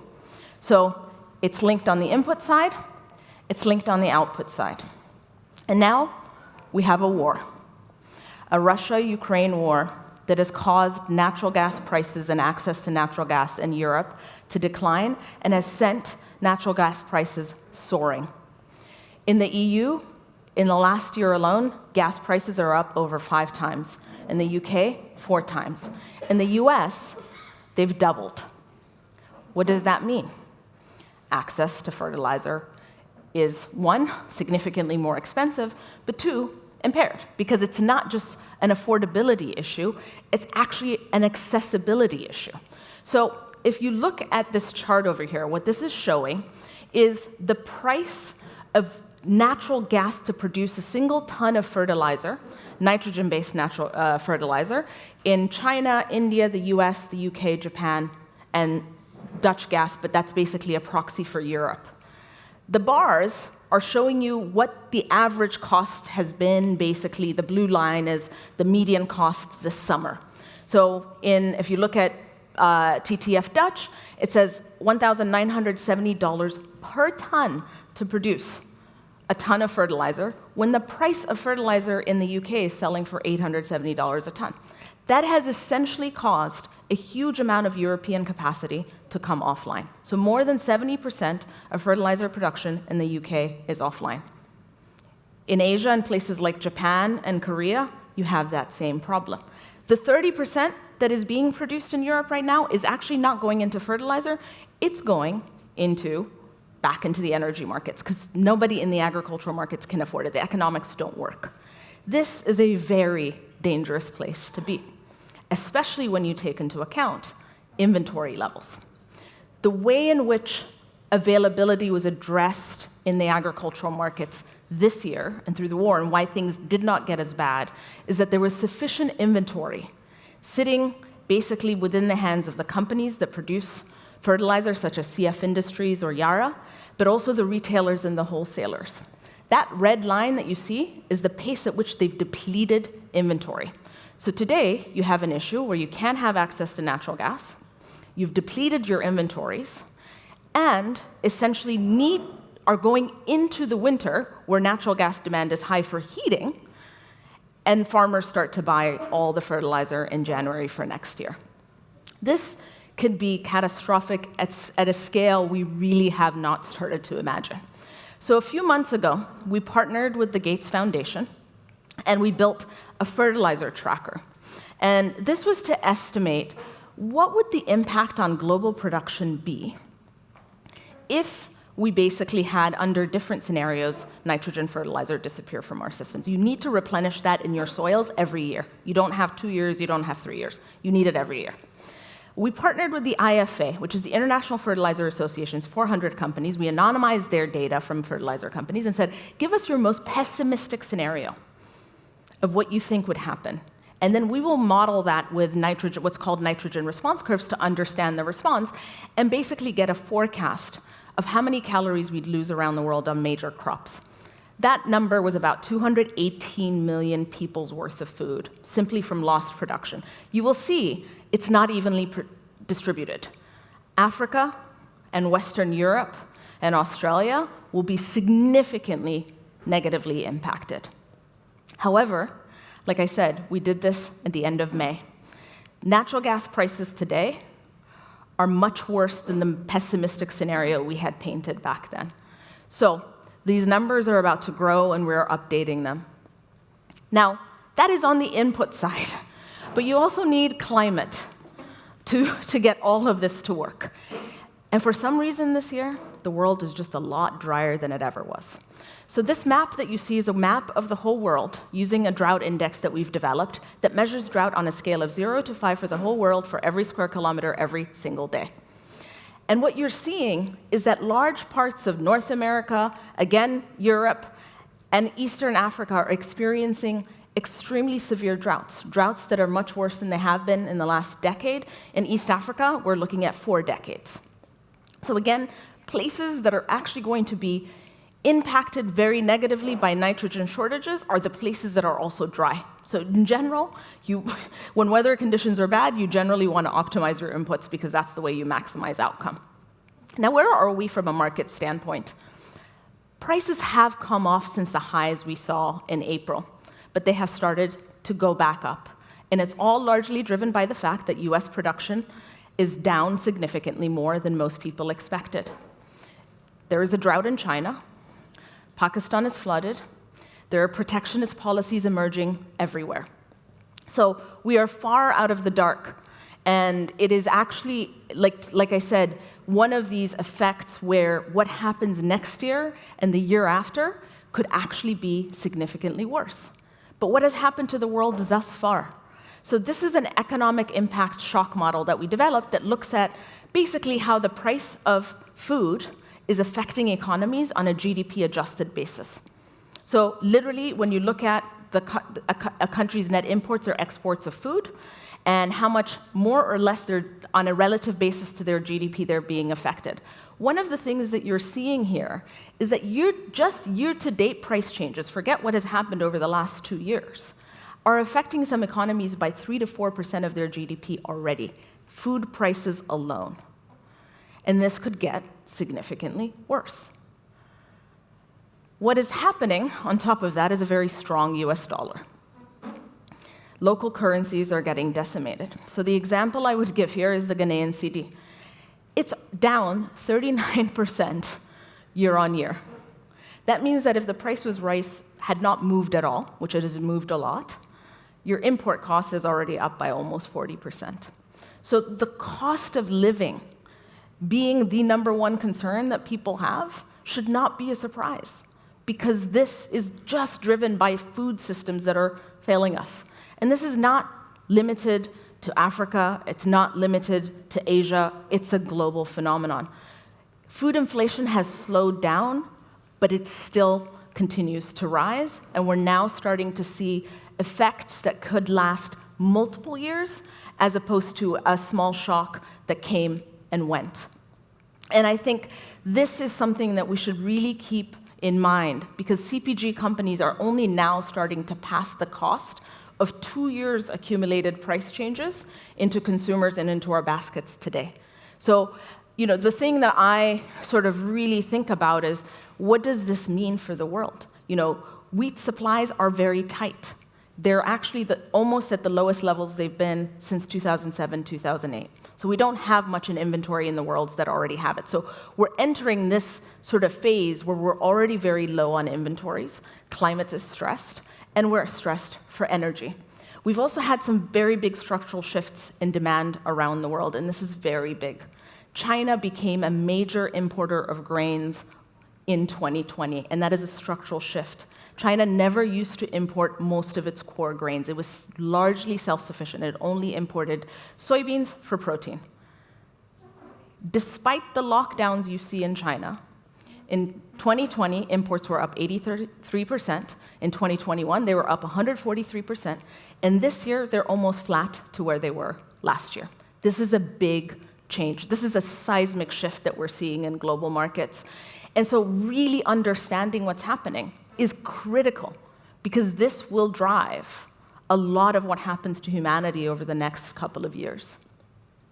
And you basically pile on a combination of crops, vegetable oils, proteins. Pretty much every part of our ingredient base is being affected through this. And so it really is a time for us to wake up and to pay attention to our systems, and to really think about how we handle what is now going to be a challenging year, at least, or more ahead of us. The food security crisis is far from over. The reopening of ports in Ukraine are not a magic fix. Structural demands are here to stay. Climate shocks will persist, and we have to prioritize the availability and affordability of fertilizer. The biggest thing I am most concerned about right now is that, and increasing and making fertilizer both most affordable and accessible to people will really change our outcome. Thank you.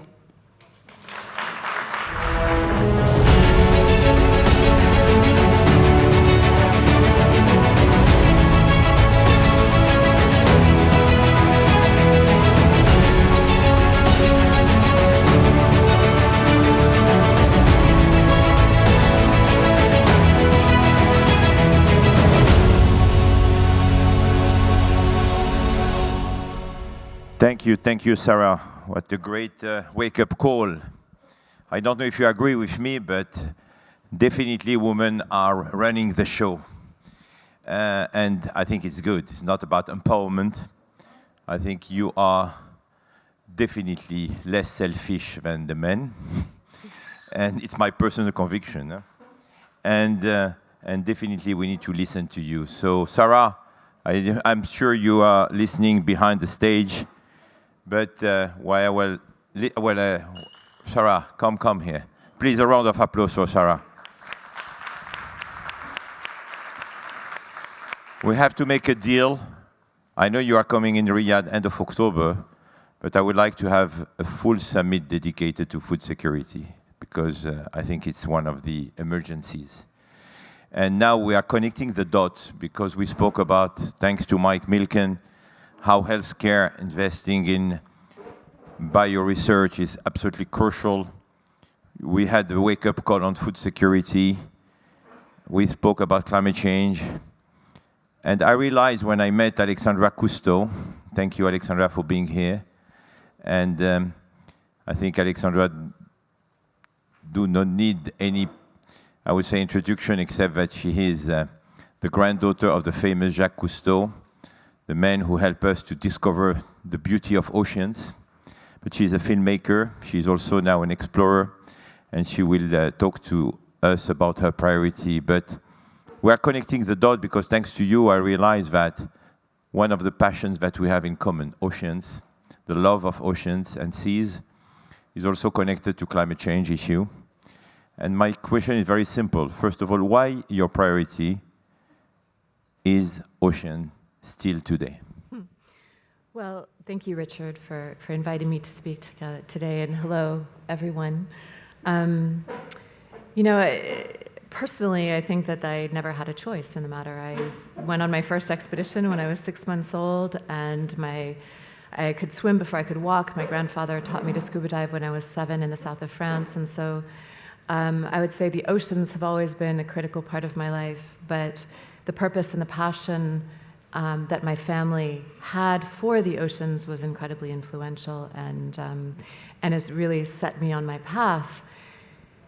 But as a little girl, traveling with my family and exploring with them and seeing extraordinary places around the world, over the course of my life, those places have disappeared.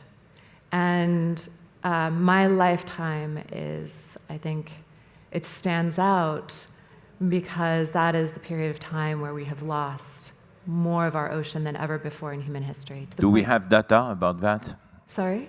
Do we have some data? Can you share with us what happened in the past? Scientists will tell you that we've lost half of our blue natural capital, which means half of the... Half in how many years or decades? Since my grandfather first started So in scuba 30 diving. years? In 30, 40 years, yeah. We lost 50%. Yeah. And that is, you know, the fish, the whales, the life that lives there, the life that feeds people, the life that creates tourism, the life that fills us with joy, has disappeared. And we are on a trajectory where we will soon reach tipping points from which it will be difficult to come back. And so when we look at the ocean and look at the importance of the ocean, you know, the ocean regulates our climate. It creates every other breath we take of oxygen. It feeds over 500 million people per day. And that's with depleted fisheries, because if we restored our fisheries, it could feed 1 billion people, hungry people, a protein meal every day. So our oceans can contribute enormously to our economies. we are seeing that that potential is being lost, but it doesn't have to be that way. So what should we do? Well, interestingly, I think that one of the things that we have to do is follow in Sarah's footsteps and start to look at the data, really look at the data on a global basis and understand the trends, be able to do predictive analysis of our global ocean. That doesn't exist. A lot of the tools that we're using to rebuild our oceans are in the Stone Age. They lag far behind every other sector. You look at clean energy, you look at mobility. We are so advanced in what we're doing, and there's such a competitive desire to innovate and invest and create the next iteration of that sector. And you know, with oceans, we're still hanging coral fragments on strings in the ocean, hoping to be able to replant them in the reef and have them survive. Let's talk about that, because when we spoke many times, you told me, we cannot stop, unfortunately, what is wrong. People will continue the bad habits despite what we say, despite the advertising campaign, despite raising red flags. People continue and will continue to pollute, to put plastic in the oceans, etc. Let's focus on rebuilding. Can you tell us more about rebuilding? What do you want to do? And what the community here could help, the private sector, the investors. You want to rebuild, you want to restore. Can you tell us more about that? So after having watched this decline over the course of my life, and at times getting very depressed about it, I realized that in order to rebuild our oceans, in order to restore what we've lost, we can't focus on the risk of losing. We have to focus on the opportunities of rebuilding. And this means a lot of things. It means that you know, even the level of ambition that we bring to the issue, we often talk about sustaining what we have, protecting what we have, conserving what we have left. In my opinion, conserving 50% of something is an insufficient level of ambition. So I think that the most important thing, and I mean this, is that we have to increase our ambition in terms of innovation, ingenuity. How do we bridge the gap between where we are and that future abundant ocean that science tells us is possible? And we have a roadmap to get there. We know that the oceans potentially have an Amazon rainforest in terms of carbon sequestration in the ocean. How do we restore our lost ocean forests, our seagrass beds, our mangroves, our kelp forests? And how do we expand that footprint further through seaweed farming, which offers us a regenerative industrial feedstock that we can plug into all these different industrial processes and that give us a regenerative alternative. To get to a better place, we need a vision of where to go, or else we just react our way into the future. And we're reacting our way into the climate crisis. We're reacting our way into the biodiversity crisis. We're reacting our way into, you know, a future that is not the future that we dream of for our children. So practically, how we can rebuild? Well, you have some very concrete ideas, correct? Yes. And you have a project called 2050, no, if I'm not Oceans mistaken. 2050. Can you tell us more about Ocean 2050? Well, Oceans 2050 was really born of a conversation with Professor Carlos Duarte, who's one of the leading marine ecologists of our time. And he wrote a paper in Nature a couple years ago called Rebuilding Marine Life. And when we talk about rebuilding oceans and increasing our ambition and changing how we articulate the problem, a lot of that needs to be felt in our science. So our science has been mostly about the risks of losing, you know, and measuring loss rather than doing science about rebuilding ecosystems. And so this paper was all about how we rebuild marine life to abundance by 2050. And I had that call with Carlos that really changed my life. And I said, Carlos, is it inevitable that by the time my children are my age in 2050, our oceans will be dead? Because that is the trajectory that we are on. And he said, no, it's not a foregone conclusion. We can actually get onto a different pathway where we rebuild our oceans to the abundance that your grandfather once knew. And so to do that, we need to do a number of things from restoring ecosystems, addressing fisheries, mitigating climate change. But that pathway is clearly laid out. And I think what is exciting is that we are, like my grandfather once said, when he was asked how it was possible for him to do all the things that he did. And he responded that he lived in his lucky moment in time, because it was a moment where World War II had just ended, and everybody had a television, but there was no content. And nobody had ever invented scuba diving. Nobody knew what was under the surface of the ocean, but there was a vehicle through which to tell those stories. And so that collided with his own personal passions and his penchant for invention and imagination and adventure and exploration. And that came together to create a moment in time where he was able to do what he did. And I think that when I look at this moment in time and the conversations that are taking place this week, we are in a similar situation. We have the digital sophistication. We have the engineering capabilities. We have data, big data, and AI, and all of these different tools at our disposal to, for the first time ever, truly understand what's happening in our oceans and deploy solutions at scale, not to protect what we have left, but to rebuild what we've lost, benefiting not just the ocean, but benefiting the billions of people that depend on the ocean for their local economy, for coastal resilience, for food security, for livelihoods, for so many other things, not to mention the oxygen we breathe. Alexandra, we only have 1 minute, and if you allow me, you're a member of the advisory board of an amazing project called NEOM. Mm-hmm. Allow me to ask you one question. Can you tell us, what do you think about NEOM? You know, what has fascinated me from the very beginning, because I've been on the advisory board from the beginning, has been the principles that have articulated the vision that NEOM has put forward and has shaped all of the ideas for the development. So as I said before, to get to a better place, you need a vision of where to go. Otherwise, you react your way into the future. And at NEOM, those principles were very clear. And the one that was at the top of the list was putting nature first. How do we put nature first in NEOM, which is the size of Belgium? How do we make sure that our footprint, our development, all of our activities, our industries allow nature to thrive? And 95% of NEOM is a nature reserve. The 9 or 10 million people that are scheduled to live in NEOM at some point between now and 2050 will live within 5%. The line is 1%. And so to me, it really underscores how having a vision and having a direct line of sight to where you want to go can help shape the ideas and the efforts of communities to create a better world. Ladies and gentlemen, please, a round of applause for someone who is a dreamer, but also a doer, Alexandra Cousteau. Thank you, Alexandra. Richard. Thank you.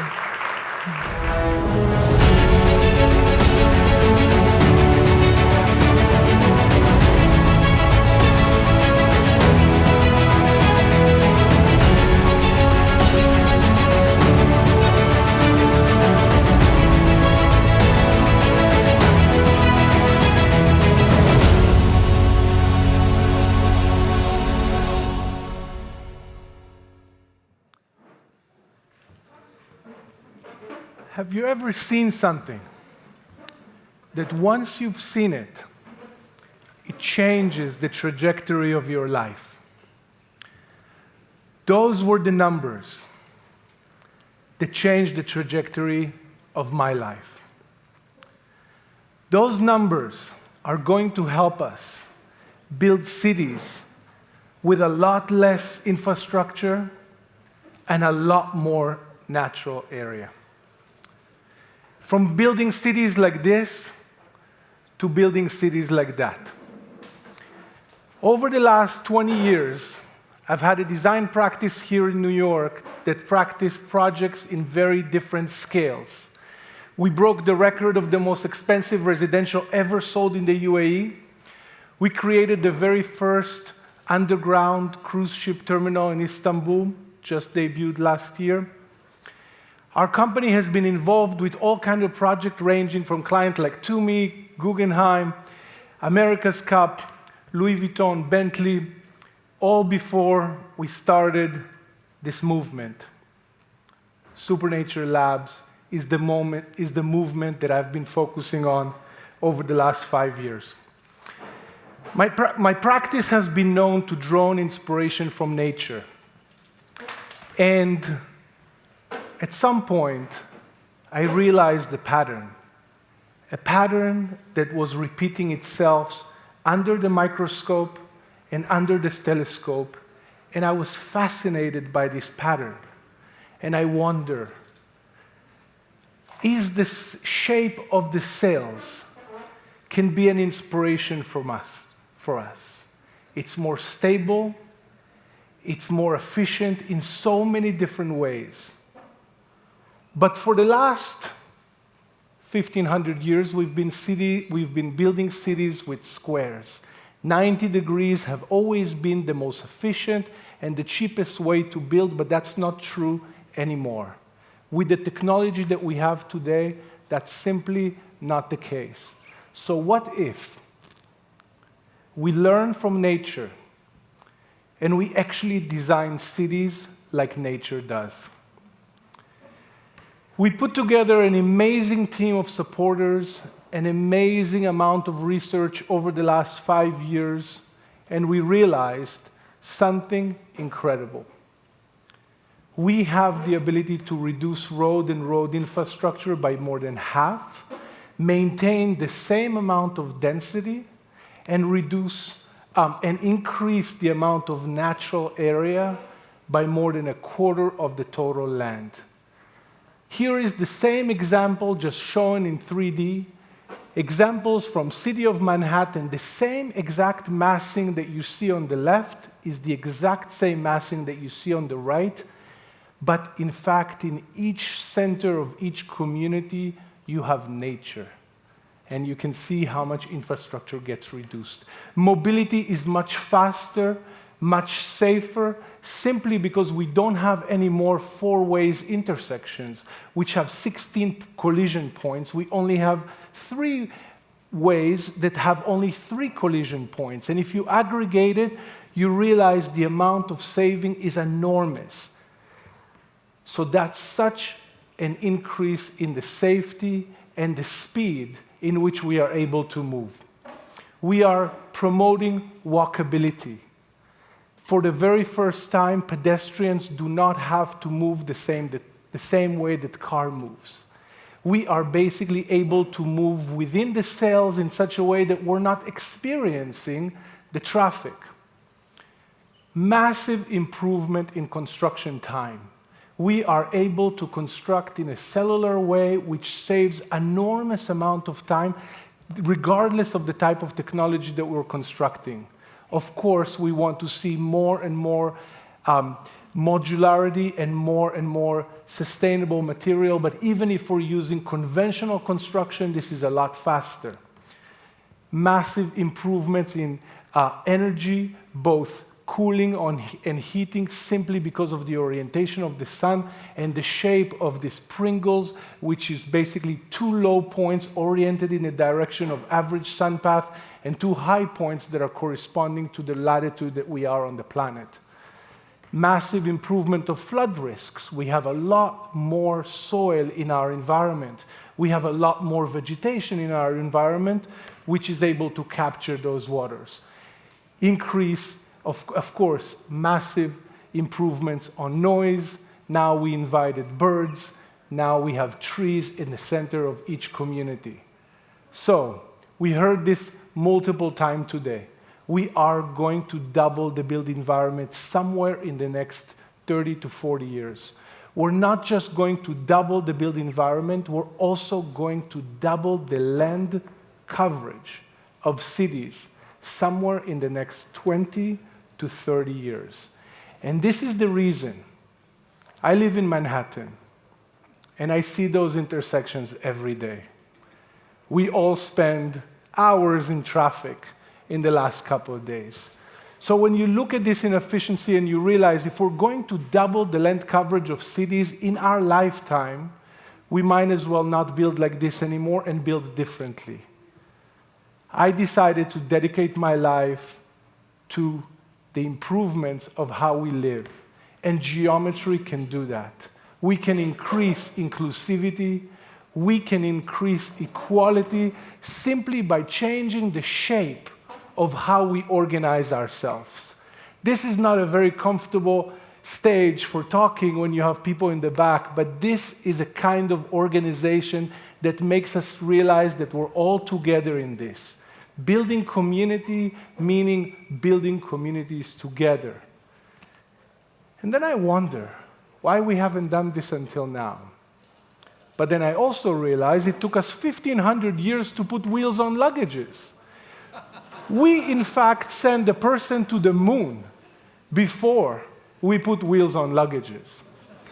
So I can assure you that once we're going to demonstrate that kind of city, we are not going to be carrying our luggages with no wheels anymore. So after 5 years, we put an amazing group of individuals together that is helping us to create a new discipline. Bioplanning is a new urban planning discipline that is going to change the way we're planning cities. We are going to debut our first book in the next few months. We also secured some academic organizations that are going to support us in furthering this research and teach it to the next generation of urban planners and architects. We are also able to secure our very first project on 700 acres of land outside of Tulum, which is all going to be built based on bioplanning approach and our modular construction. So for the first time, people do not need to choose between living in high density and living in nature. But we just started. If we are going to double the built environment, we have a lot more to do. So this is a paradigm shift. We are going to deploy $320 trillion over the next 20 years for the future of the built environment. In the next 40 years, $950 trillion. So this is a massive ambition. This is a massive opportunity, in fact. What we are building today is a platform and a marketplace that is going to allow us to capture all of those projects around the world and ensure that they're going to be done in such a way that they're created differently for the future of ecological harmony for all of those who are going to live in those places. So, tomorrow, we are able to build environments that looks very different than the type of cities that we're creating today if we just listen to how nature creates. I assure you, we're not going to build cities the same way, just like we are not going to carry our luggage. My time is up, but I'll leave you with this thought. I saw a pattern in nature. 5 years later and millions of dollars after, I'm standing on this stage, not just to share with you a pattern, but also an incredible financial opportunity. I look forward to speaking to most of you later on. Thank you very much.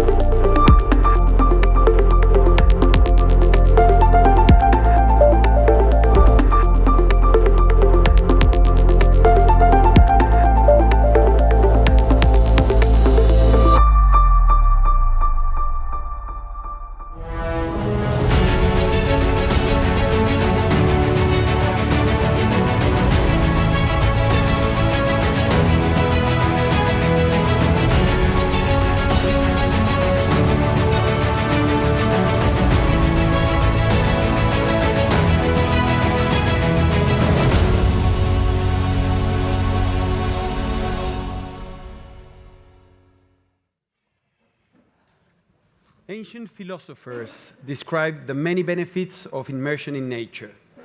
More recently, of course, science and healthcare workers have recommended it also as being absolutely therapeutic. But the march of urbanization and the impacts of climate change make it increasingly difficult for everyday people to spend time outdoors. From educational models such as forest schools to an increased focus on parks, green spaces, rewild, and climate action, how can employees, policymakers, designers, city planners, and of course, engaged citizens better promote the healing power of nature? My name is Gonzalo Muñoz, climate champion for COP25. I'm delighted to be moderating the panel called The Beauty of Nature. And here with me, we have the privilege of having Vanessa Keith, principal from Studio Teca Design. Welcome, Vanessa. Thank you. Lina Osman, regional head and sustainable finance for West Standard Chartered. Thank you. Welcome, Lina. Great to have you here. John Pagano, the Group CEO of the Red Sea Development Company. Thank you. Thank you for being here, John. Oliver Ripley, the CEO of Habitat. Oliver, fantastic to have you here. And finally, but not least, Andrew Solly, the Chief Impact Officer of the great benefit corporation called Planet. So great to have the five of you here today. And as the topic of the day is the priority, I would like each one of you to tell me what is your #1 priority and why. So let me start with you, Vanessa. Okay, my name is Vanessa Keith. I'm an architect and futurist. I guess I'm an eco-futurist. And so my biggest priority, I don't know if this is working. Sure. I'm supposed to press next? Yeah. Okay, so what I'm doing, I wrote this book called 2100 A Dystopian Utopia, The City After Climate Change. I am Jamaican, Italian, and Chinese, so I consider myself to be a world citizen. But thinking about Jamaica and thinking about the Caribbean and thinking about hurricanes and thinking about what we can do has become my mission in life. So I wrote this book, and everything has come from there.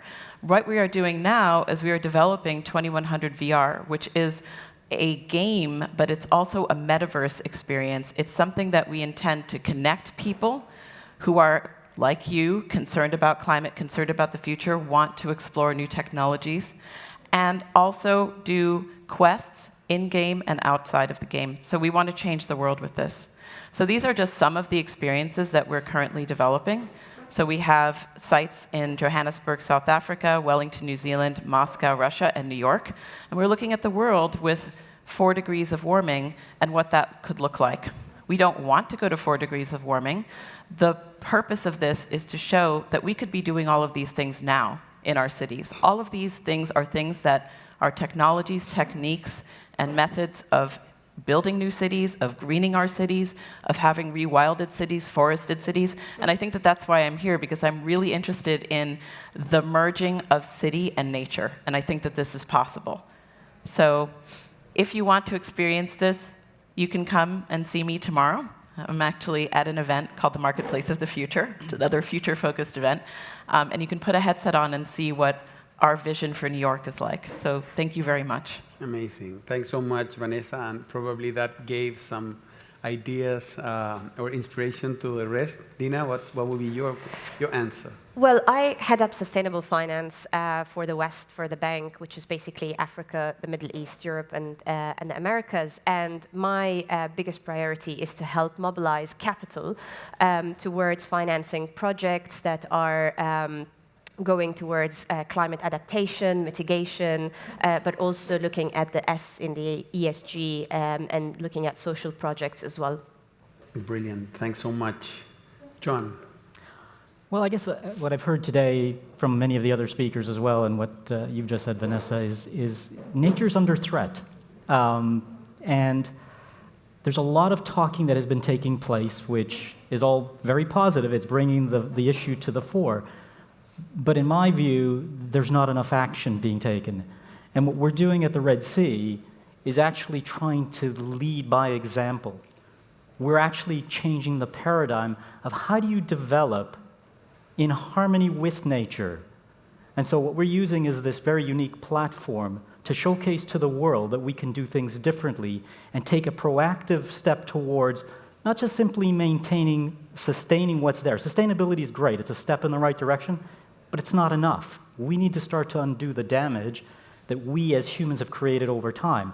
And unless we take that step, the future doesn't look so promising. So That's our main message at Red Sea. We're going to change the way we develop real estate, whether it's a city or whether it's a tourism destination, and the technology exists. What's lacking is the will to do it. My biggest concern is the lack of, everybody's waiting for somebody else to do it. If we all take our individual and collective responsibilities and take those bold steps forward, then together we'll solve this climate emergency that we're now facing. Brilliant, thank you. Oliver, what would be your #1 priority and why? So a little bit similar to what John is doing, but really focusing on building hotels. And I want to change the narrative and the business model in the hospitality industry. A lot of people are talking about this word sustainability. Very few people are doing it. And the business model is broken. So by leading by example, I think the time to act is right now, and it's our responsibility. Because if we're sustaining, we're consuming 5 times the amount of reserves the planet has today. So we have to start regenerating, and we have to start changing the system and the economic system. Because as long as the economic system revolves around profits, that's the wrong motivating factor to be able to build these economies. Brilliant. Great segue to talk about a benefit corporation. So Andrew, what's your #1 priority and why? Gosh, it's really hard. I think what we need right now, just out of curiosity, how many of you are investors? I'm just curious. Corporate leaders? Few. Others? Because that's a big category. There's a, you know, in one way or another, we have this sort of funny time that brings us together, in which the systems that govern our consensual life together have produced enormous prosperity and inequality and all kinds of other things, but a lot of prosperity. You know, capitalism produced a lot of prosperity for the world, but it's sort of incomplete. And I think we live in this moment where we have to do very deep systems reformation in places that are really unobvious and kind of unsexy. And the process to do that begins with a shift in relationship to the place we live. So I will just share with you, I can do it now or I can do it later, which do you prefer? If you prefer. Just some of you may know, but I'm the Chief Impact Officer of an organization called Planet. We are best known for having built and deployed the largest constellation of satellites that look at the Earth. And the way they work is like this. I'm going to use you, Vanessa, as an example. So let's imagine Vanessa's the sun. Here's the Earth. It's spinning around in front of her. This is a group of hundreds of satellites that spin in like a circle, in a chain of pearls around the planet. And as the Earth turns perpendicularly, receiving all the radiant light from Vanessa, each one of these hundreds of satellites takes pictures of the Earth, and every day we image everywhere on Earth. So we take a complete picture of the planet at very high spatial resolution and exquisitely high temporal resolution. That's every building that you build, every ecosystem that you want to restore, every facility that you want to finance, every place that you want to reimagine, we see every day. And we've actually been watching them for the last 2,000 or so days. So we have this incredibly deep series about what's happening on the Earth in very high resolution. And I'll just show you, one thing to say is the Earth is stunningly beautiful. If you get to do what I do for a living and live in a new relationship with the planet every day, being exposed to this, it changes your psychology. It just changes your relationship, and it changes some sense of your sense of connectivity to all of these questions. The Earth is spectacularly beautiful. The Earth is constantly changing. This is the volcanic explosion that happened earlier this year. The Earth is changing in places we don't normally sense, that are outside of, look at this, ridiculous place that we have the best technology in the world, right? Amazing. We need to fill it with things that actually show us what's going on in the rest of the world, the places we can't see when we're living in this consensual reality called New York City, or Neom, or any of the other places. So we see the melting of every glacier every day. We see the health of every forest. And interestingly, I just showed you this. This is raw satellite imagery, unprocessed. But this is a picture of a few weeks of deforestation deep in the Amazon. So we lose about 40 football pitches a minute of this kind of forest on the Earth. And it's not just important for climate. It's important for life. It's important for the shared web of life. It's important for all these things. It's habitats for people. It's habitats for everybody. And I think if you watch this video for 2 seconds, you probably see all the deforestation that's happening on the right-hand side of the screen. What you might not notice on the left side is right after that deforestation occurs, there's little spider webs that just appear. Those are the illegal roads that go in before the next round of deforestation occurs. And because we can train artificial intelligence algorithms on finding those roads, we're able to interdict deforestation and see it and characterize it as never before. This happens to be an event I think everyone here has heard of. This is how a world transforms us. A world we have transforms us. This is in Pakistan. This is 2 days in Pakistan, back to back. Oh, sorry, I can't go backwards, so I don't know how to tell you. So Andrew, my #1 priority is for this panel to go... To talk. Yeah, and to talk, and for everyone, so I think it's stop. great, yes. And we have only 8 minutes left, so sorry to interrupt you, but I would like to give also... I was done. I just wanted to show okay, you great, fantastic, and of course, brilliant, and we highly admire the work that you do. And I will start with you, then Oliver. What global trends are related to the protection of natural environments, and why is the preservation of nature important to the future and the organization you lead? I think nature is how we live, how we eat, how we sleep, how we breathe, how we reproduce. So we're not just creating environments for ourselves, we're creating environments for our children and for generations to come. So as we see huge human migration happening right now, deforestation, disruption of the atmosphere, these are all decisions and actions we have to take today, and we have to stop speaking about it, we have to start doing it. Brilliant. John, in your case, what are those global trends, and what are some of the challenges that you're confronting in this aspect? Well, I think consumers, especially the younger generations, are now become much more aware of our environment, our climate, and all of the things that we as more older generations have imposed on it.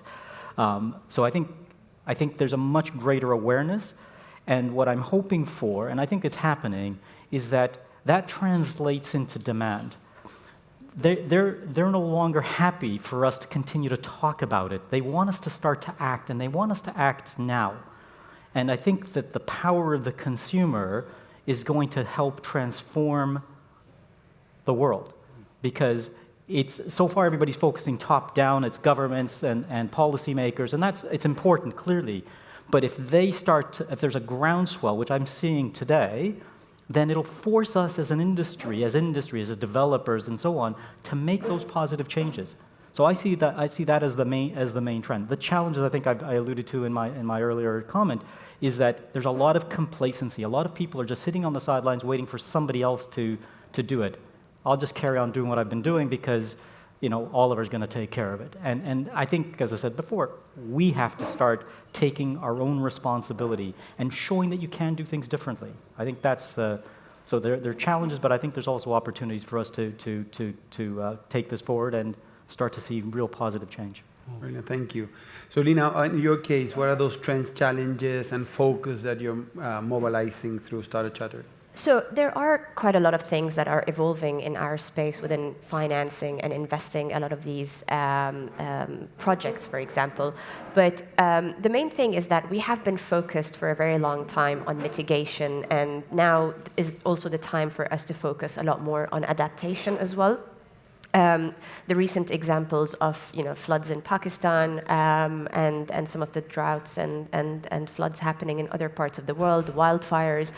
It's really important for us to kind of figure out ways that that provide investors and lenders, that provide the capital to ensure that these projects continue to be sustained, continue to be available, cash flow producing. We have to find ways for us to ensure that adaptation projects are also being prioritized as well, equally with mitigation projects.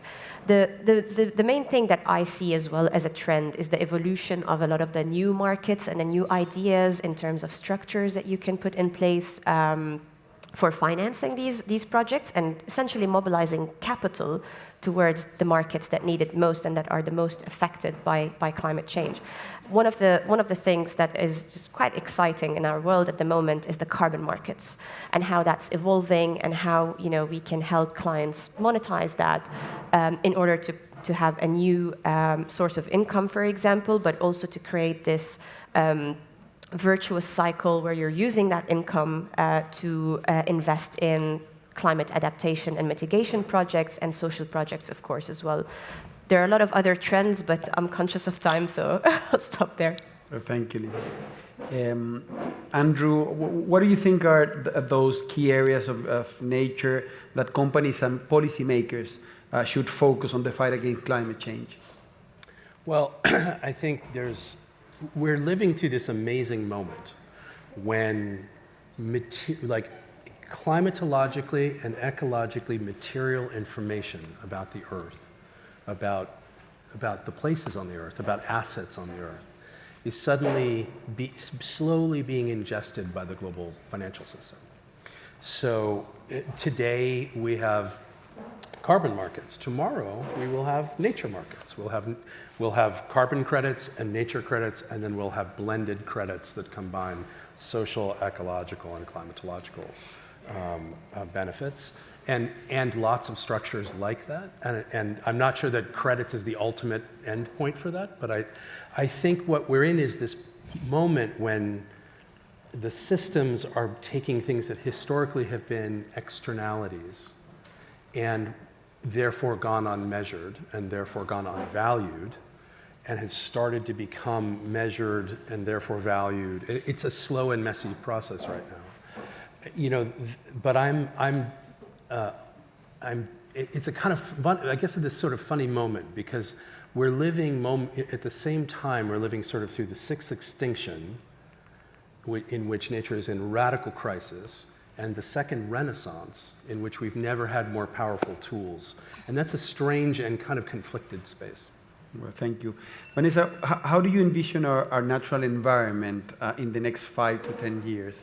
Well, I have a lot of optimism, which, I think that if you look at, Twitter and climate Twitter and people talking about this now, there isn't a lot of optimism, which to me, as somebody who comes from a very climate impacted place, being able to do the research, which we did to do the book, everything that we are showing in the book is based on real technology that's currently in development. So there's actually a lot that we can do.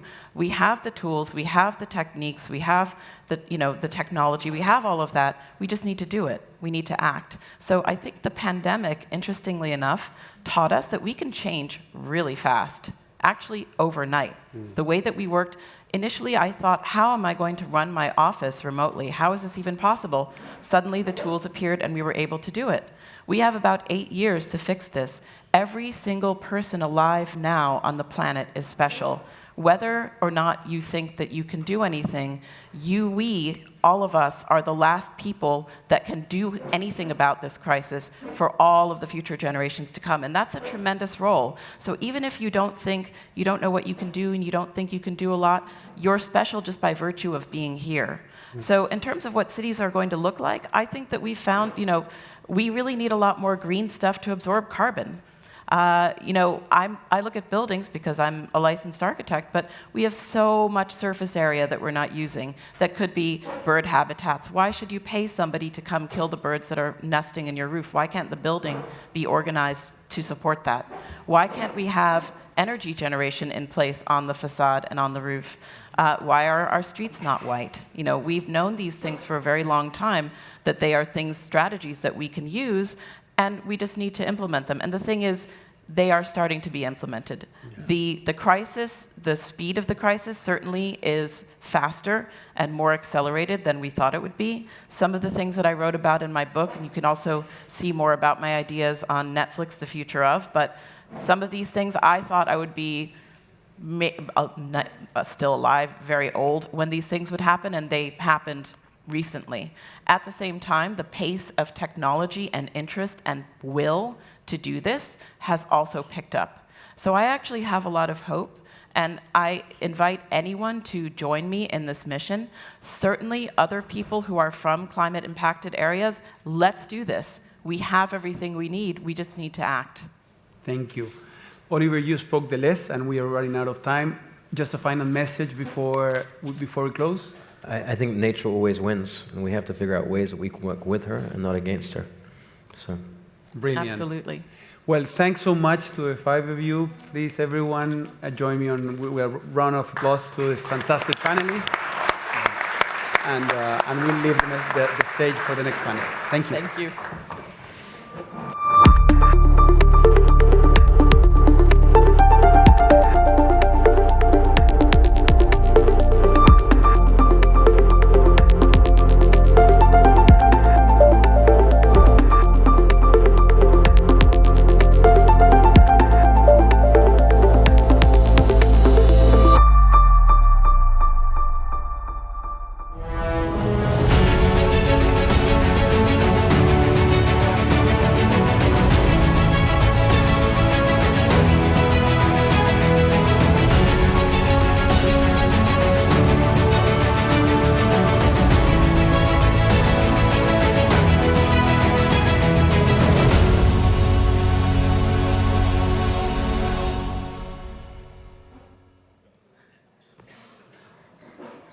Hello, everyone. Oh, it's pretty big in here. Okay, it's a green day today, and I think I'm welcome in the midst of green people. My name is Nenna Wakama, and for the few minutes here, I'll be speaking to you about a web for everyone. Normally, I introduce myself as Nenna from the internet. If you check on Google, you're going to see that, and there's a reason for that. The reason is that who I am today was because I got connected to the internet. And so I'd like to speak to all of you wonderful people about a World Wide Web that is for everyone. I am from the World Wide Web Foundation, which is that organization started by Sir Tim Berners-Lee, who is the inventor of the World Wide Web. I'd like to share, is this going? Where should I point it? Okay, I'd like to share a story of two friends. The one on the left is Melissa and Sizanele. They are both 10 years old, young girls in South Africa, in Johannesburg. They go to school, and after school, they go to a community center. And at the community center, they get online. They get ideas. They get inspiration. They get connections. They get resources. And these two little girls, how many of you have children? How many of you have young girls? How many of you have seen any young girl? How many of you know what interests a young girl? These are the people looking for makeup, body care, and they are creating one from the ideas they are getting on the web. They're like, we need to finish school fast because we are going marketing. We are going to touch the world. We are going to do something good. That is their teacher. They are building knowledge for these young girls. They are also building future workers. They are also building wealth and citizenship. That is what we do with the World Wide Web. I love the session that just finished because they were talking about remote work. How many of you were born before the pandemic? So there are no 2-year-olds here. How many of you worked online? How many of you did remote work? Welcome to my world. I've been working online for 17 years, so you've now migrated. Welcome on board. Welcome on board a world that is powered by technology, humanity powered by the World Wide Web. when Sir Tim Berners-Lee created it, he did not want to patent it. He believed, and I believe that's why you are here, that if humanity is given the right technology, we will use it for the better. We will use it to make ourselves better. We will use it to make our environment better. And that's the challenge I've come with today. This is what the girl says. If you don't know something, you just keep quiet. And then, like myself, like these girls, you realize you know things. You have things to talk about. You have things to say. And that builds confidence. That's what they find online. The World Wide Web is for everyone. It is for people north, south, center. It is for people of every tribe and tongue. It is for everyone who was born before pandemic and those who will come after the pandemic. And that is why I'd like to share one of the visions that we have, which is of the contract for the web, for human development. It is still the reason why it was created. But we're looking at joint responsibility because the UN and member states and stakeholders everywhere are asking themselves, how can we use technology for humanity? And I think that's why we are here. The future of humanity will not be the same without the World Wide Web. And that calls for responsibility.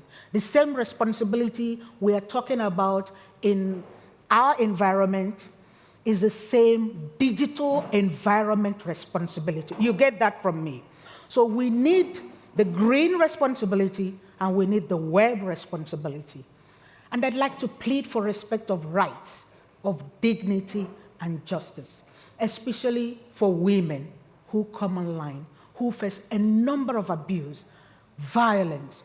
Journalists and women politicians face a lot of violence online. And if you're listening to me today, please check where you come from and stand up so that women journalists, women politicians are protected. For safety and security, that is why we adopted the contract for the web. This is an investment forum summit, and I'd like to leave a few thoughts with you. I was born in Nigeria, in the eastern part of Nigeria. When I was born, I wasn't given a name because in that time, they felt that young girls did not matter. But today, I'm standing here as a chief web advocate of the World Wide Web Foundation. The people who rejected me now want to be called by my name. I don't know where you come from. I don't know what you do on the World Wide Web, but I make a living from the World Wide Web. I make wealth from the World Wide Web. I teach, I work, I do banking, I do travel, I mentor people, I get connected to many people across the world. And that is why we need investment to ensure that everyone can get meaningful connectivity, connectivity that will allow them to Zoom online or use any other video conferencing. The education and digital literacy that will equip them to be able to not just benefit, but also co-create. The World Wide Web, we are not done creating it yet. So everyone who is here can always contribute. We're looking at policies for respect of rights, for dignity, and for justice. For those of us who don't come from the nice parts of the world, we still believe that all humans are born equal in dignity and in rights. And it is very important that technology for humanity will respect that. So when we do security and safety, it must be given, the same message must be given to those who are in California, in the Silicon Valley, who are here in New York, who are in Dubai, who are in Istanbul, those who are creating the technology, because we are moving from AI to the metaverse. And we're asking ourselves, will the same injustice, will the same divides that exist today, are we taking them online? That is the question that I want to leave with you. As I close, I want to challenge every one of you to take a stand that, first of all, everyone be connected, Secondly, those who are connected should not be disconnected. I will say that again, because we have seen gross human rights violations. For one thing or another, citizens are disconnected. As I speak today, one country has disconnected their citizens because they said something happened to a lady and we are not in agreement. They are seeking for justice, and the state is cutting off their internet. How do you reconcile that? So I've come here today to say no to internet disruptions. I've come to say that the World Wide Web is a priority. I've come to say that a web for everyone should be one of our priorities. I work with the Office of the UN Tech Envoy. I work in something called Digital Compact. It's going to be building this year and next year. And I'd like you to think that when you put in any word around the UN, you will remember that the web for everyone should be our priority. Shukran. Merci beaucoup. Gracias a todos.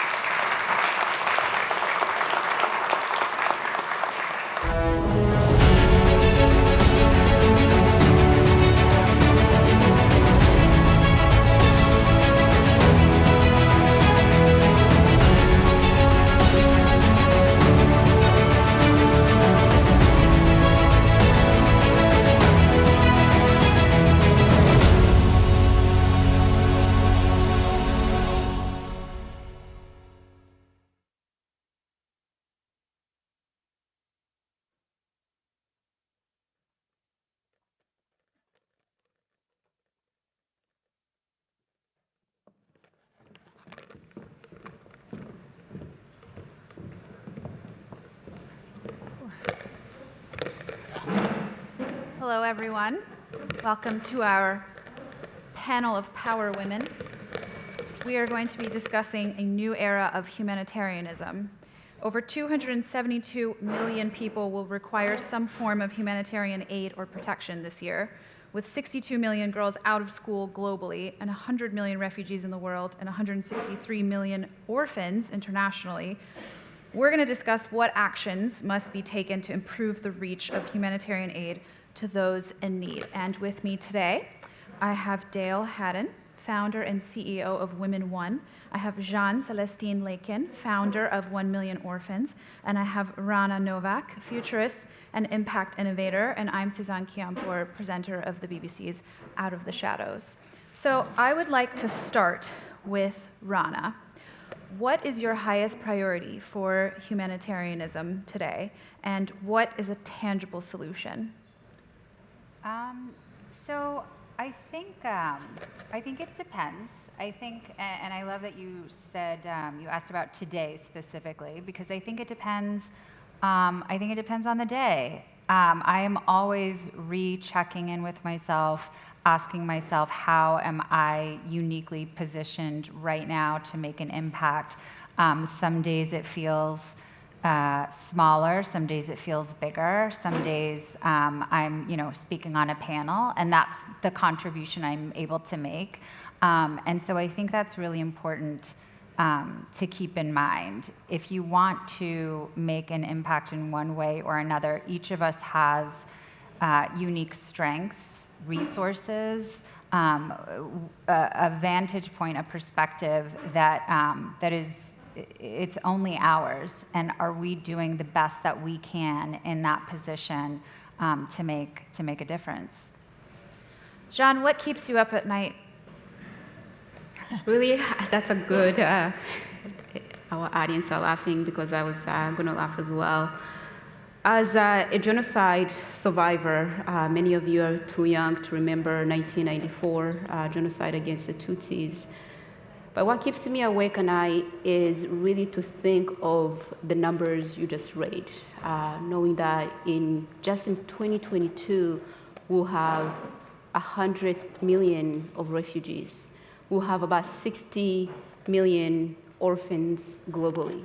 Those are the things that keeps me awake at night, because really, as somebody who experienced the worst of humanity, that kind of shakes my core, so I've decided to be the voice for humanity, for the crisis that we see in this world, especially now. That's really what keeps me awake at night, to have that history repeat itself. Fear of history repeating itself. What are your priorities in this new era of humanitarianism, and how do we fix this potential issue of history repeating itself? I think what you cited before is pretty powerful. 100,000 refugees in the world today. I think what we don't know is how long they stay in these camps. The average stay is about 17 years, and most of those refugees are children. So what are we going to do with that? Like, I worked in Zatri camp in Jordan, and there's 80,000 refugees there.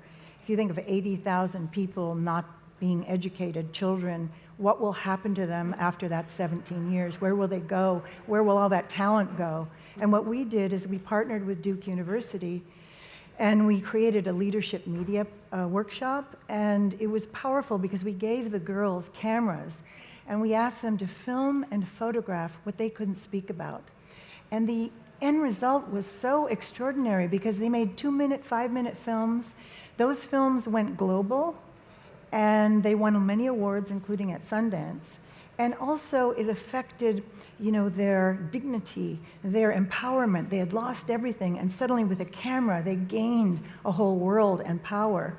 And with their male family members, fathers and brothers, suddenly they were impressed with them. How do you know how to do that? How are you doing that? So there are many creative solutions for disaster areas that we can all clue into and do. It's just putting heads together with interested and interesting people that are going to think outside the box. So some of those creative solutions can include technology. What are some ways that technology can help predict, prepare, prevent refugee crises in the future? So I very much believe in the power of technology to better help with humanitarian disasters. I've led the development of a solution to forecast refugee crises, which is now active in 26 countries, covering 87% of the world's displaced populations. And the idea that we react as if it's an emergency every time, to me is illogical, right? We have the tools to be able to understand the drivers of a conflict, the drivers of a migration crisis. How can we then be proactive, pre-position resources, make sure that people have avenues to safety when they need it, and save more lives? In my experience, one of the revelations that I had when my family became refugees was that it wasn't the conflict that was keeping them confined. It was the rest of the world closing their doors. Where were they refugees from? Syria. I am a first-generation Syrian American.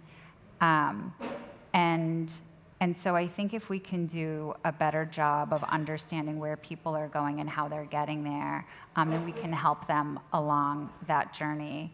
And yeah. Absolutely. I think you were talking about what keeps you up at night. And you and I were talking about this before. It's those girls or those refugees or those people that you miss, that you can't get in, either because of lack of funds or either just you miss them. That's heartbreaking. Yeah. Because it's, you can get 100 girls, but what happens to the 101st girl? Where does she go? That's heartbreaking. That's really hard. I have a podcast for the BBC called Women Building Peace, and the first episode was on education of women and girls in Afghanistan, and one of the girls in Afghanistan came on the program, and I connected her directly to Hillary Clinton, and she spoke. It was very powerful. They spoke directly. She was hiding in a safe house from the Taliban, and she still hasn't been able to come out, and she still sends me messages, and and she's trying to find ways to actually get an education, and the resilience is really powerful.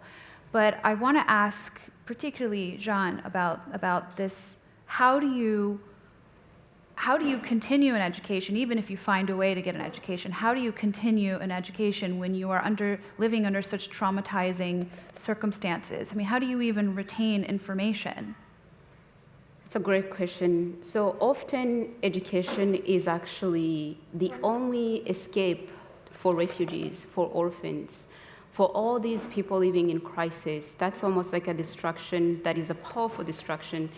As one of my all-time heroes, Nelson Mandela, puts it so beautifully, he said that education is the most powerful weapon that we can use to change the world. And that happened to be very true. And to answer that question, I want to give you a context really quick. Me, myself, I was a 9-year-old, 1994, living with my parents. I had everything I needed as a child. I was very privileged. But on April 7th of 1994, Rwandan genocide came knocking on our door. It was a genocide that was really organized. In the course of 3 months, over 1 million people vanished. And so I found myself, in order to survive, living in the swamps, in the bushes, hiding with my 3-year-old twin sisters. So in there, at the end of that genocide, I was held captive by a man who not only sexually abused me, but he decided to flee into the Congo DRC. There, when he started negotiating how much money that I was worth, because I was going to be sold into marriage as a 10-year-old, I realized the power of education. Now, I share this story not to make you feel sad, because a lot of times we feel sad and we want to just run away. I want to share that story because my story, unfortunately, is not a unique story. It's a story of women in Afghanistan. It's a story of refugees coming from Syria. It's a story of young children and women in Ukraine right now.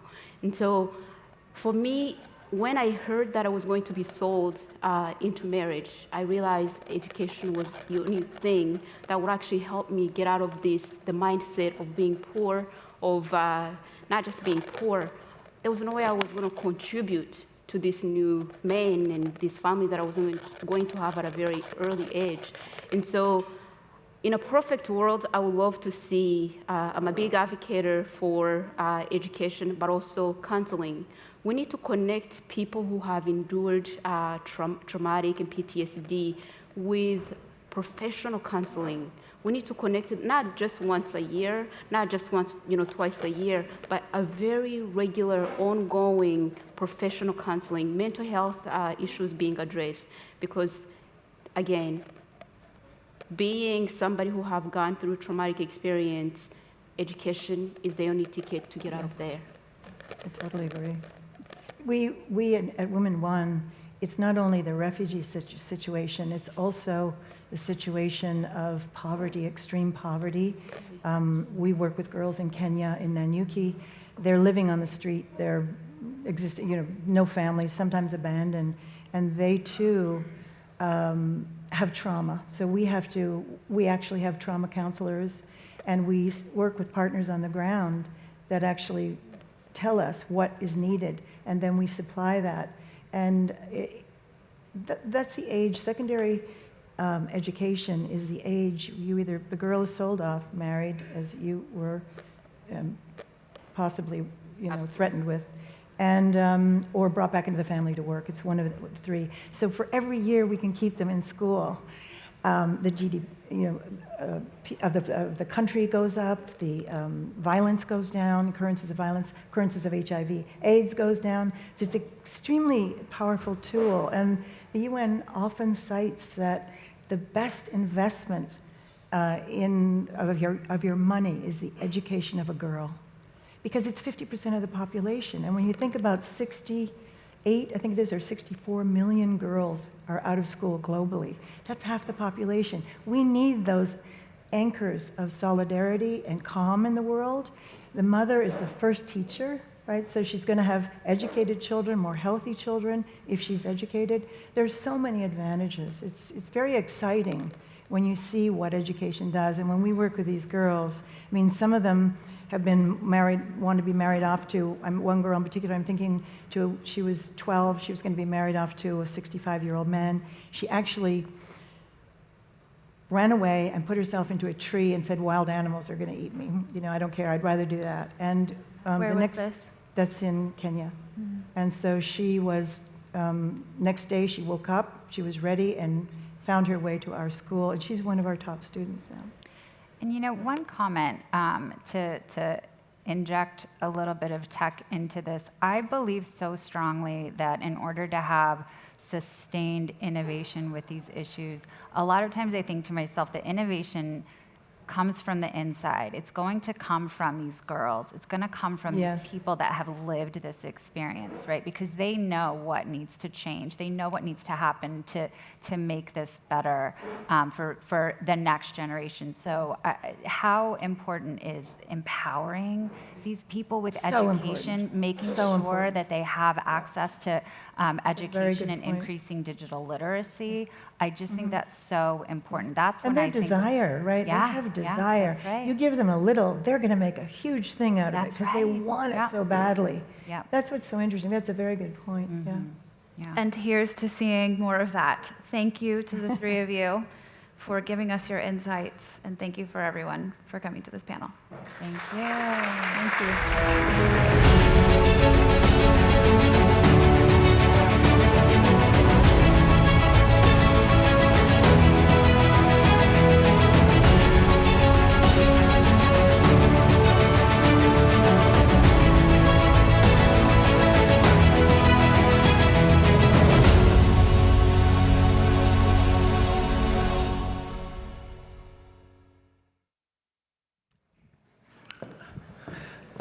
Hello, good afternoon. My name is Nuria Rubini. I'm a professor of economics at New York University, the Stern School of Business. And in less than a month, my new book is coming out. So I have about less than 10 minutes to tell you a little bit about what I'm thinking and writing about. The title of the book is Mega Threats. Mega Threats, 10 dangerous trends that imperil our future and how we can survive them. It's about mega, not MAGA, not meta, even if illiberal authoritarian regimes are one of the threats I think about. It's not meta, even if the risk is that AI and technology may destroy many jobs. And it's about threats, not just trends. There was a book in the 80s by a futurist, John Nesbitt, titled Mega Trends, on how technology is going to change the world for the better. Now, I'm an economist, and usually economists believe in comparative advantage, and my work in the past has been on economic and financial crisis. But as I look at this world, I realize that there are many other threats out there, and there's an interconnection between them. In addition to the traditional economic, financial, and monetary risk and threats, there are social and political ones. There are geopolitical ones. There are environmental ones. There are those that are related to health and to pandemics. And those are related also to technology and the impact that AI, machine learning, robotic, and automation is going to have on the future of jobs and labor income. And of course, there are economic and financial threats, debts that are high and unsustainable, cycles of boom, bubbles, and bust and crash led by loose monetary, fiscal, and credit policies, the risk of a return to inflation and stagflation, the risk of protectionism and deglobalization, the risk of financial instability, and whether the US dollar is going to remain the major global reserve currency, whether the European monetary system is going to survive or not. So I decided to think about these issues. It's a matrix of 10 risks and threats. Each one of them affects the other and vice versa. So I try to think of them holistically and how they're interrelated to each other as opposed to being separate. Of course, there are hundreds of books about global climate change or pandemics or financial crisis. But I think it's the system and the complexity of the system that is something that I'm concerned about. Of course, at the end of the book, I think about these threats, and each one of them, there may be solutions. And there are two paths. One path is the dystopian one when each one of these threats materializes, they feed on each other, and then we end up into a disaster. And there is, of course, another path where we find solutions to these problems at the national level, at the international level. We cooperate, and we can have a future that is less dystopian. Maybe not utopian, but we manage this risk in a more intelligent way. Now, I don't have much time, and I'll talk about some of them very briefly. I start with the backlash against liberal democracy. This is coming from the fact that authoritarian and liberal regimes are becoming more powerful all over the world. It's a phenomenon we see in advanced economies and emerging markets. I think the economic cause behind it is this rise in income and wealth inequality. The feeling that whether it's trade, globalization, technology, the power of economic financial elites, concentration of power in the corporate sector fed by big tech, there is inequality, and those who are in power are essentially not caring about those who are left behind. And the manifestation of it is populism of the extreme right and extreme left. But in addition to this domestic political problem of polarization, of course, we live in a world of a geopolitical recession, if not a depression. There is a number of revisionist powers, China, Russia, North Korea, Iran, other allies of it, implicit or explicit, like Pakistan, that are challenging the economic, social, political, military, and geopolitical order that the US, Europe, and the West created after World War II. We're at the beginning of a Cold War, and the question is whether this Cold War is going to lead to a hot war eventually. There's already a hot war in Ukraine, but whether US and China could end up in the military conflicts. Of course, the consequences are that for the last 30 years we had less geopolitical risk after the collapse of the Soviet Union and the Iron Curtain. So we had more globalization, more integration. But the reverse is going to happen in a world that is divided geopolitically. There'll be decoupling between US and China, fragmentation of the global economy, deglobalization, protectionism, and balkanization of global supply chains, where I care about security as opposed to efficiency of economic activity, friendshoring rather than offshoring. So it has material consequences, this rise of geopolitical risk. Global climate change, of course, is a serious issue. I don't have much time to talk about that, but I fear that there is a lot of greenwashing, green wishing, and green fig leaves. The solution to whether it's adaptation or mitigation or geoengineering are economically difficult. We don't have yet solutions that are going to resolve the problem of climate change without collapse of economic growth. And that's a slow-motion train wreck. Pandemic, by the way, there's a relation between pandemic and global climate change, as I studied.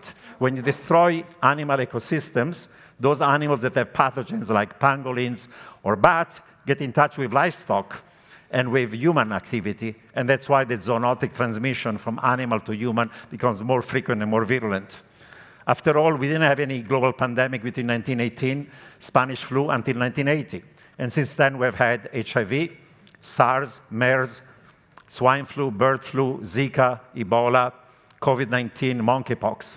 Why it's happening so more frequently is the connection between climate change and pandemic.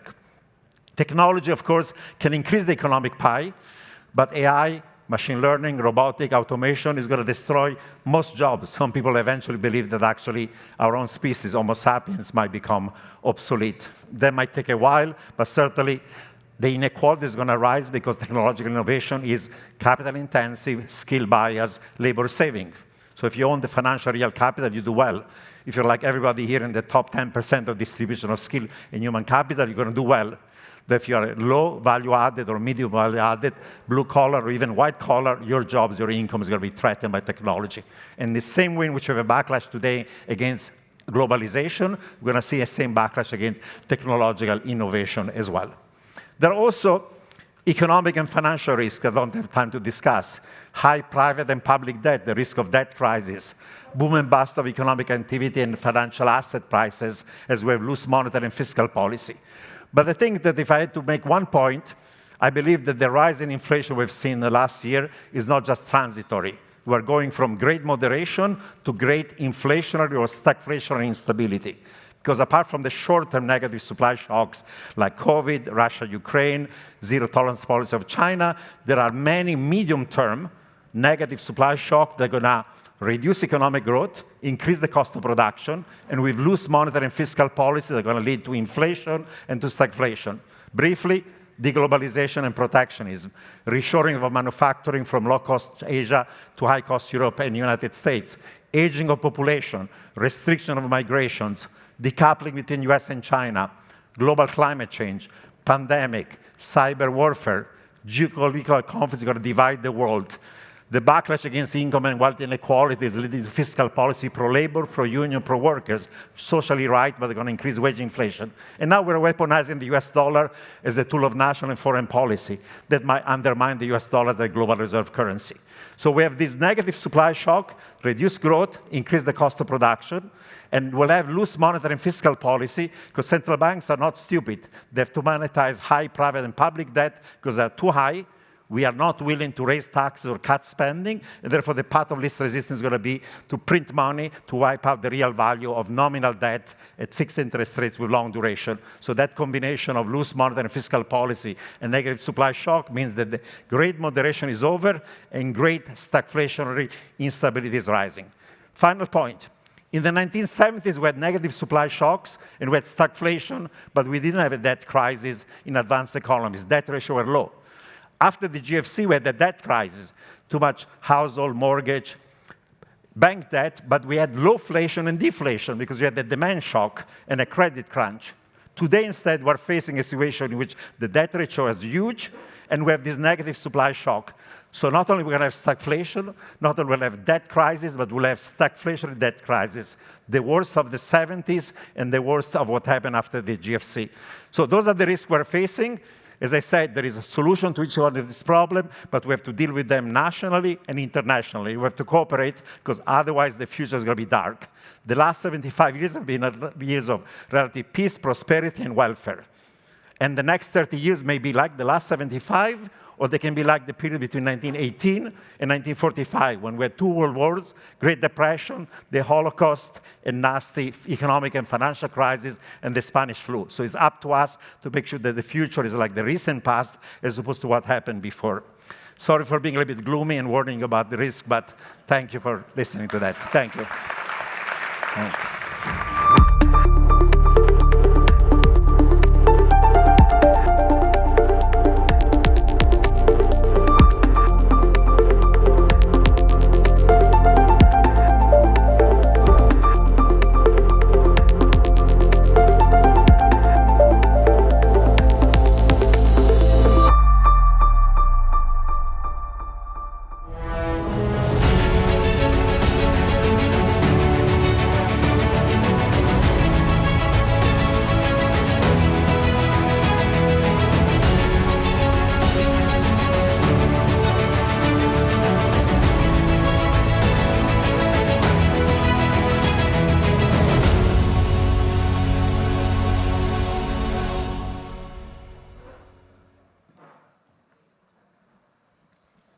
Good afternoon, everyone, Your Excellencies, esteemed guests, fellow young people.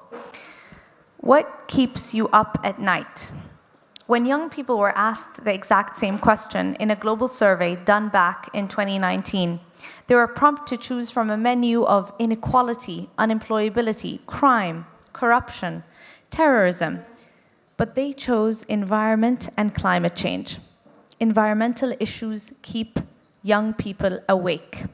Over 50% stated that they're willing to pay extra for a sustainable product and that they would rather work for a sustainable company. In other words, millennial consumers, together with Gen Z, are beginning to vote with their wallets, and they will eventually become dominant at the ballot box. They care, yes, for climate change. Young people are not the problem, they're the solution. And to me, that's the best news ever. The question is why? Why now, and why this generation? After all, young people are not the generation that caused the problem in the first place. And as far as we all know, over the last 4 decades, the battle against climate change has been fought against a backdrop of indifference, if not skepticism, from consumers and the voting public worldwide, and eventually a procrastination attitude that someone else will solve this. Why in this particular moment in time is this generation reinforcing a momentum for a sustainability revolution? Right before I came here, I did a small exercise and I posed the same exact question about what keeps you up at night to young people of our Arab Youth Center Climate Change Council.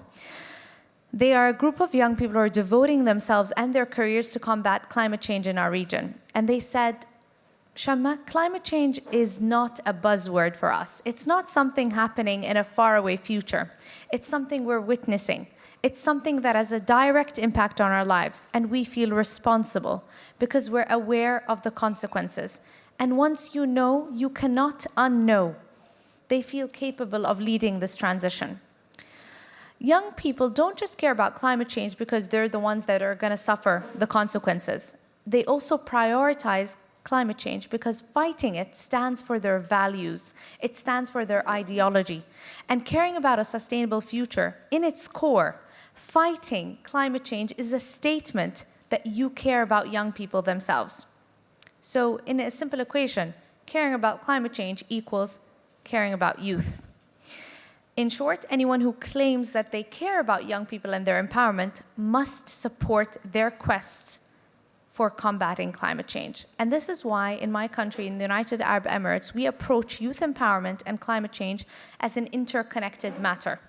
Supporting young people in securing a safe, sustainable environmental future goes hand in hand with nurturing their character and maximizing their potential.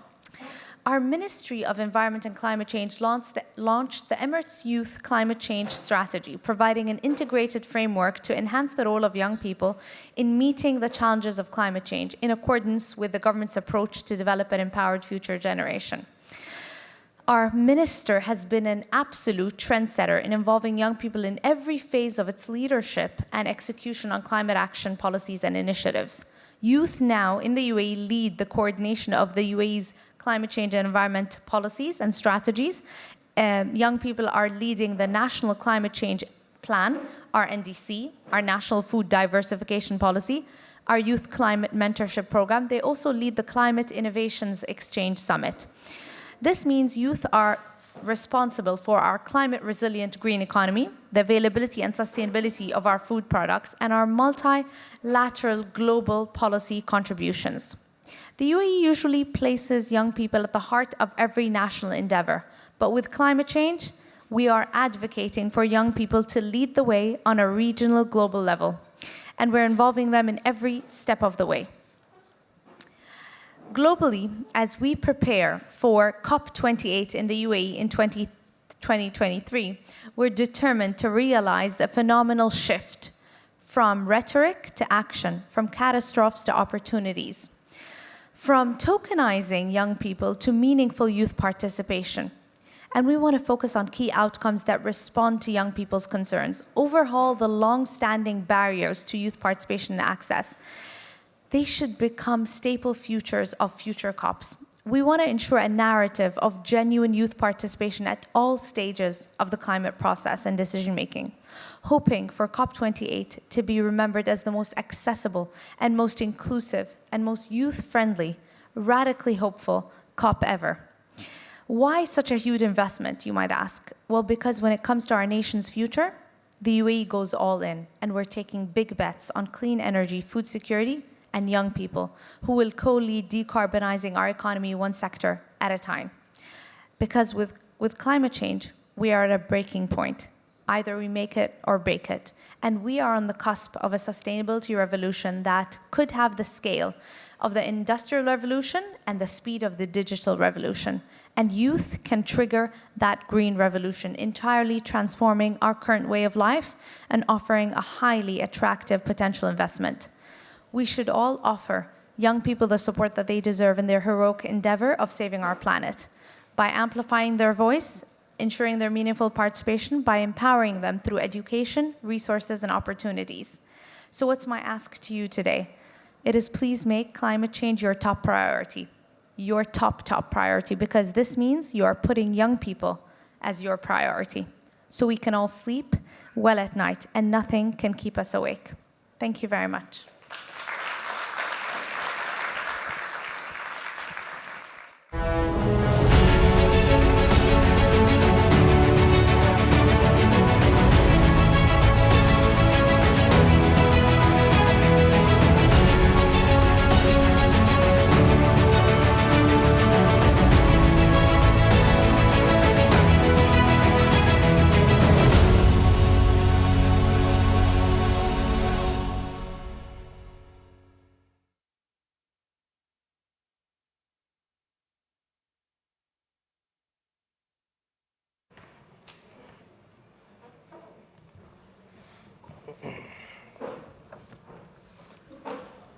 Hello, everyone, and welcome. My name is Miguel Rosso, and I'm pleased to be your moderator for today's session. Thank you as well, Your Excellency, for your remarks. There were many highlights that will certainly help to shape today's conversation. I'm excited to be here with fellow young leaders who are driving impact in so many ways, but first I just want to quickly highlight why intergenerational allyship matters, and it's critical to build a better future for all. Last year, I had the chance to co-lead the Davos Lab with the Global Shapers community and the World Economic Forum to shape the world's first youth-driven recovery plan. It reached youth around the world, and there were a number of issues that were highlighted that showed what youth aspire for the future. And there were a few things that stood out that I think we could keep in mind as we're navigating today's conversation. First, before the pandemic, our world was already facing an intergenerational crisis, from climate change, inequality, geopolitical tensions, and fast-paced technological changes. These are all issues that we inherited, including today's youth. But many young people around the world understand that this is a critical time for humanity and that we're facing an existential crisis. Many of them are justifiably angry, not only because do they have to face a more unpredictable world, but they must also now contend with rising living costs, among other issues. But despite this, young people are stepping up in so many different ways, as we're going to see today, whether it's mobilizing, launching new initiatives, taking action within government institutions, the private sector, multilateral fora. The possibilities are endless. But leaders today must also take action by embracing intergenerational parity if we are to save the world as we know it. And with that said, it is my pleasure to introduce our panelists for today. So first we have Nisreen El Saim, a youth climate activist and climate negotiator who also serves as chair of the UN Secretary General's Youth Advisory Group on Climate Change. Next we have Daniel Kleinman, founder and CEO of the Seaworthy Collective, a startup community and venture studio driving access and inclusion for the global ocean and climate startup ecosystem. And last but not least, Guillaume Lacroix, CEO and founder and co-founder of Brut, a growing French online media company targeted at young people and on the issues that matter to youth. So first, I would say let's get started with a rapid-fire question for all of you. Tell me, why is it critical that we enable next-gen leaders right now to protect our planet, and what's at stake? Nisreen, let's start. Well, I think there is nothing more important than staying alive. And that's why it's very important to empower young people and young leaders now, not in the future, because we might not actually have a future. A lot of people say that this is climate anxiety and this is environmental anxiety, but sometimes anxiety is the reality. If we are not very much clear and honest and dedicated to the issue that we are working on, then we cannot proceed forward. Having tick points, having milestones, and tracking how much progress we are making is really important to stay in track and make sure that we will reach our goal, which is conserving humanity, nature, and of course, planet Earth. Thank you. Daniel. So I would say we are really at this point where we need a shift from exploitation, not just to sustainability, but regeneration, and Alexandre Cousteau touched on that earlier. You know, in our lifetime, we literally are already at a point where sustainability for the oceans isn't practical. We need to think bigger. And as we look ahead at the economies of the future, it's really about valuing impact and finding ways that we can have opportunities to make an impact. And so when we think about the systems change and really the problems that we're solving, it's not just on the ground level of just solving plastic pollution or just solving carbon removal. It's really about how are we creating these economies of the future that are inclusive of the youth and of future ideas that we need to really see the systemic change to solve these problems at their root. Yeah, if I look at it on a media perspective, and we reach 500 million young adults in the world every month, one of the biggest issues we can see is, like, as you mentioned, the most important thing is to survive. They know that. So there's massive awareness on those subjects. But the issue is, like, how do you close the gap between awareness and impact? And especially in a world where you have basically people over 50 watching TV, reading the press, hearing the radio, and young people being on social network. There's almost no overlap in media consumption. 2 years ago, it's 8% overlap between 50 plus and people under 30 years old. So it's critical to have young leaders because you need to close that gap. very, very importantly. Excellent. Thank you. Now, you're all leaders in your own right, but tell me, how can leaders today be better allies for young people, and what would you like to see more from previous generations? Daniel, let's start with you. Yeah, well, I think representation matters, and when I say representation, it's not just having people that don't not just look like me, but in general, people of youth in the building, but also not only with the opportunity, but really with the investment, right? I think we see a lot of PR in this space, but really it's the intentionality and people putting money where their mouth is and saying, we see the value of what youth are bringing to our economies and overall global development. Excellent. Fisri? Well, I think, first of all, we need to speak to each other. And this is like a message to all of the world leaders. Young people don't bite, so feel free to speak with us. But I think also it's a similar message to young people. You need to reach out to the decision makers in your country. You need to choose wisely who's going to actually speak on your behalf and make decisions for your future. We've been, for a long time, young people on the side.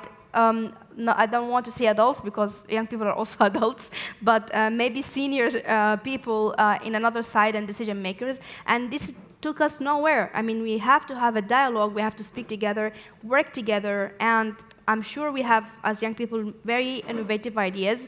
And of course, I'm sure that also decision makers have very legitimate challenges. And working together with our innovative idea, we can overcome these challenges so we can actually save the world or the planet.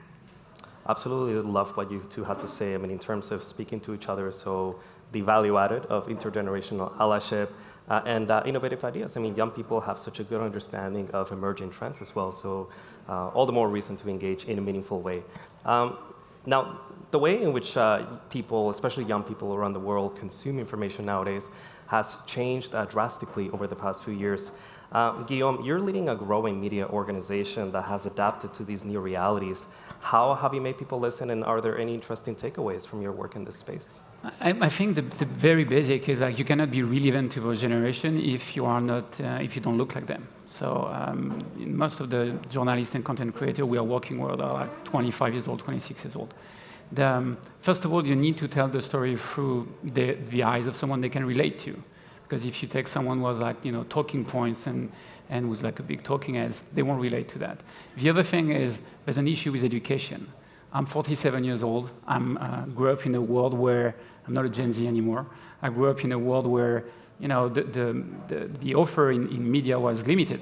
We had like 3 or 4 TV channels, 3 or 4 media, radio and print, newspaper. Because of this, my generation, we have a common grammar of the world. Younger people know. You're 16, 18 today, you grew up with a phone in your hand, and every single content you've seen is made for you and distributed by an algorithm. Your best friend didn't see the same thing, your sister didn't see the same thing. So when you want to tackle those type of issue, not only it's overwhelming, but you don't have the tools and the common grammar to really understand what's happening on the generation level. So education is a big part of it, of course. And the second thing is, and we bear a massive responsibility as a media company.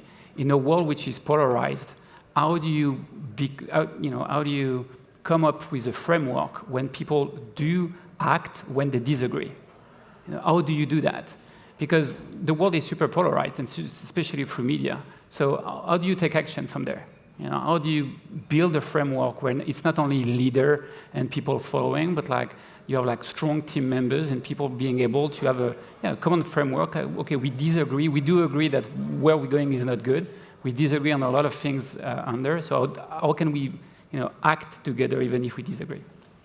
And that's an interesting insight. I mean, in some way, online spaces have provided a voice to so many more young people around the world, but it's also come with its own set of challenges, such as echo chambers and polarization. And glad to hear that you also mentioned the need to reimagine education so it's more adaptable to labor markets. Now, we're almost out of time here, but I just want to conclude with a question for all of you. How optimistic do you feel about the future? And is there one takeaway that you would like to leave us with, or a big idea that we could pursue in order to shape a more resilient and sustainable future? Ms. Ring, start with you. Thank you. I think we don't have the privilege of not being optimistic. I mean, if we are not optimistic, then what? We cannot afford to go to the Bahamas and wait for the world to end. We have to stay optimistic and work, whether if it's actually moving now or it will build up to something that will at the end make a positive change. Again, we don't have any other option or solution but keep working and empowering not only ourselves but the communities around us, because sometimes, as they say, if you want to walk fast, you walk alone, but if you want to walk far, then we work together. We need to walk fast and far at the same time. So simply, we need to empower ourselves to walk fast and the communities around us to walk far.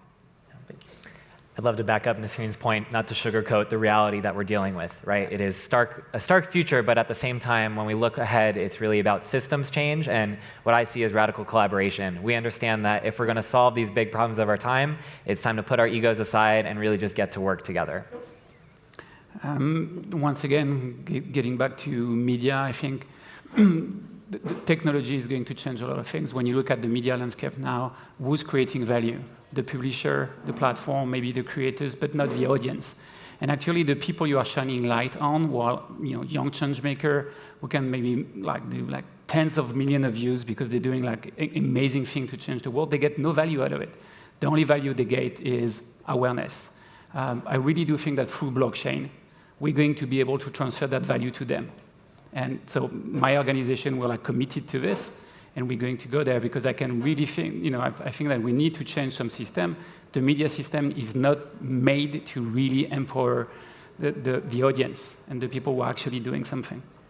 So I really do think that if we invest in blockchain, those things are going to change dramatically. We need to find a way to drive value to them.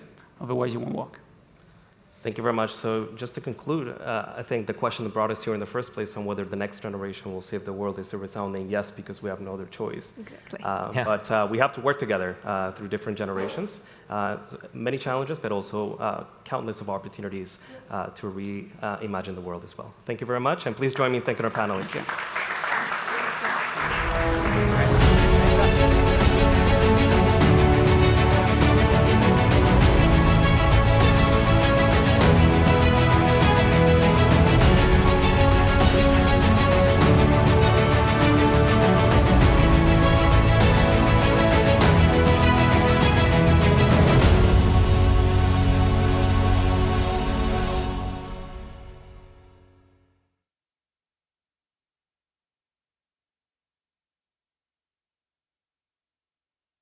Bring me a mic. Oh, it is on. There we are. Okay, well, this session is a veritable gallop through questions around virtual, augmented reality, as well as the metaverse. And we are going to definitively answer the question how we can be happy in the metaverse. But I want to introduce two very special guests to you. We have here, just on my right, Sam Engelhardt. He's the co-founder of Galaxy Digital and the general partner of Galaxy Interactive. And we also have Peggy Johnson, who is the CEO of Magic Leap. So, first of all, Sam, tell me briefly about what Galaxy Interactive is and what the metaverse to you means.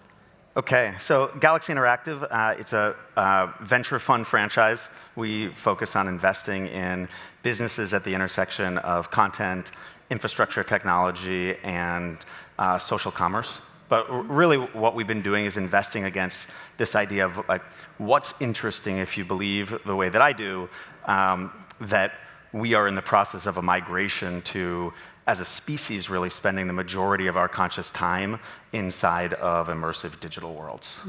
So we were in a lot of ways, we were metaverse investors before it became so fashionable to talk about the metaverse, as it has the last couple of years. To me, and this is a part of the process of having this conversation, you always need to, I think, first just define this term, because everybody has a different idea in mind. I think the way that I've been really describing the metaverse for the last few years, and some credit to my friend Matt Ball, who just put out a book on this topic that everybody should read, but what I mean when we talk about the metaverse is a massively scaled network of interoperable and persistent 3D virtual worlds that can be inhabited by effectively an infinite number of people. So there's a lot to unpack there, and I'm sure we're going to come back to that. in minutes All right. 7 and 8 of the 10-minute talk. Exactly. But Peggy, why don't you give us your view? Tell us where Magic Leap is at the moment, because you've got a new device coming out in less than 2 weeks. And describe AR and VR to you, what it means. Okay, so we make a augmented reality headset, and when you put it on, you still see your physical world, but we put content, digital content, in your physical world, in your field of view. But I think today, if you Google the metaverse, what comes up is virtual reality, and that is when you put a device on and you enter into another world. You're fully occluded, and you don't see your physical world. That's largely an immobile type of experience, oftentimes used for entertainment. But I think if we limit it just to that, the true value of the metaverse would be completely missed, and that is when we can be back to a heads-up display of the world, and we are looking around in our physical world, and the content just lives intelligently in that world. So give us some examples of how people are already using your device, for example, within medicine, within training.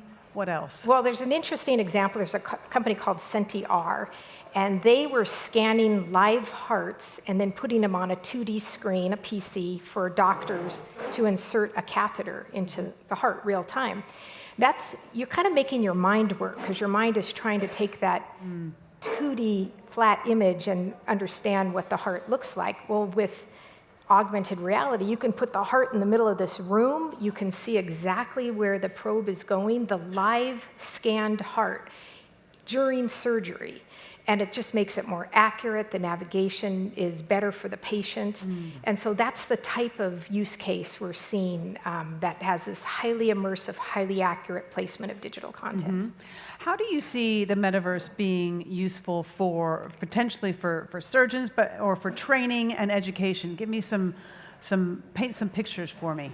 Well, I think, first of all, in some ways, the concept of metaverse, as I understand it, using a VR or AR device or interacting with in an immersive digital world or digital objects in that way doesn't necessarily require the metaverse, or doesn't require this hyperscaled network of environments, of 3D rendered environments to do that. The VR and AR can be a tool that allows you to get that much deeper into a particular thing or look at it from different angles. It's where the metaverse piece of it becomes interesting is more in the collaboration. And to the extent that part of what you're building, in order to build out the metaverse in this big, grand way that I described it, you're building a lot of tools that allows for very precise, zero latency type of interactivity with other people, and presumably located anywhere around the world and at scale. So I think that's where, if you start to imagine education that requires large groups of people that are in different places, the sort of simulation training and things that you would ordinarily need to spend a lot of money and consume a lot of resources, physical resources, to bring people together to do things, that's a type of education that I think we're going to be able to do in these virtual worlds in a much more efficient way. I just want to spend a moment on how we're going to move within the metaverse, because one of the things that I learned from talking to you is that it's actually, we don't necessarily need to put on the glasses to enter the metaverse, but we're going to be able to do it through a device like this, but it's just going to be a different experience. Is that right? Yeah, I think not included in this definition of metaverse is the type of device or screen that you're using to access it. So really what we're talking about are these interconnected digital worlds that become so powerful, and this idea really is what we think of as the sort of fourth era of computing. If we started with mainframe computing and then the home computer and the internet and then the mobile computer and cloud, what we're talking about now is this sort of always-on persistent networked group of virtual worlds. We're going to experience them through whichever device we happen to have handy at any particular time. So we're increasingly all connected 24/7 globally via our mobile phones, and that's more than sufficient. I think what we don't need to imagine here is a Ready Player One, Oasis-like experience, although we're heading in that direction, but it's going to be a long time. Far sooner than that will be people wearing headsets like Magic Leap, where we are in our physical world and we have layers of digital objects and technology and data available to us all of the time. And that's what we're going to be pulling from these connected virtual worlds. Now, it's one thing to think about folks who have lots of money to be able to spend on devices, on headsets, but I know, Peggy, you also work with frontline workers and in manufacturing, and actually changing the sense of that job. So tell us about that. Yeah, when you think about frontline workers, oftentimes they don't have a PC on a desk somewhere like a knowledge worker does. But for the first time, we're able to put a PC on their eyes. Their hands are still free to do their job. And for instance, they might have been trained on bringing a machine that's gone offline back online, but it was a year and a half ago. Now the machine's broken, it's in front of them. They can walk up to it, see a digital twin of the machine, and be talked through the maintenance and repair of that machine. And if they get stuck, someone who doesn't have a headset, could be a continent away, an expert, can see what they see because there's cameras on these devices. And that expert can annotate, they can talk them through a fix and getting something back online. We have a company in the Midwest, PBC Linear, and they've shortened the time of resolution to factory floor problems from 2 hours to 40 minutes because of this. So you can just really be much more efficient. You don't have to go back to the books that you had in a classroom. Right, interesting. We are running out of time, unfortunately, but I wonder if we address this question of how to be happy in the metaverse, in a world where we've all come here today with at least one device. We are distracted all the time. There's pings, there's things that drag us down that are so interesting, that keep us from enjoying this very panel. How is the metaverse going to make us happy? I mean, I was thinking about that on the way over here, and I spend most of my time and energy investing in video games, and really in terms of the content that's going to populate this metaverse, or that it will consist of, is going to be largely for now games. And I think the easy answer is to say, well, everybody's going to be playing games, and they're going to be having a lot of fun, and they're going to be happy. I think one theme that's come up a bunch in this conference today is, what's actually on most people's mind and keeping them up at night around the world, and it's really the obvious, right? Financial security, job security, these types of things. And I think one of the most interesting things to imagine as this metaverse scales and is built is the opportunity for everybody at the individual level to really earn a living in some pretty new and important ways. If anything like the metaverse and what we're talking about here is going to exist, it's going to require distributed resources. We're going to all ultimately need to contribute in some way to the compute power necessary to power the storage necessary, the creative energy necessary to create the amount of content that we're talking about. I mean, this is such a massive scaled, enormous virtual world that's being built, and everybody's going to have an opportunity to participate and earn a living in order to make this a reality. And I think that's probably the most exciting thing as we imagine this new era of computing. So the element of inclusion is very real. Yeah, and remuneration, and yeah. Right. So if we think about the idea of making us more happy, Peggy, through the augmented reality, through wearing the device, how is it going to make me more happy if I've just got more things coming at me with the device I'm wearing? I don't even have to look down to get it. Well, first of all, it's going to be a heads-up view of the world again. We're going to enter our physical world again. We're going to be part of that. We won't have our head down on a little screen on our lap. And that content can be more comfortably placed in our environment or erased if you just want to go onto quiet mode. So I think it's going to bring us all back into our physical world again. All right. I wish we had another 20 minutes or even 2 hours to spend on this topic, but can I get a huge round of applause and thanks for Peggy and Sam. Thank you very much. Thank you. Thank you. Thanks.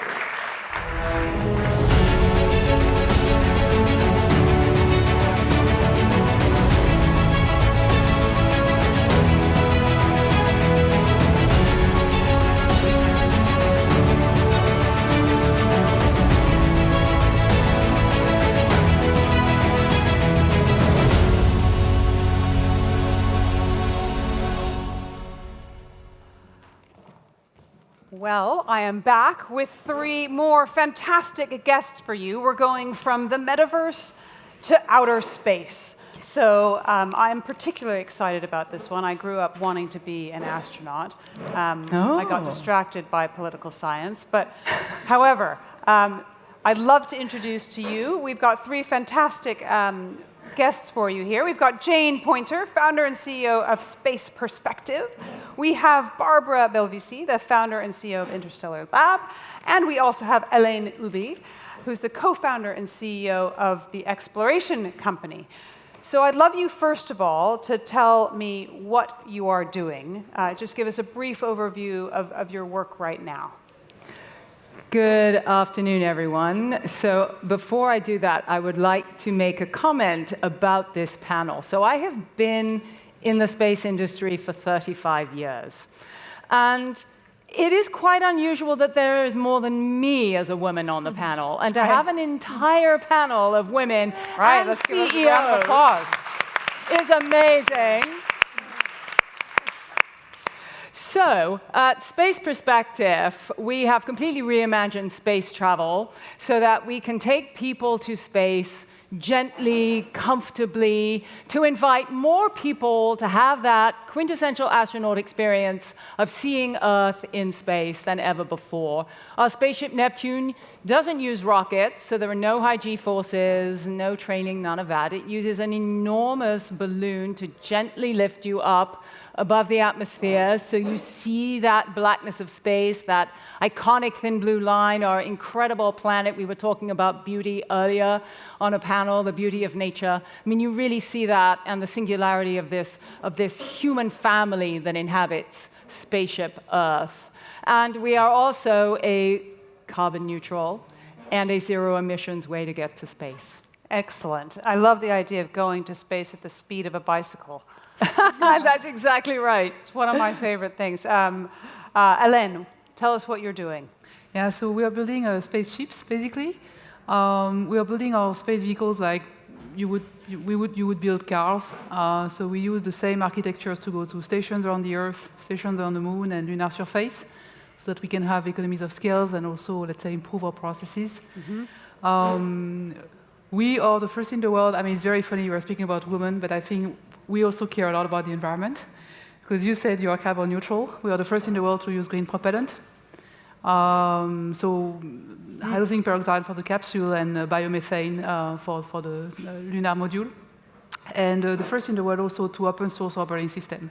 Because we're going to open a logistic ecosystem around the Earth to the Moon, where there'll be multiple players, players from various countries, players from various sizes, and we believe this interoperability is something that's going to be key. And as European players, we're also to be able to work with every players where they come from. And we believe that's also very important that this new space exploration trend and endeavor, which currently humanity is being built, we can find players which are truly cooperative. So we are logistic companies, basically, and the first in the world, actually, to be privately funded for this kind of vehicle. Okay, interesting. And you've raised about 15 million, is that Yeah, right? we are 1 year olds. We raised about 15 million, which is for a 1-year-old company is quite nice. And we're on the way to fundraise another 20 million. We've already some commitments. Fantastic, excellent. So, Barbara, talk me through what you're doing. So I'm a founder and CEO of a company called Interstellar Lab. We're focusing on protecting life on Earth and expanding it to space. So to do that, we've been developing inflatable structures that can be deployed under any environment, whether it's on Earth or in LEO or on the Moon. And inside those structures, we recreate perfect climatic conditions to grow plants. So we grow plants in a very efficient way using less water, scrubbing CO2. So we're also Space for Climate company. And yeah, we've been there for 4 years. They're like pods, right? So Yes. one is slightly less than this stage. Oh, it's much bigger than this stage. It's much bigger than this Yeah, stage. so it's actually from this wall to the other wall, and it's higher than this. Okay. Fully inflated. The first one that we built, we actually unveiled it 2 days ago in Paris. Okay. We recreated a tropical climate with growing 12 species inside, 3 endangered, and the rest used for food and for pharmaceutical purposes. Fantastic. All right, we're going to hear more about that in a minute. But I'd love to hear a little bit about, now one connection that you guys have is this idea of the biosphere. And actually, Jane, you spent some time living in a biosphere, and the idea was to see about what it would be like when humans eventually did live on the moon, did live on Mars. What did you learn? Oh my goodness. Well, first of all, let me give you some context of what we're talking about. So I was on the design team and then lived for 2 years and 20 minutes inside Biosphere 2. And Biosphere 2 was the first attempt for humanity to make a human-made biosphere. And so it was completely sealed at the time. The University of Arizona runs it now as a laboratory for understanding planet Earth. But at the time, it was completely sealed, as tight as the International Space Station. And we have a miniature rainforest, a savanna, an ocean, a marsh, a desert, and where we grew our food and where we lived. And so what did we learn? Gosh, so much. OK, so one of the things we learned is that it's possible. You can create a biosphere separate from Biosphere 1, our planet, and have it persist. We got a long way to go before we can actually take that to Mars and rely on it, but we certainly demonstrated it. Another thing we learned is that the human factor is a little tricky. Is it? Give me an example. Yes. How well, is it turns out there's a whole series of studies called isolated confined environment psychology. And it's been studied in the Antarctic and on the International Space Station and with us. Yeah, it can get ugly. What can I say? 2 years with 8 people living together, not ideal. But it also can result in some good relationships, right? I believe that your husband was there. Yes. So I met my husband before that. Okay. Part of the Biosphere training. But we did go into the Biosphere. We were in there together. And actually, we've been on this long journey for over 30 years now to take us all to space. So if I may just take a minute and just sort of describe one of the seminal experiences I had in there and why I'm doing what I'm doing today. So when I was in the Biosphere, I knew moment by moment that the plants around me were giving me my oxygen, and as I exhaled, I was giving the CO2 to the plants that I was eating, and we were all turning orange because we were eating so many sweet potatoes. And it's a very deep connection. It becomes very personal what happens to your biosphere. And by extension, that's what astronauts experience when they go to space and they see our home planet from that vantage point. It becomes very personal what happens to our planet and the family that inhabits it. And that is why we want to take us all to space, so that other people can have that extraordinary experience and carry it home with them for the rest of their lives. Interesting. Can you tell us a little bit about what life will be like when we start to use your spaceships to go, for example, to the moon, to Mars? Tell us how it's going to work. What's the next step in your journey with your spaceships? Yeah, so in our journey, basically the next step is tomorrow. We are performing the final test of our first demonstrator. So very important step for a one-year-old company. And afterwards, the second step is in 2024. We'll fly basically this capsule, so that's very small model. Basically, we'll demonstrate all the technology we need to demonstrate to be able to dock with stations. What scale size? This is very small scale. Of course, the size of the capsule would be round about a little bit bigger than this round here. Okay. It weighs 1.6 tons, and we carry with us 300 kilograms of clients. And it's already 100% pre-booked, so I'm sorry, I cannot offer any more rooms to fly But it's cargo only to begin with. We start with cargo because I mean, it's a bit, an approach is a little bit different, but I was the vice president of the European Service Module, so part of the RN vehicle that you can see on the top of the SLS launcher. And I mean, building, a spaceship that fly humans, if you look at how much time it took to SpaceX, how much time it took to China, it's round about 10 years, round about 1 to 2 billion. So we are starting with cargo because, as I was mentioning, we are the first company in the world to be privately funded for this kind of spaceship that go to stations and to the moon. So with cargo, it takes you 4 to 5 years. and you can have like quite fast a profitable business model. But we design with human in mind already, right? So we're going to fly here like living stuff. So when times come, either because Europe decides to go for human spaceflight, and then we can benefit, as SpaceX benefited from huge NASA contract, we can benefit from huge European contracts, or when we IPO, then we'll go for humans. But we have that in mind already. And I think what would be special with flying with us, and the reason why we are already today 100% booked, is I'm insisting on the fact that we are European. So there is no other solution in Europe than us. And looking at the way exploration is going, and we, step by step, are in a dynamics which is more and more confrontational between China and the US. And it's part of, I would say, my roadmap. It's part of my duty to bring this European cooperation in the space exploration area. And flying with us means flying with green propellant, flying with open interfaces, and hopefully playing a role so that instead of having a Chinese space station, an American space station, we can hopefully inspire the world, building in space infrastructures and vehicles which are a bit more cooperative. Interesting. And so you're going to be testing to low orbit. Yeah, we start with low Earth orbit first. Low Earth orbit, and when's that? So the first flight is next year, beginning of next year. Because now we finished the test, so we need to get some license to re-entry, but then we fly next year. And then the second flight is in 24. So like it's moving pretty fast, actually. Okay, that is pretty. And when would you like to be on the moon? We'll be on the moon around 28. Okay. So it's kind of long. We need to develop a special engine for that. I told you we are building vehicles like cars. It means our vehicles can be reused and they can be refueled, which is very important because it means that with one vehicle around the moon, you can do like 10 to 20 to 30 missions with the same vehicle. We're using the same propellant than SpaceX.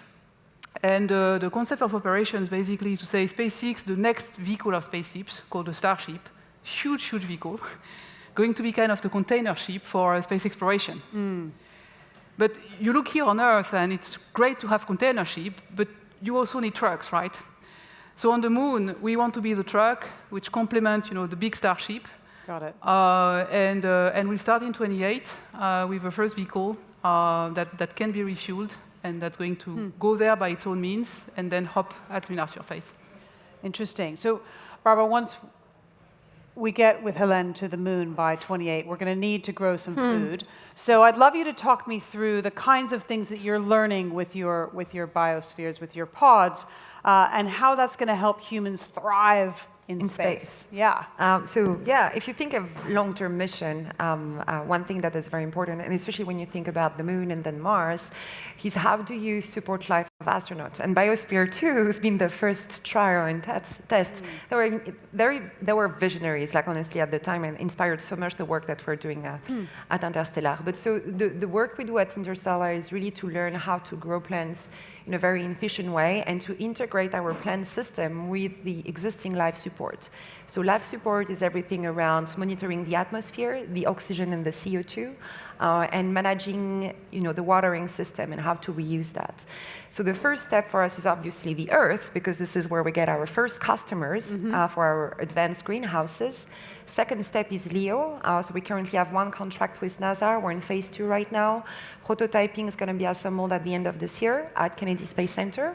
And it's a cubic version of a biopod. It's just a combination of different cubes inside which we grow specific plants. So we're focusing on microgreens, mushroom, and insects. And why those three? Because NASA sent us a list of what they call the food gaps. So food gaps are nutrients that after a certain period of time in space, because of solar radiation, they degrade. So future of food in space is going to be a combination of lyophilized foods, but also plant grown. So you need growing system for those plants. So we selected the plants that can fulfill those food gaps, and we designed the hardware system to grow them. So testing end of this year, and up there in the ISS hopefully next year, so it's very fast. And then when it comes to the moon, we have a big contract with NASA, 5 years program to turn our terrestrial biopod into a lunar version of the biopod. So we can grow plant in the context of the Artemis program, providing food for the astronauts, but also research facility to grow specific plants in space. And why is that?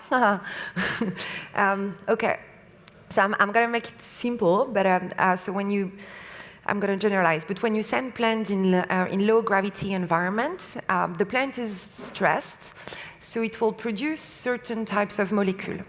And those molecules then can be used in medicine or in cosmetics or pharmaceuticals. One of the first plants for our first flight we've been looking at is called Madagascar periwinkle. So it's actually an endangered species in Madagascar that we're growing, and it's also used for the treatment of cancer. And we know that solar radiation triggers the production of those two molecules.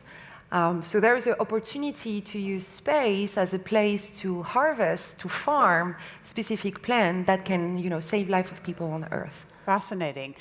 Well, we don't have to go all the way to the moon to experience space already. And I'd love you to tell us when I get into your space balloon, I mean, I've tried to book a ticket, but it looks like they're all booked out for the near future, right? Oh, no, you can book a ticket. I'll help you. Okay. All right, so I get into the space balloon, and I'm slowly rising at the speed of a bicycle. I think I can have a beverage. You might be able to have a meal. Yes, absolutely. And you talk may have me a through the beverage, a experience. meal, and of course, along with that, you need to have a toilet, restroom facilities. Oh, and by the way, this is going to be the best loo in the universe because it has the window. It has that huge window view. Fantastic. Yeah. We've thought of everything. You thought of everything. Flights, I believe, into space or telescopes. Yeah, so it's actually really awesome. We get to take advantage of decades of flight that has been done by NASA, by ESA, but actually many members of my team have flown hundreds of these balloons, so over 1,000 of these balloons have been flown before. For research. Actually, my husband/co-founder's father is an astrophysicist, and he flew a giant gamma ray astronomy telescope under one of these balloons in the 70s, was on the team that discovered that we have a black hole in the center of our Milky Way. What's the kind of experiences? You mentioned that idea of seeing the thin blue line. So I love this idea that being in space might actually help us appreciate life on Earth even more. Is that right?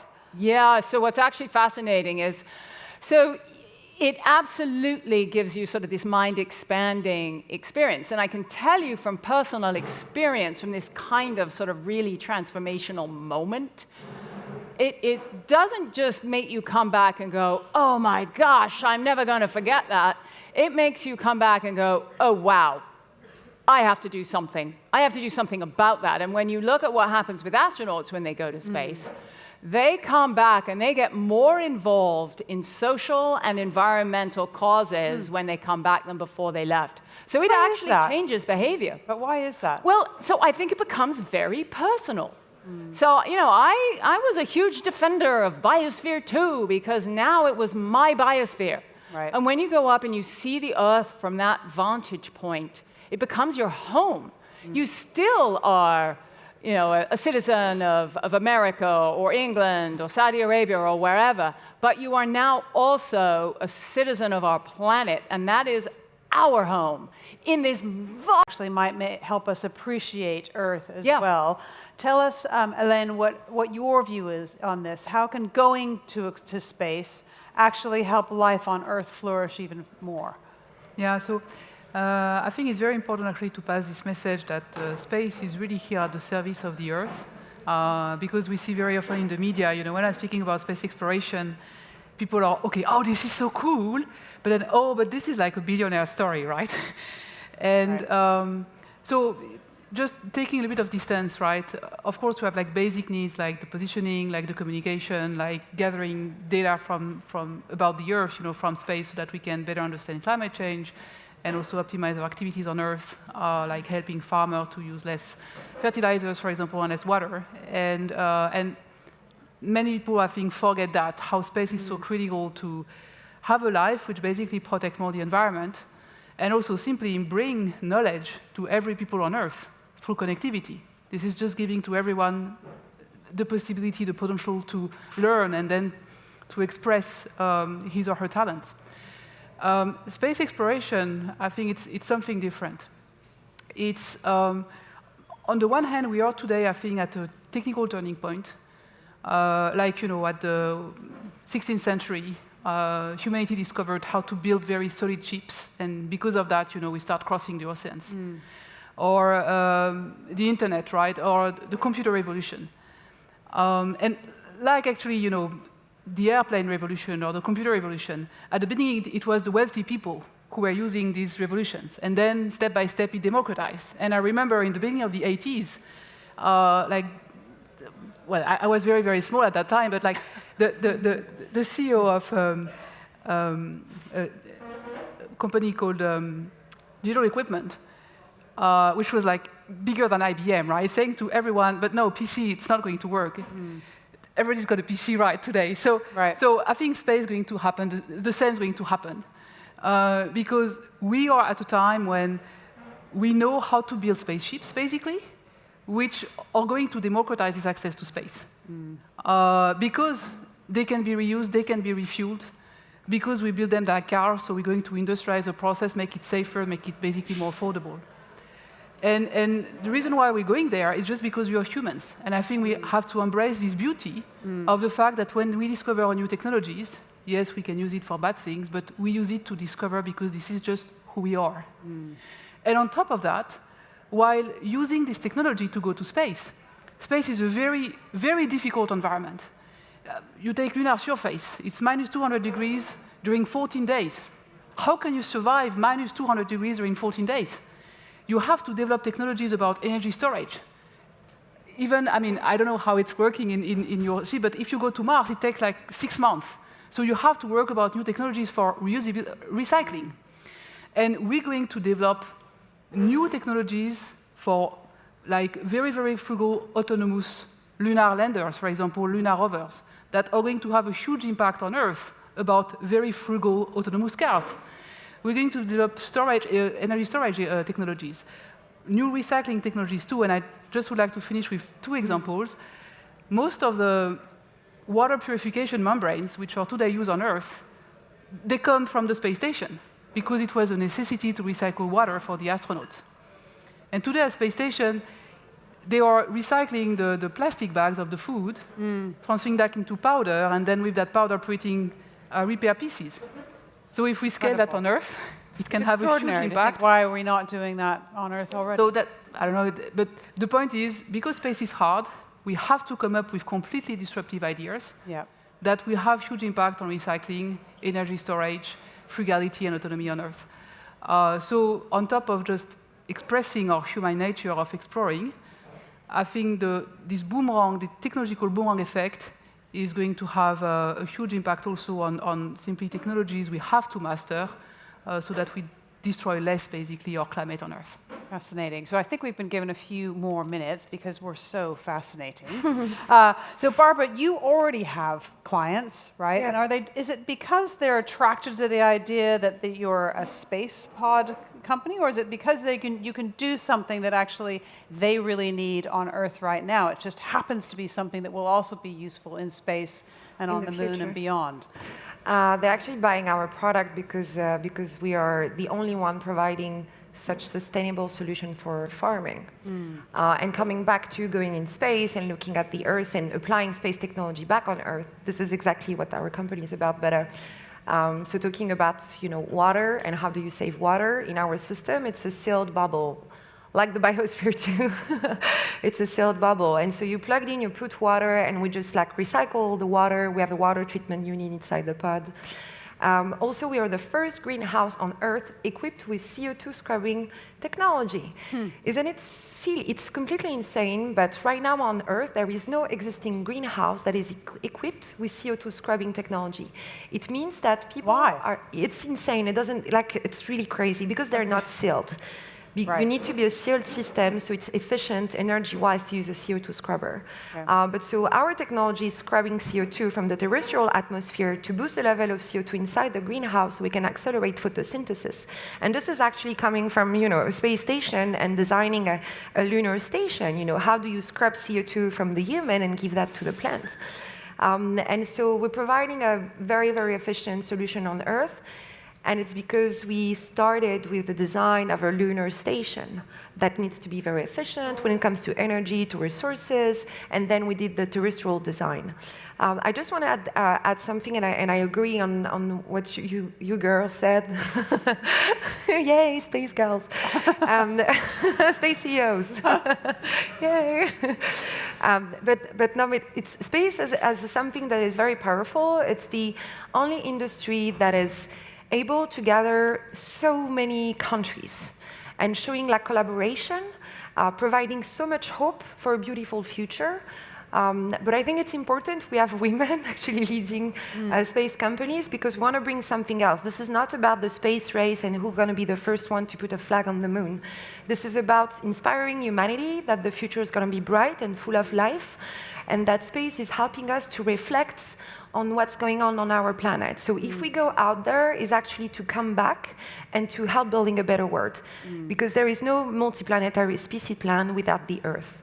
So voilà. We have no planet B. No, not yet. So, but one of the things I think you mentioned to me before is that you're growing things like vanilla that come from places normally like Madagascar, but you're able to grow these in France. Is that right? Where you normally could not. Yep. And what does that mean for sustainability or for products or for what we might be able to achieve? So this example more specifically is towards the cosmetic industry and also the food industry. So we relocalize part of the production. So we are reducing CO2 emission and also the land footprint. Because we developed systems that are not touching the soil. And so we can really use less space, give more space back to wilderness on Earth, so we can preserve biodiversity and produce what you need locally in a more sustainable way. So it's fascinating. If you had unlimited resources today, right, what's the first thing you'd do? With regards to what? That's a gigantically open question. You could retire. Or you no, could I keep don't building. think so. All right, I don't think that's in any of our makeup. So what would you do with regards to your company? Oh, with regards to my company.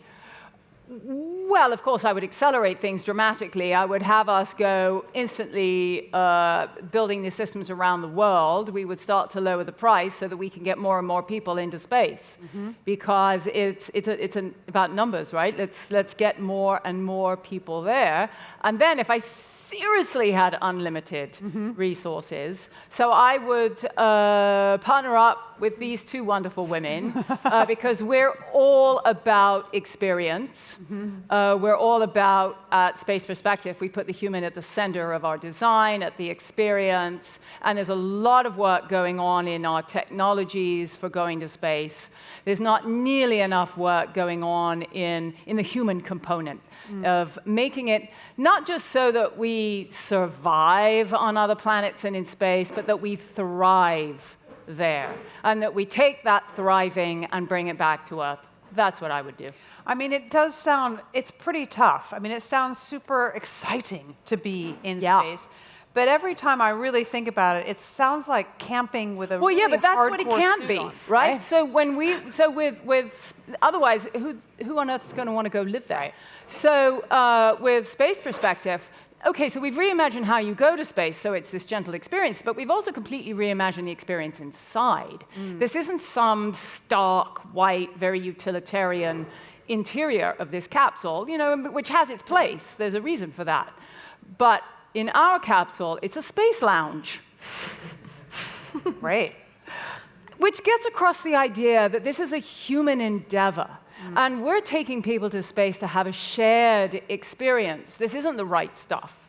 This is all of us going to live there. And when I say thrive, I mean thrive. And that means as a community of people going to the moon, other places in our solar system. What is your track for how many balloons will be in what parts of the world when? So right now, unlimited resources aside, we are planning to have we're getting back into test flights early next year. We're going to be having our first crewed flight around the end of 23. We'll be getting into commercial flights around the end of 24. And then we'll very quickly be expanding around the world. And of course, building a fleet of spaceships as well as ships, because we're also a marine operation. Got it. Okay, we might come back to that. Let's see how we go. Unlimited resources, Hélène. Yeah. So we are currently building, I would say, one part of the transportation system. So if I would have unlimited resources, I would build the whole transport system, including the infrastructure, so the station. I mean, you see now very, very interesting concept of stations, enabled basically by the next volume of Starship. And also like trying to provide also with artificial gravity. So I would go for basically for the whole transportation infrastructure and the final destination, because I think there is a lot of synergies in terms of technologies. And what I'm doing now is on every spaceship we fly. So it starts. With this one in 24, because the one in 23 is really like too small. I'm giving 1 to 3% of non-profit. So we're going to fly, for example, with children, with transceivers coded by children in 24, where children from everywhere from the world, they'll send messages to other children from everywhere from the world. Amazing. And if I would have unlimited resources, I also would like to use this infrastructure to contribute to inspire, to pass this message that at the end we are just one Earth, right? And that just because we are flying around the Earth, or we're going there, and coming back, we can pass a message. We can create, I would say, this connection. Through the next generation of explorers. Phenomenal. Yeah, very we're doing briefly, a similar thing. Very briefly, unlimited resources. What would you do first? Okay, I put I'm going to design several versions of biopod, and then we put a lot on Earth to grow endangered species. More specifically, I think we go to the Amazon and we grow the plants and then we replant them. Our goal as a company is to build the largest library, the catalog of species. So we're not doing the Noé Ark. I got that often, but there is a little bit of that behind. But yeah, install a lot of biopods, bring life to other planets, and help the new generation build more and more companies to protect the life we have here and bringing there. So fantastic. Well, thank you, all three of you, very much. And can our crowd give us our space women, a big round of applause? Thank you so much, ladies. And in just a moment, we'll be back with a very special address from the UNGA about achieving new priorities. So stay with us.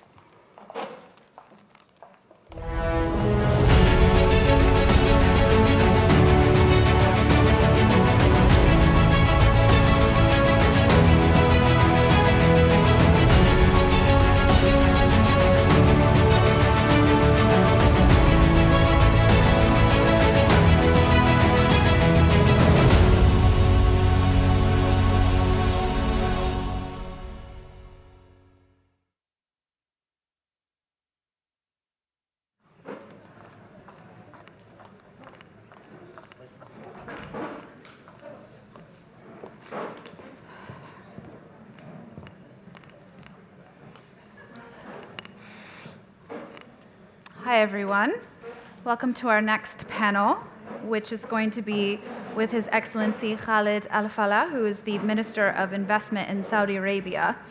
This is going to be a panel focused on investing in highest priorities. Investors have a vital role to play in providing the resources and capacity necessary to advance the highest priorities for humanity.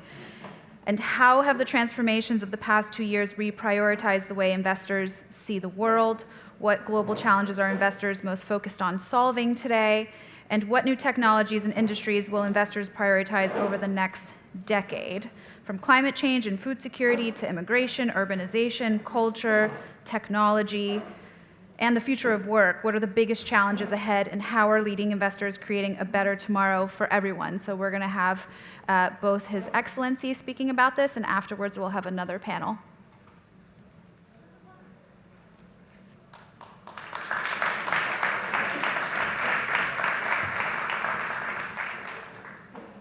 Thank you for joining us. Thank you, Susan. Good to be here. Saudi Arabia has so much going on right now. It's an exciting time. I'm living in Dubai right now. I was just in Saudi Arabia in July, and it's transformed. I've done a lot of reporting there in the past. So how have the transformations of the past 2 years in particular reprioritized the way investors see the world, and what is your highest priority as Minister of Investment, and why? Well, thank you very much for the opportunity. I want to extend my thanks to FII, His Excellency Yasser, Richard, the team, for the great work they're doing around the world. FII is no longer a Saudi-centric think tank and conference. It's indeed a global event. And no better time to have it than this week on the sidelines of UNGA, with the global movers and shakers, geopolitical, economic, NGOs being with us here this week to debate, to reflect on where we're taking our future. In terms of your question, I think we have to realize that investment and money is very fungible. And what happens in Saudi Arabia is reflective of what is happening globally. So before we talk about the kingdom itself, I think we have to put it in the context of global trends and movements of capital, of investment, and more importantly, of the people with ideas. Investments, I think a lot of people measure it in money, and money, of course, is one of the parameters that we look at when we're looking at investment. But really what matters is getting the smartest people, the people with the ideas, the innovations, and the ability to make things happen. Now, globally, I'd like to use the analogy of an ocean with underlying currents and above the surface waves. And if you think about the underlying currents that have been around for some time, they've been accelerated, and the movement has been impacted by waves that are seasonal, that are temporary. But think of economic nationalism is a trend and is a current that has been going on for some time. And it's been accelerated and accentuated by the pandemic, by the recent geopolitical tremors that we have seen in Europe, in China, and elsewhere. Climate crisis and the reaction to it by the global community and by investors and by capital and by corporations is also an underwater current that has been sweeping across the globe, and it has been, of course, been impacted by the energy crisis that we see unfolding in front of our own eyes, not just in Europe, but most noticeably in Europe. Technology is a big thing that has been sweeping how we invest, how we live, and how countries and companies deal with each other. And of course, the pandemic and the disruptions that have happened recently have brought to the fore the importance of technology to addressing the challenges that we face as a global community, but it's also been a great opportunity for investors. Zeroing in on Saudi Arabia, I think Vision 2030, which has been discussed repeatedly today, is allowing us in the kingdom and allowing global investors to use the kingdom as a platform to take advantage of these global trends and currents that are sweeping the global economy, reshaping, re-engineering. So the kingdom is emerging as a place where climate challenges are being addressed at scale and at the right pace with very pragmatic policies and systems in place. The kingdom is presenting itself with its logistics, location, policies, regulations as unavailable materials, low-cost, stable energy for decades to come, as the best place to place the supply chains of the future that will address climate change, resilience in supply chain, and nearshoring for major market, while also unleashing a lot of the capabilities in Saudi Arabia. And of course, we're doing this while transforming the kingdom's economy, bringing new sectors on that have a huge potential for growth, that is attracting a lot of international and domestic capital, and putting them together in some partnerships that are really shaping not just the future of Saudi Arabia, but I believe the region and beyond. You are investing in the future of a nation. What is your message to investors who would be coming to invest in Saudi Arabia, in the kingdom? Well, first of all, I think in the morning we heard Richard present to us what are people's priorities. And I want to tell you that our priority as the Ministry of Investment, my personal priority is the investor. We live our life centered on how can we make our investors able to make the best returns at the lowest risk with the best ease of doing business in Saudi Arabia, while addressing their priorities as corporates, as entrepreneurs, as individuals, and at the same time address the priority of the global community while, of course, addressing our national priorities. So we align all of these together. And as I already alluded to, the kingdom has all of the enablers put together in a strategy that is well integrated, bringing in location, bringing in capital, bringing in energy, bringing in sustainability, social sustainability, environmental sustainability, economic sustainability. The kingdom has some of the best macroeconomic indicator, a very stable economy, very strong fiscal, monetary position, low-cost location, especially with recent trends globally, inflation, energy availability, so on and so forth. Great talent. We have some of the best talented people, our young men and women joining our workforce, joining as entrepreneurs are indeed our best weapon and best attraction to bring investors to the kingdom. So my call to investors here and everywhere is you don't know what you're missing until you come and see it. Come to Saudi Arabia, find out for yourself. You will find that the kingdom is the best location to address quality, high growth, investment in a great market, which is in the Middle East. And very quickly, because unfortunately we are running out of time, how do you decide where to invest in a way that optimizes the benefits to the people of Saudi Arabia?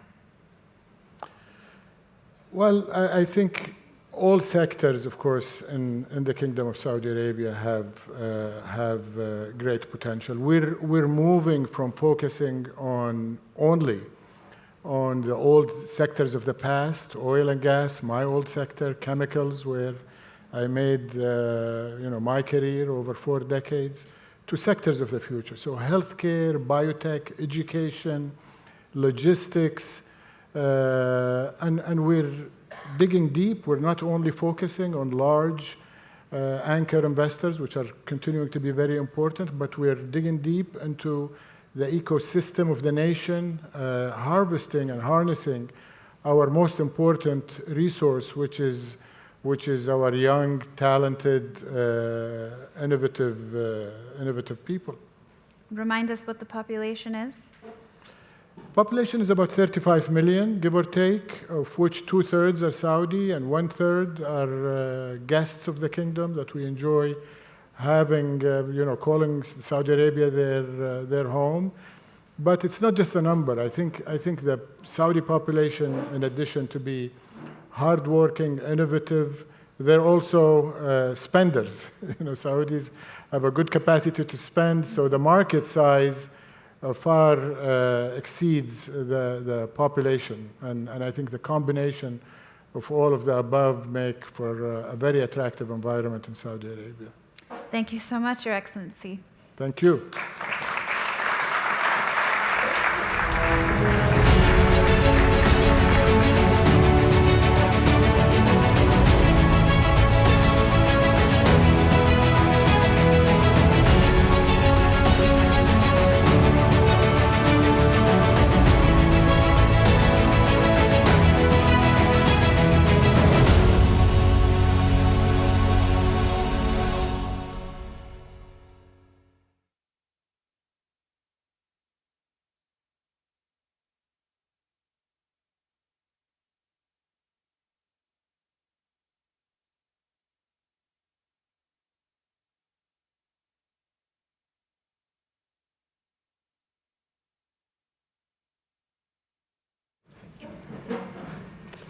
All right. So now we speak to the investors in response. Today we have Chinelo Anohu, the head and senior director of the Africa Investment Forum, Marcelo Claure, chairman and CEO of Claure Capital, and Nelson Peltz, founder of Trian Fund Management. So for the three of you, I want to ask, what is your highest priority and why? We'll start with you. Well, thank you very much, everyone, and it's really an honor to be here. I'm talking for the 55 nations in the African continent. And for us, the priority remains tackling what is uppermost in the world at the moment, food security. How do we feed ourselves? How do we help feed the rest of the world? And that's where we're channeling a lot of investments. We're, of course, talking about infrastructure and the need to make it available across the continent. And also the fact that in Africa, most of the infrastructure needed hasn't been done. It presents a key opportunity to do it right, so that we do it in a manner that is sustainable, clean, and renewable resources attached to it. We're also very clearly focusing on the youth, which is one of our biggest assets. And these youths come up in the comparative advantage Africa has in not just the entertainment industry, the creative industry, and also very clearly the technology part of it. Because a lot of the markets we're talking about, we have the Africa Free Trade Agreement coming up, a lot of it will be dependent on the technology. We have the healthcare, which is necessary, and we find that the healthcare investments are fueled by the kind of technology to make it accessible even in the remotest areas. And the Africa Investment Forum is a multidisciplinary, multi-stakeholder platform initiated by the African Development Bank with 7 other partners, and the goal is to accelerate investments in the continent, assist in raising capital, but most importantly, assist in project preparations that will make the deals bankable to attract the capital needed. And we also unlock bottlenecks, provide unlimited intelligence to facilitate the deals, so that the priority sectors, not just by mobilizing domestic finance, but making it possible to make everyone who is in this room, who is thinking of Africa or not thinking of Africa, find a sustainable pathway. Thank you. Thank you. So, as I was thinking, my biggest priorities, I've been blessed to be able to have a significant amount of opportunities in my life. And I think there's an incredible amount of people who have an incredible amount of talent, but they don't have an opportunity. And an area where I am passionate of fixing is the lack of connectivity and the lack of devices that kids have in order for them to go and finish school. And I want to make sure that I was one of the founders of One Laptop Per Child, where we gave away millions of laptops to kids. And recently in the US, it's hard to believe that in a country like the US, who's a powerhouse, there's 10 million kids who don't have access to the internet, and therefore they're failing in school. So my priority is to make sure we can connect every kid in the world by providing them connectivity and providing them a device for a very simple reason. We all talk about technology, but if you're not connected, you don't have access to technology. And I'm a huge believer that if you're able to connect every kid, and we give them access to technology, they're going to be able to build their own future. Thank you. It's nice to be here. Thank you for having me. Look, I've got 10 kids, and some of them are pretty young, even for an old guy like me. 10 yours? They're all mine, and I wish they weren't on I wish they could get off the internet sometime. I'd like to leave them a better, safer, cleaner world. And I think we're going in the wrong direction on many of those. We've got today a rampant inflation. We've got a war in Europe that hopefully will not spread. And we have in this country, which I still think is the greatest country on earth, we've got a political system and we've got politicians that don't speak to one another. They don't work together. They're myopic. They can't see more than 8 feet. When they see 8 feet, they see a guy from another, or a woman from another party, and that's their enemy. The enemy is across any ocean that you can, Atlantic, Pacific, you cross that, you can find an enemy, but it's not the man or woman across the aisle. Those people need to work together. If you look at this country in the early 80s, we had Reagan, a conservative Republican president. You had Tip O'Neill, Speaker of the House, a pretty left-wing Democrat. They were good friends. They worked together for the betterment of our country and therefore the betterment of the world. I think that's the kind of thing we've got to be able to bring back. So those are my issues. I worry about inflation. I worry about the other things, but the safety and the direction we're going in are things that I find very disturbing. So you touched on this a bit, but I'd like to see if you can go into it a bit deeper. Which new technologies in particular and industries will investors be prioritizing over the next decade? Well, for the continent, it's, like you've mentioned, connectivity. If you look at the size of the continent, it's a no-brainer that any investment that allows people to connect to the internet, to have the access that they need. We were talking about the pandemic and how everybody had to work from home. And you'd be in a conference and you could tell exactly where the person was connecting from by the quality of the connection.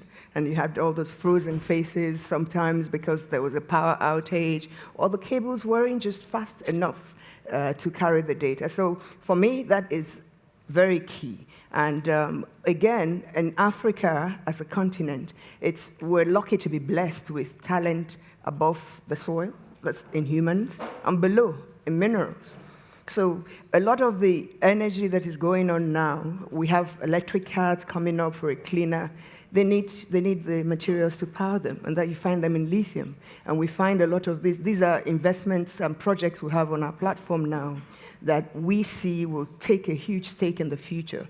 And of course, manufacturing on the continent. All of this require a commensurate amount of investment in technology, because without it, you'll just be moving at a slow pace that will not be useful for adequate growth. You mentioned opportunities, and you mentioned your efforts with giving laptops to children. It's such a big task, how do you target how much you can help and how many people you can actually give opportunities to? I mean, you have to have ambitious goals, right? And in the US, we set up a goal to eliminate every single kid that shouldn't have, every kid should have access to the internet, because it's a really bad problem. You have these kids who go to school, and then they're given homework to be completed via the internet. They go home, they don't have internet, they go outside of McDonald's. In no time, girls end up being prostitutes, boys end up being drug dealers, and therefore some lives goes to waste. So therefore, the ambition was always, let's get rid of this problem. And what we did is, at Sprint, when I was the CEO of Sprint, the prior job, we launched what was called a 1 million project. And it was great to solve 1 million, but there were other 9 million kids that didn't have access. And then we did a very successful merger with T-Mobile that has created the world's most valuable telecommunications company. And as part of the merger, we basically made a commitment that we were going to go from 1 to 10. And hard to believe that in a country like the US, in the next year or two, we're actually eliminated what is called the homework gap. And therefore, every kid is going to have access to the internet. And the ones that can afford it, you get it for free. But it all started with the dream. And obviously, the US, you wouldn't expect to see this in the US. So now what we're doing is we're talking to other telcos all around the world, because a telco, we've already paid for the infrastructure, so it doesn't cost anything. It's marginal cost to provide free connectivity to people that needs it. And soon there's going to be other telcos following what we've done. And my goal is, every kid, if we actually want to change the world, and we want to make sure that we get rid of poverty, to me, the bare, bare minimum is kids should have access to the internet. And if you have access to the internet, you have access to technology. And again, like I said, I believe technology is the biggest enabler of progress, but we cannot have progress if we don't meet the basics. So we've got access to connectivity, we've got emerging technologies. What you are mentioning is kind of an age-old problem in terms of polarization. How do investors actually solve that? Can they, if this is your highest priority? I'm sorry, I didn't hear your whole question. So you mentioned that your highest priority is kind of ending this political polarization Right, as one of your issues. So how can investors actually contribute to ending that problem? That's a very good question. I hope you have a better answer than I do. There's a reason I'm the journalist asking the questions. I spent more time in Washington talking to politicians for the last 2 to 3 years than I did my whole life up until that point in time. Sometimes I think I'm getting somewhere, and sometimes I think I'm talking to a wall. But the freedoms that we have in this country are not, I mean, they're great, it's wonderful, but there's a negative aspect. We can elect anybody. And people, one voice has a lot to say in Washington. And we've got to try and figure out how to get people not necessarily on the same page, but to understand what the objective is. The objective is, you're right, is to get our kids educated properly. But before you can get them educated properly, you've got to keep the family unit together. The nuclear family in this country has broken apart in many places. And even if a kid's got an internet, what is the mother and the father telling him to do on that internet? Half of them are gone. And maybe the grandmother is raising the kid. So these are issues that we need to face in this country. And it's great that we have open borders, not as far as I'm concerned. We bring in more legal immigrants in this country every year than I think any country in the world. And there's nobody trying to sneak into Russia. There's nobody trying to sneak into China over the border. They want to come here, okay? And then they come here and they criticize this place. I don't get the joke. But the fact is, I think we've got a long way to go, but it starts in DC, and it starts with our elected officials. And we have got to get those people, and maybe it's term limits, which is a dirty word in DC, but we've got to get those elected officials to understand what they're there for. Look, I was maybe the biggest supporter of a group for a while called No Labels. And we gave money to politicians who ascribed to the motto, country before party. Sounds great. That's what they're supposed to be doing. But as soon as a bill came up to be voted on, Democrats voted one way, Republicans voted the other way, and I finally got out of that group and stopped supporting them. Because it's a very frustrating experience. Freedom is something we don't know what to do with sometimes in this country. Well, then I'll just have to take your message back to Washington then. But I'm trying. Thank you, everyone. Everybody here can help, please. Thank you for joining us for this panel. Thank you.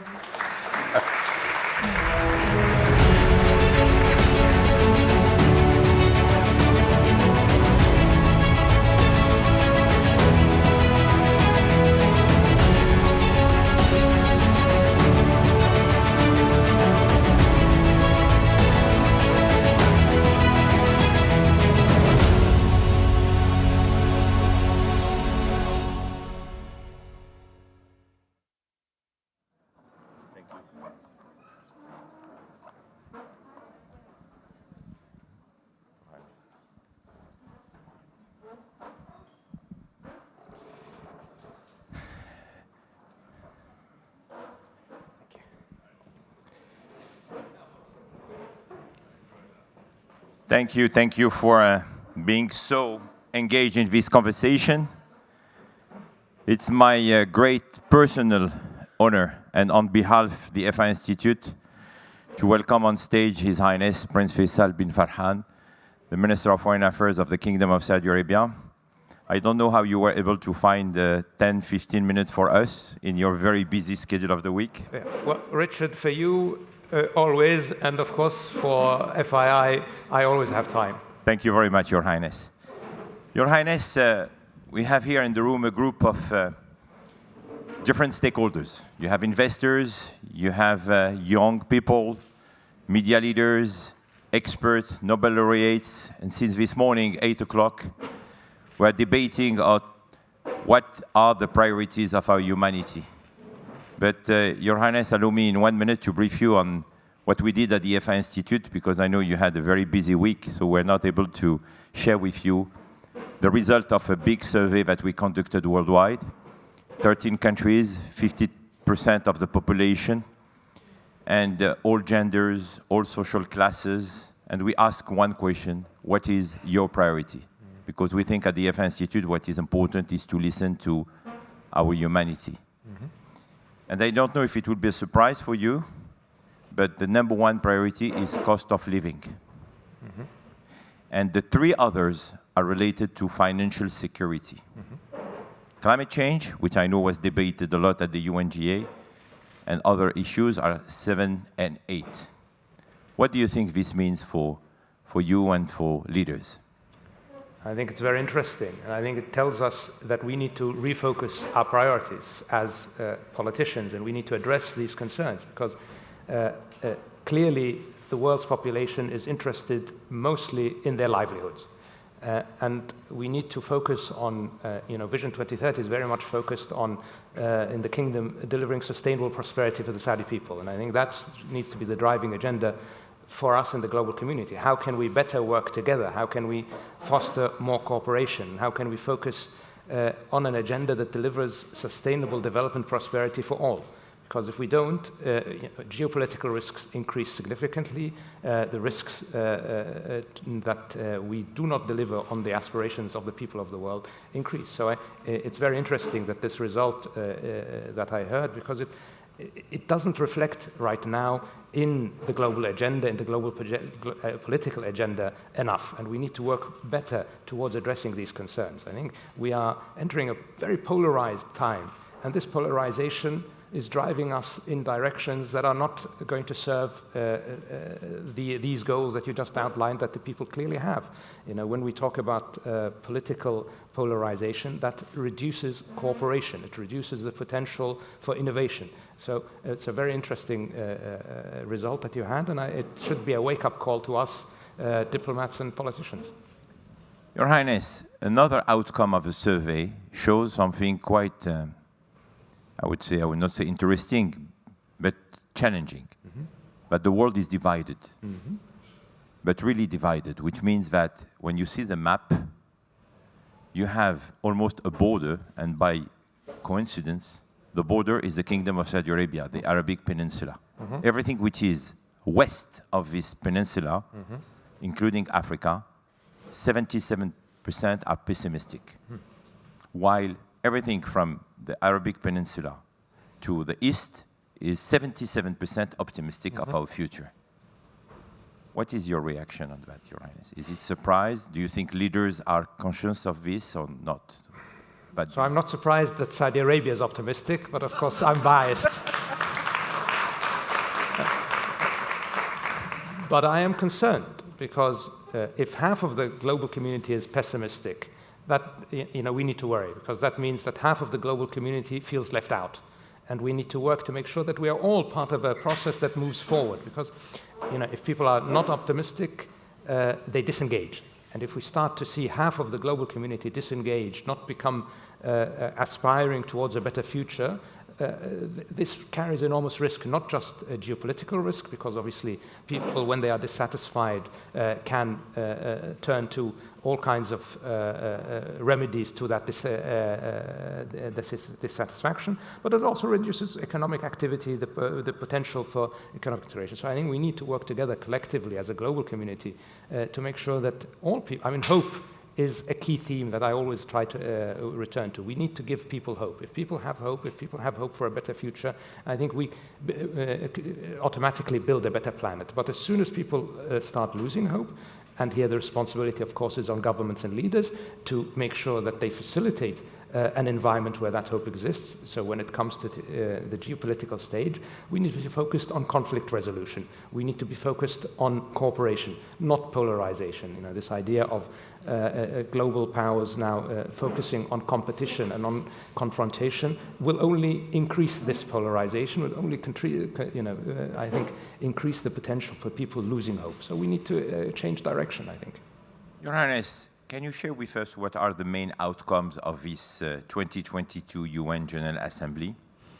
You know, UN General Assemblies rarely have deliverable, succinct outcomes, and I don't think this one will be much different. But one of the interesting things that we can see is that there is a consensus that we have a lack of effective conflict resolution mechanisms, and that multilateralism is losing steam. We need ideas to fix that. We need to get engaged to work towards that. And you know, I come back to this theme of polarization. That polarization is detrimental to addressing those issues. So I would say the UNGA is reflective of the survey you just mentioned. About half of them are optimistic, half of them are pessimistic, but there is too much pessimism in the world. And the only way we can address that pessimism is by actually lifting up our sleeves and trying to solve problems. Your Highness, I had the privilege to work with you when you were in Washington. I know you were also in Germany. You are a diplomat by career. Now, mashallah, you are leading the diplomacy of the kingdom. And sometime we had this conversation about everything has to be reinvented. And one day you told me we need also to reinvent diplomacy.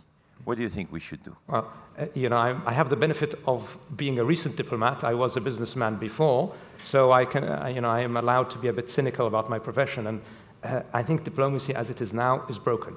It's not working. It's not delivering.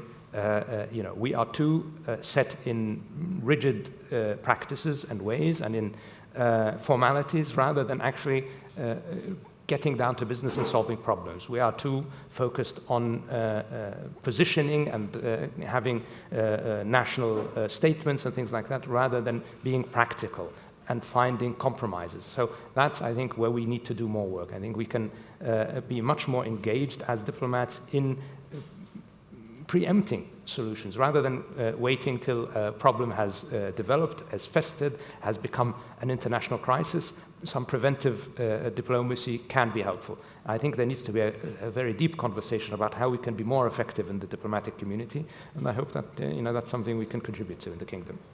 Your Highness, one of the very important topics which came from the survey and related to cost of living, and it was debated here all day, is food security. Is this a topic which is addressed by leaders? It's a topic that is discussed. So we talk a lot about food security. But do we have solutions? Exactly, this is the issue. Do we have solutions? So, you know, we have short-term solutions. We were able, the global community was able to solve, for instance, the issue of Ukrainian grain shipments. That's good, but it only addresses part of the problem. You know, we spent half of last year talking about the issue of Ukrainian grain. We hardly talked about the issue of fertilizers, for instance, despite if you ask any expert in agriculture, they would have told you 6 months ago that there is a looming crisis in fertilizer. We still haven't really addressed the crisis on fertilizer availability, and you know, we risk significant crop losses in developing countries, countries that rely on imports of fertilizer if we don't work actively to address it. Some countries have voiced concerns about it. We, in the context of the G20, have supported initiatives to address the global fertilizer crisis, but I think it's not yet at the level of concern that there is. And this is, again, goes back, we are not active enough in preventive diplomacy. We wait till a crisis becomes truly global, truly impactful, before we even actively address it. And you know, that just doesn't work. If we don't do it early, the cost becomes too high, it becomes insurmountable, and it becomes a true crisis. Back to your previous life, Your Highness, there is something which was also, for me personally, very surprising. We got an outcome that 50% of the employees worldwide have in mind the possibility to quit their jobs in the next 12 months. How do you react to that? You know, the great resignation will potentially become a massive resignation.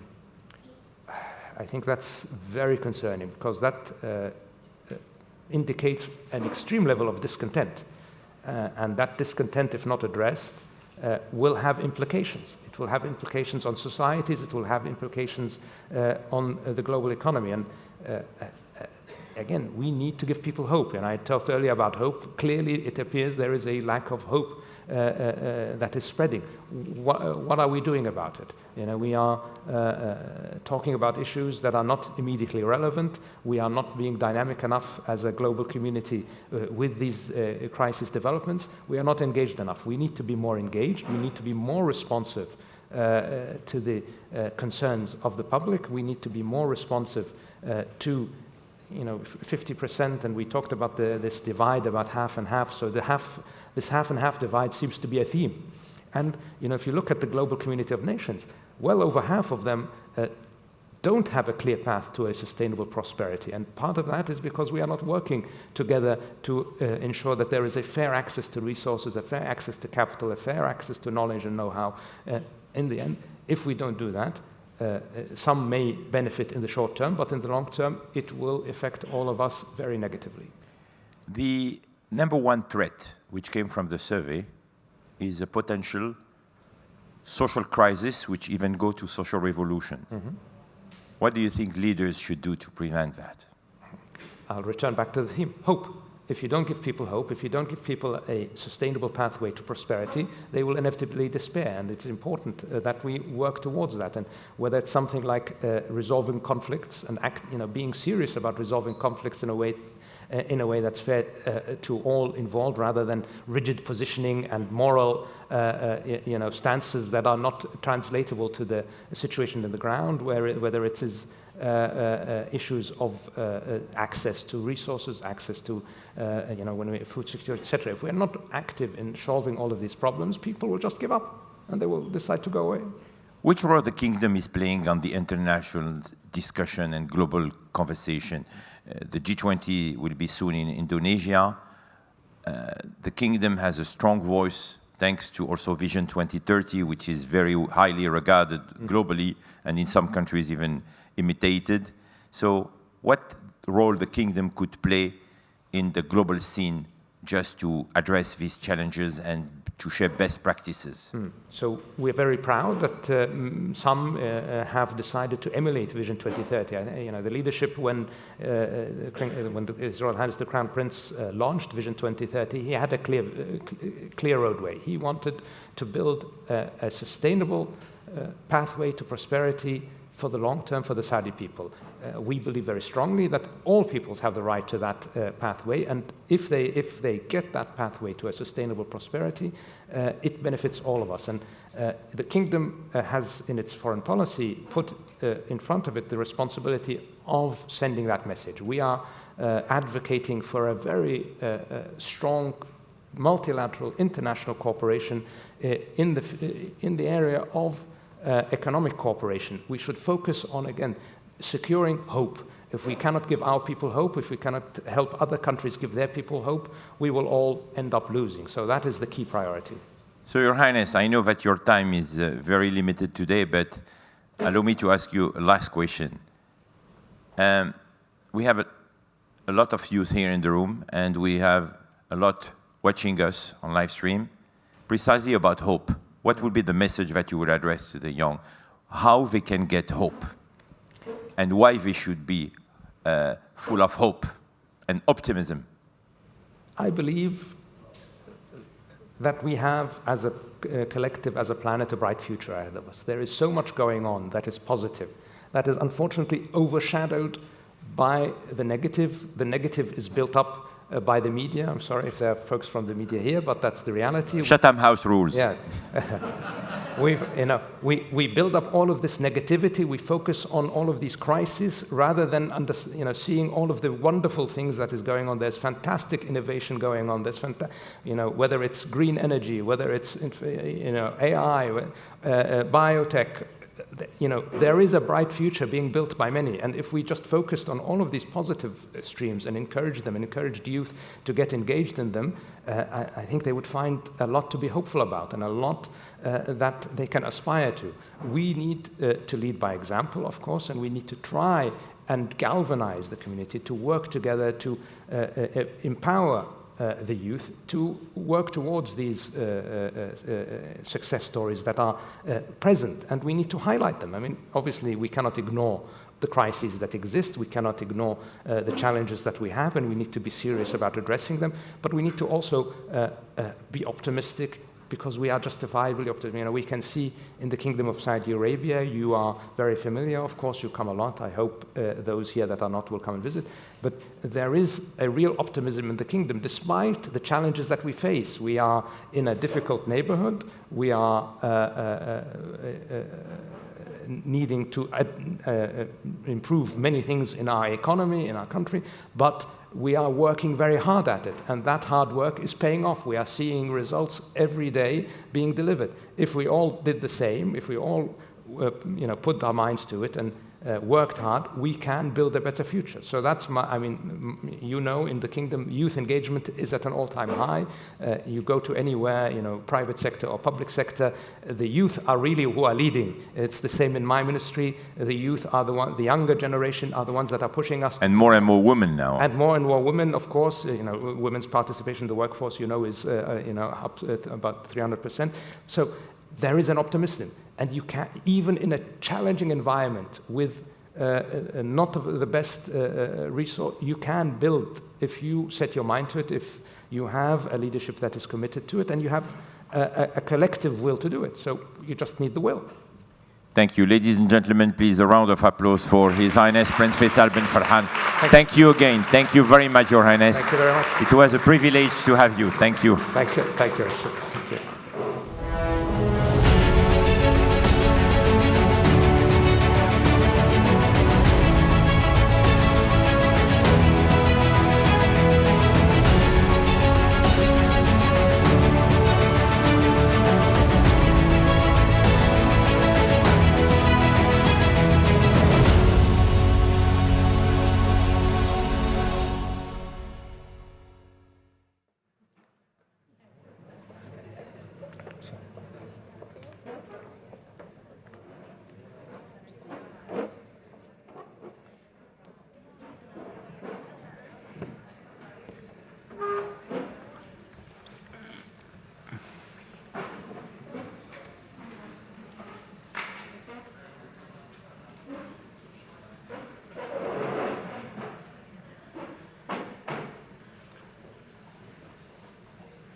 All right, hello, good afternoon to everybody. So glad to be here with you in our last session of this incredible day together.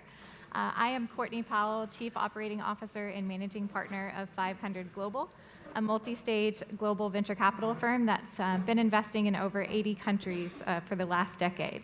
And for that reason, I'm very excited to introduce to you our two panelists, Sam Bankman-Fried, CEO and co-founder of FTX, the largest crypto trading exchange outside of China, and Alfred Tuong, the partner of Race Capital, founder of Race Capital, as well as the founder of BEA Systems. So thank you both for being here today. And we are going to start first. Our session is going to be focused on how technology is going to impact the next decade and what can be done to make sure that it's a positive contribution to humanity. So with our theme of priority in mind, I will start with you, Alfred. What is your priority in technology and investing over the next decade? Well, thanks, Courtney, and good afternoon, everyone. And I want to thank Richard and Your Excellency for inviting us to be at the conference. At Race and between myself and my partners, we have two major priorities. Number one is about people. I mean, we're an early-stage venture fund. Investing in young people is extremely critical. I think we heard this morning, Princess Rima talked about, the young people are the architects of our future. And it really is true. It's our children, my own daughter, my own son, we can see this development is very critical. And they're shaping where we're going. Look at in 2019, our firm invested in Sam's company, and look at what it become, right? I mean, we can't be more proud. And this is continuing to evolve. I believe that every single young person that we invest in is going to yield thousands of times the economic value. So hiring quality people is going to be a very critical thing. So we also heard, His Excellency Yasser talked about hiring critical people. So of the 29 million developers we have worldwide, 29 million, right? Over 20% in the US. And quickly followed by India and China. So we will have a chance as we shift technology to reload balance that. We're going to see emergence of a whole new group of people creating very high quality jobs. So our second priority is the one I'm extremely excited about technologically, which is, I believe by 2030, we're going to see full Web3 implementation and the decentralization of the internet. So this is controversial, but I make it very clear. Seeing in the West, a third of our internet infrastructure running on Amazon Web Services, 30%, over 30%, it's just wrong, right? You can't have monopoly in the thing that we want to be the most open. I was one of those people that was in the table designing the internet in the 90s. We never thought it was going to be ended up in 3 monopolies' hand. So having the driving force and implementing a fully decentralized internet, allowing things like not having a single large centralized social site spreading misinformation. Yeah, when I'm building an e-commerce application, I have choices, have highly energy efficient and reusable computing resources available, super, super critical. Yeah. So those are our big, big priorities. Thank you. And we're going to come back to decentralization. Yeah. Sam, what's your biggest priority? Yeah, so with my, thank you for your kind words, and thanks for having me. With my day job, I think that the biggest things that I've been thinking about are basically, first of all, how do we get sensible regulatory frameworks to protect consumers and to allow innovation for digital assets. I was very pessimistic a year ago about this in the United States and globally. I'm a lot less pessimistic today. I think a lot of progress has been made.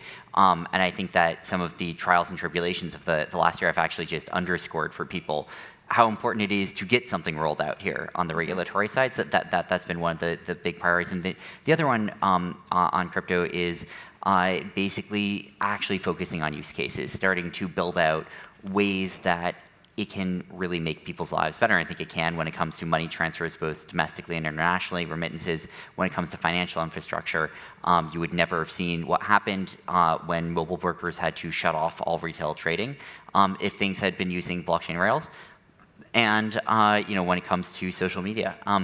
And then, outside of that, I think completely unrelated to crypto, getting prepared for the next pandemic today is, I think, something we should be focusing on much more than we are because it might be much worse than the one that we just faced. Yeah, no, great point. And diving a little bit deeper on the crypto side, I mean, we're in the room with a lot of decision makers, policy makers. What is critical for them to know? So, I think that at its core, there's a lot of ways that we regulate traditional finance that work pretty well for crypto, as long as you're willing to make slight modifications. I think there are pretty analogous things between, what governance looks like on a company, what governance looks like for a token or a blockchain. You can have similar disclosure regimes for both. You just have to sort of identify the sort of technological differences and how to adapt to that. So I think the core broad framework is not that hard to get your head around from a regulatory perspective. It's really just kind of, actually getting it done, getting it implemented, making it reasonable, making it iterative. You don't have to have everything ready on day one, right? You can start with stablecoin regulation, with auditing the reserves of stablecoins. You can start, with whichever piece of it, is sort of easiest to chunk off, and just keep putting one step in front of the other there. And I think the thing you want to avoid, which is where I think some of the world is today, is where as much clarity as one can get is that regulation, that a license is required to offer a service, but also that there is no license that one could apply for it.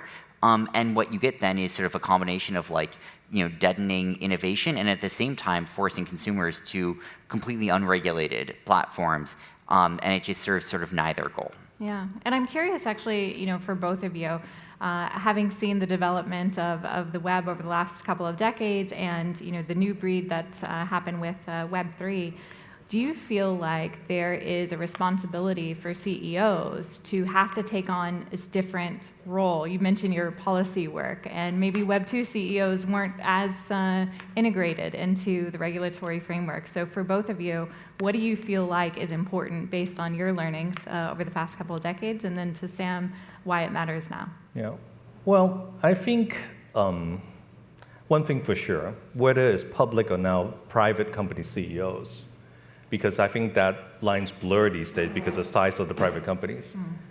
I've always been told, when you hold those positions, people hold you in a higher regard, and you have responsibility. So doing the right thing is extraordinarily critical.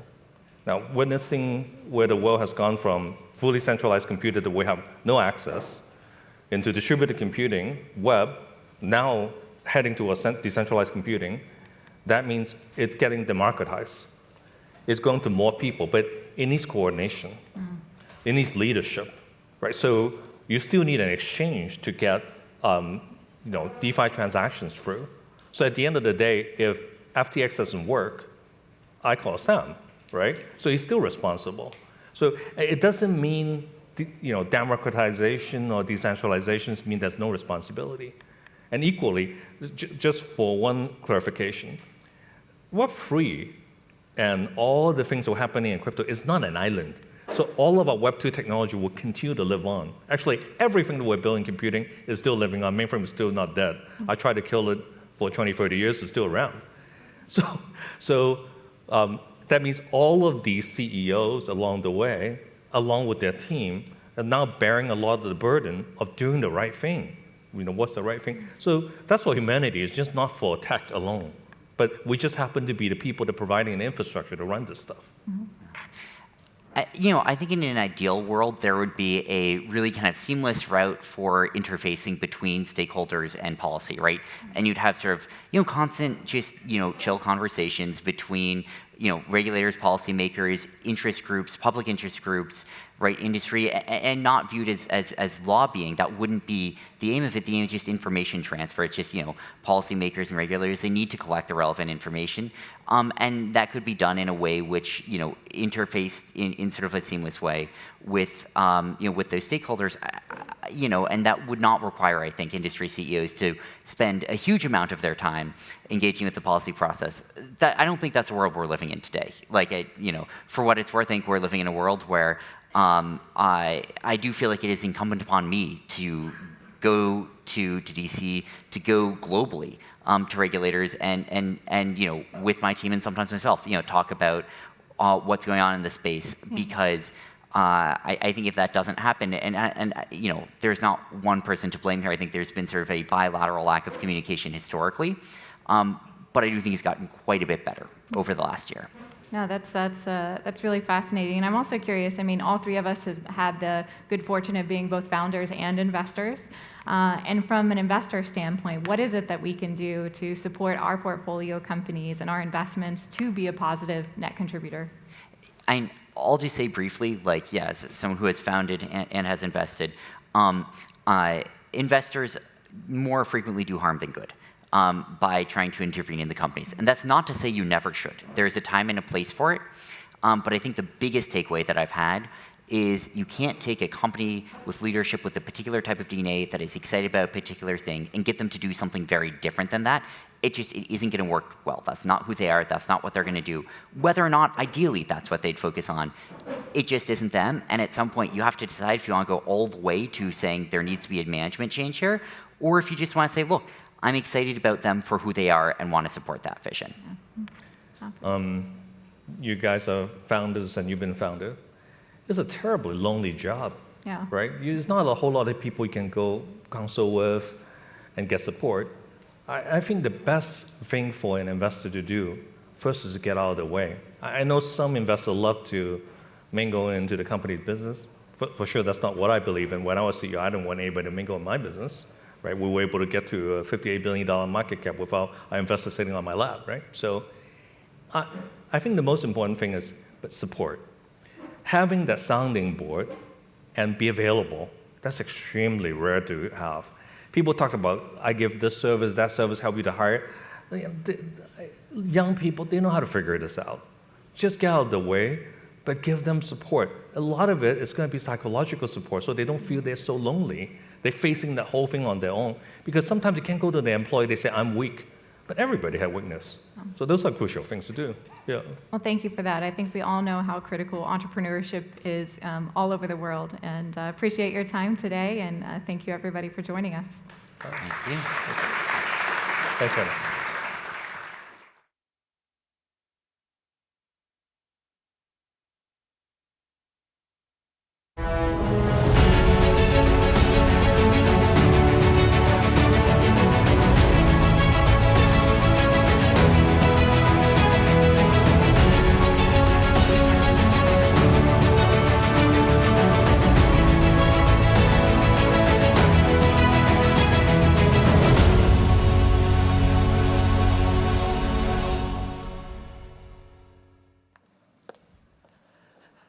Well, what a day, everyone. I'd like to thank you all so much for joining us here at the very first Priority Summit. This is the FII Institute's initial summit here in New York during UNGA. It's been an absolute pleasure for me to be with you here today. And we have been through so much. We started off today looking at the biggest priorities in the world. And it turns out that the #1 issue across the planet has to do with the cost of living.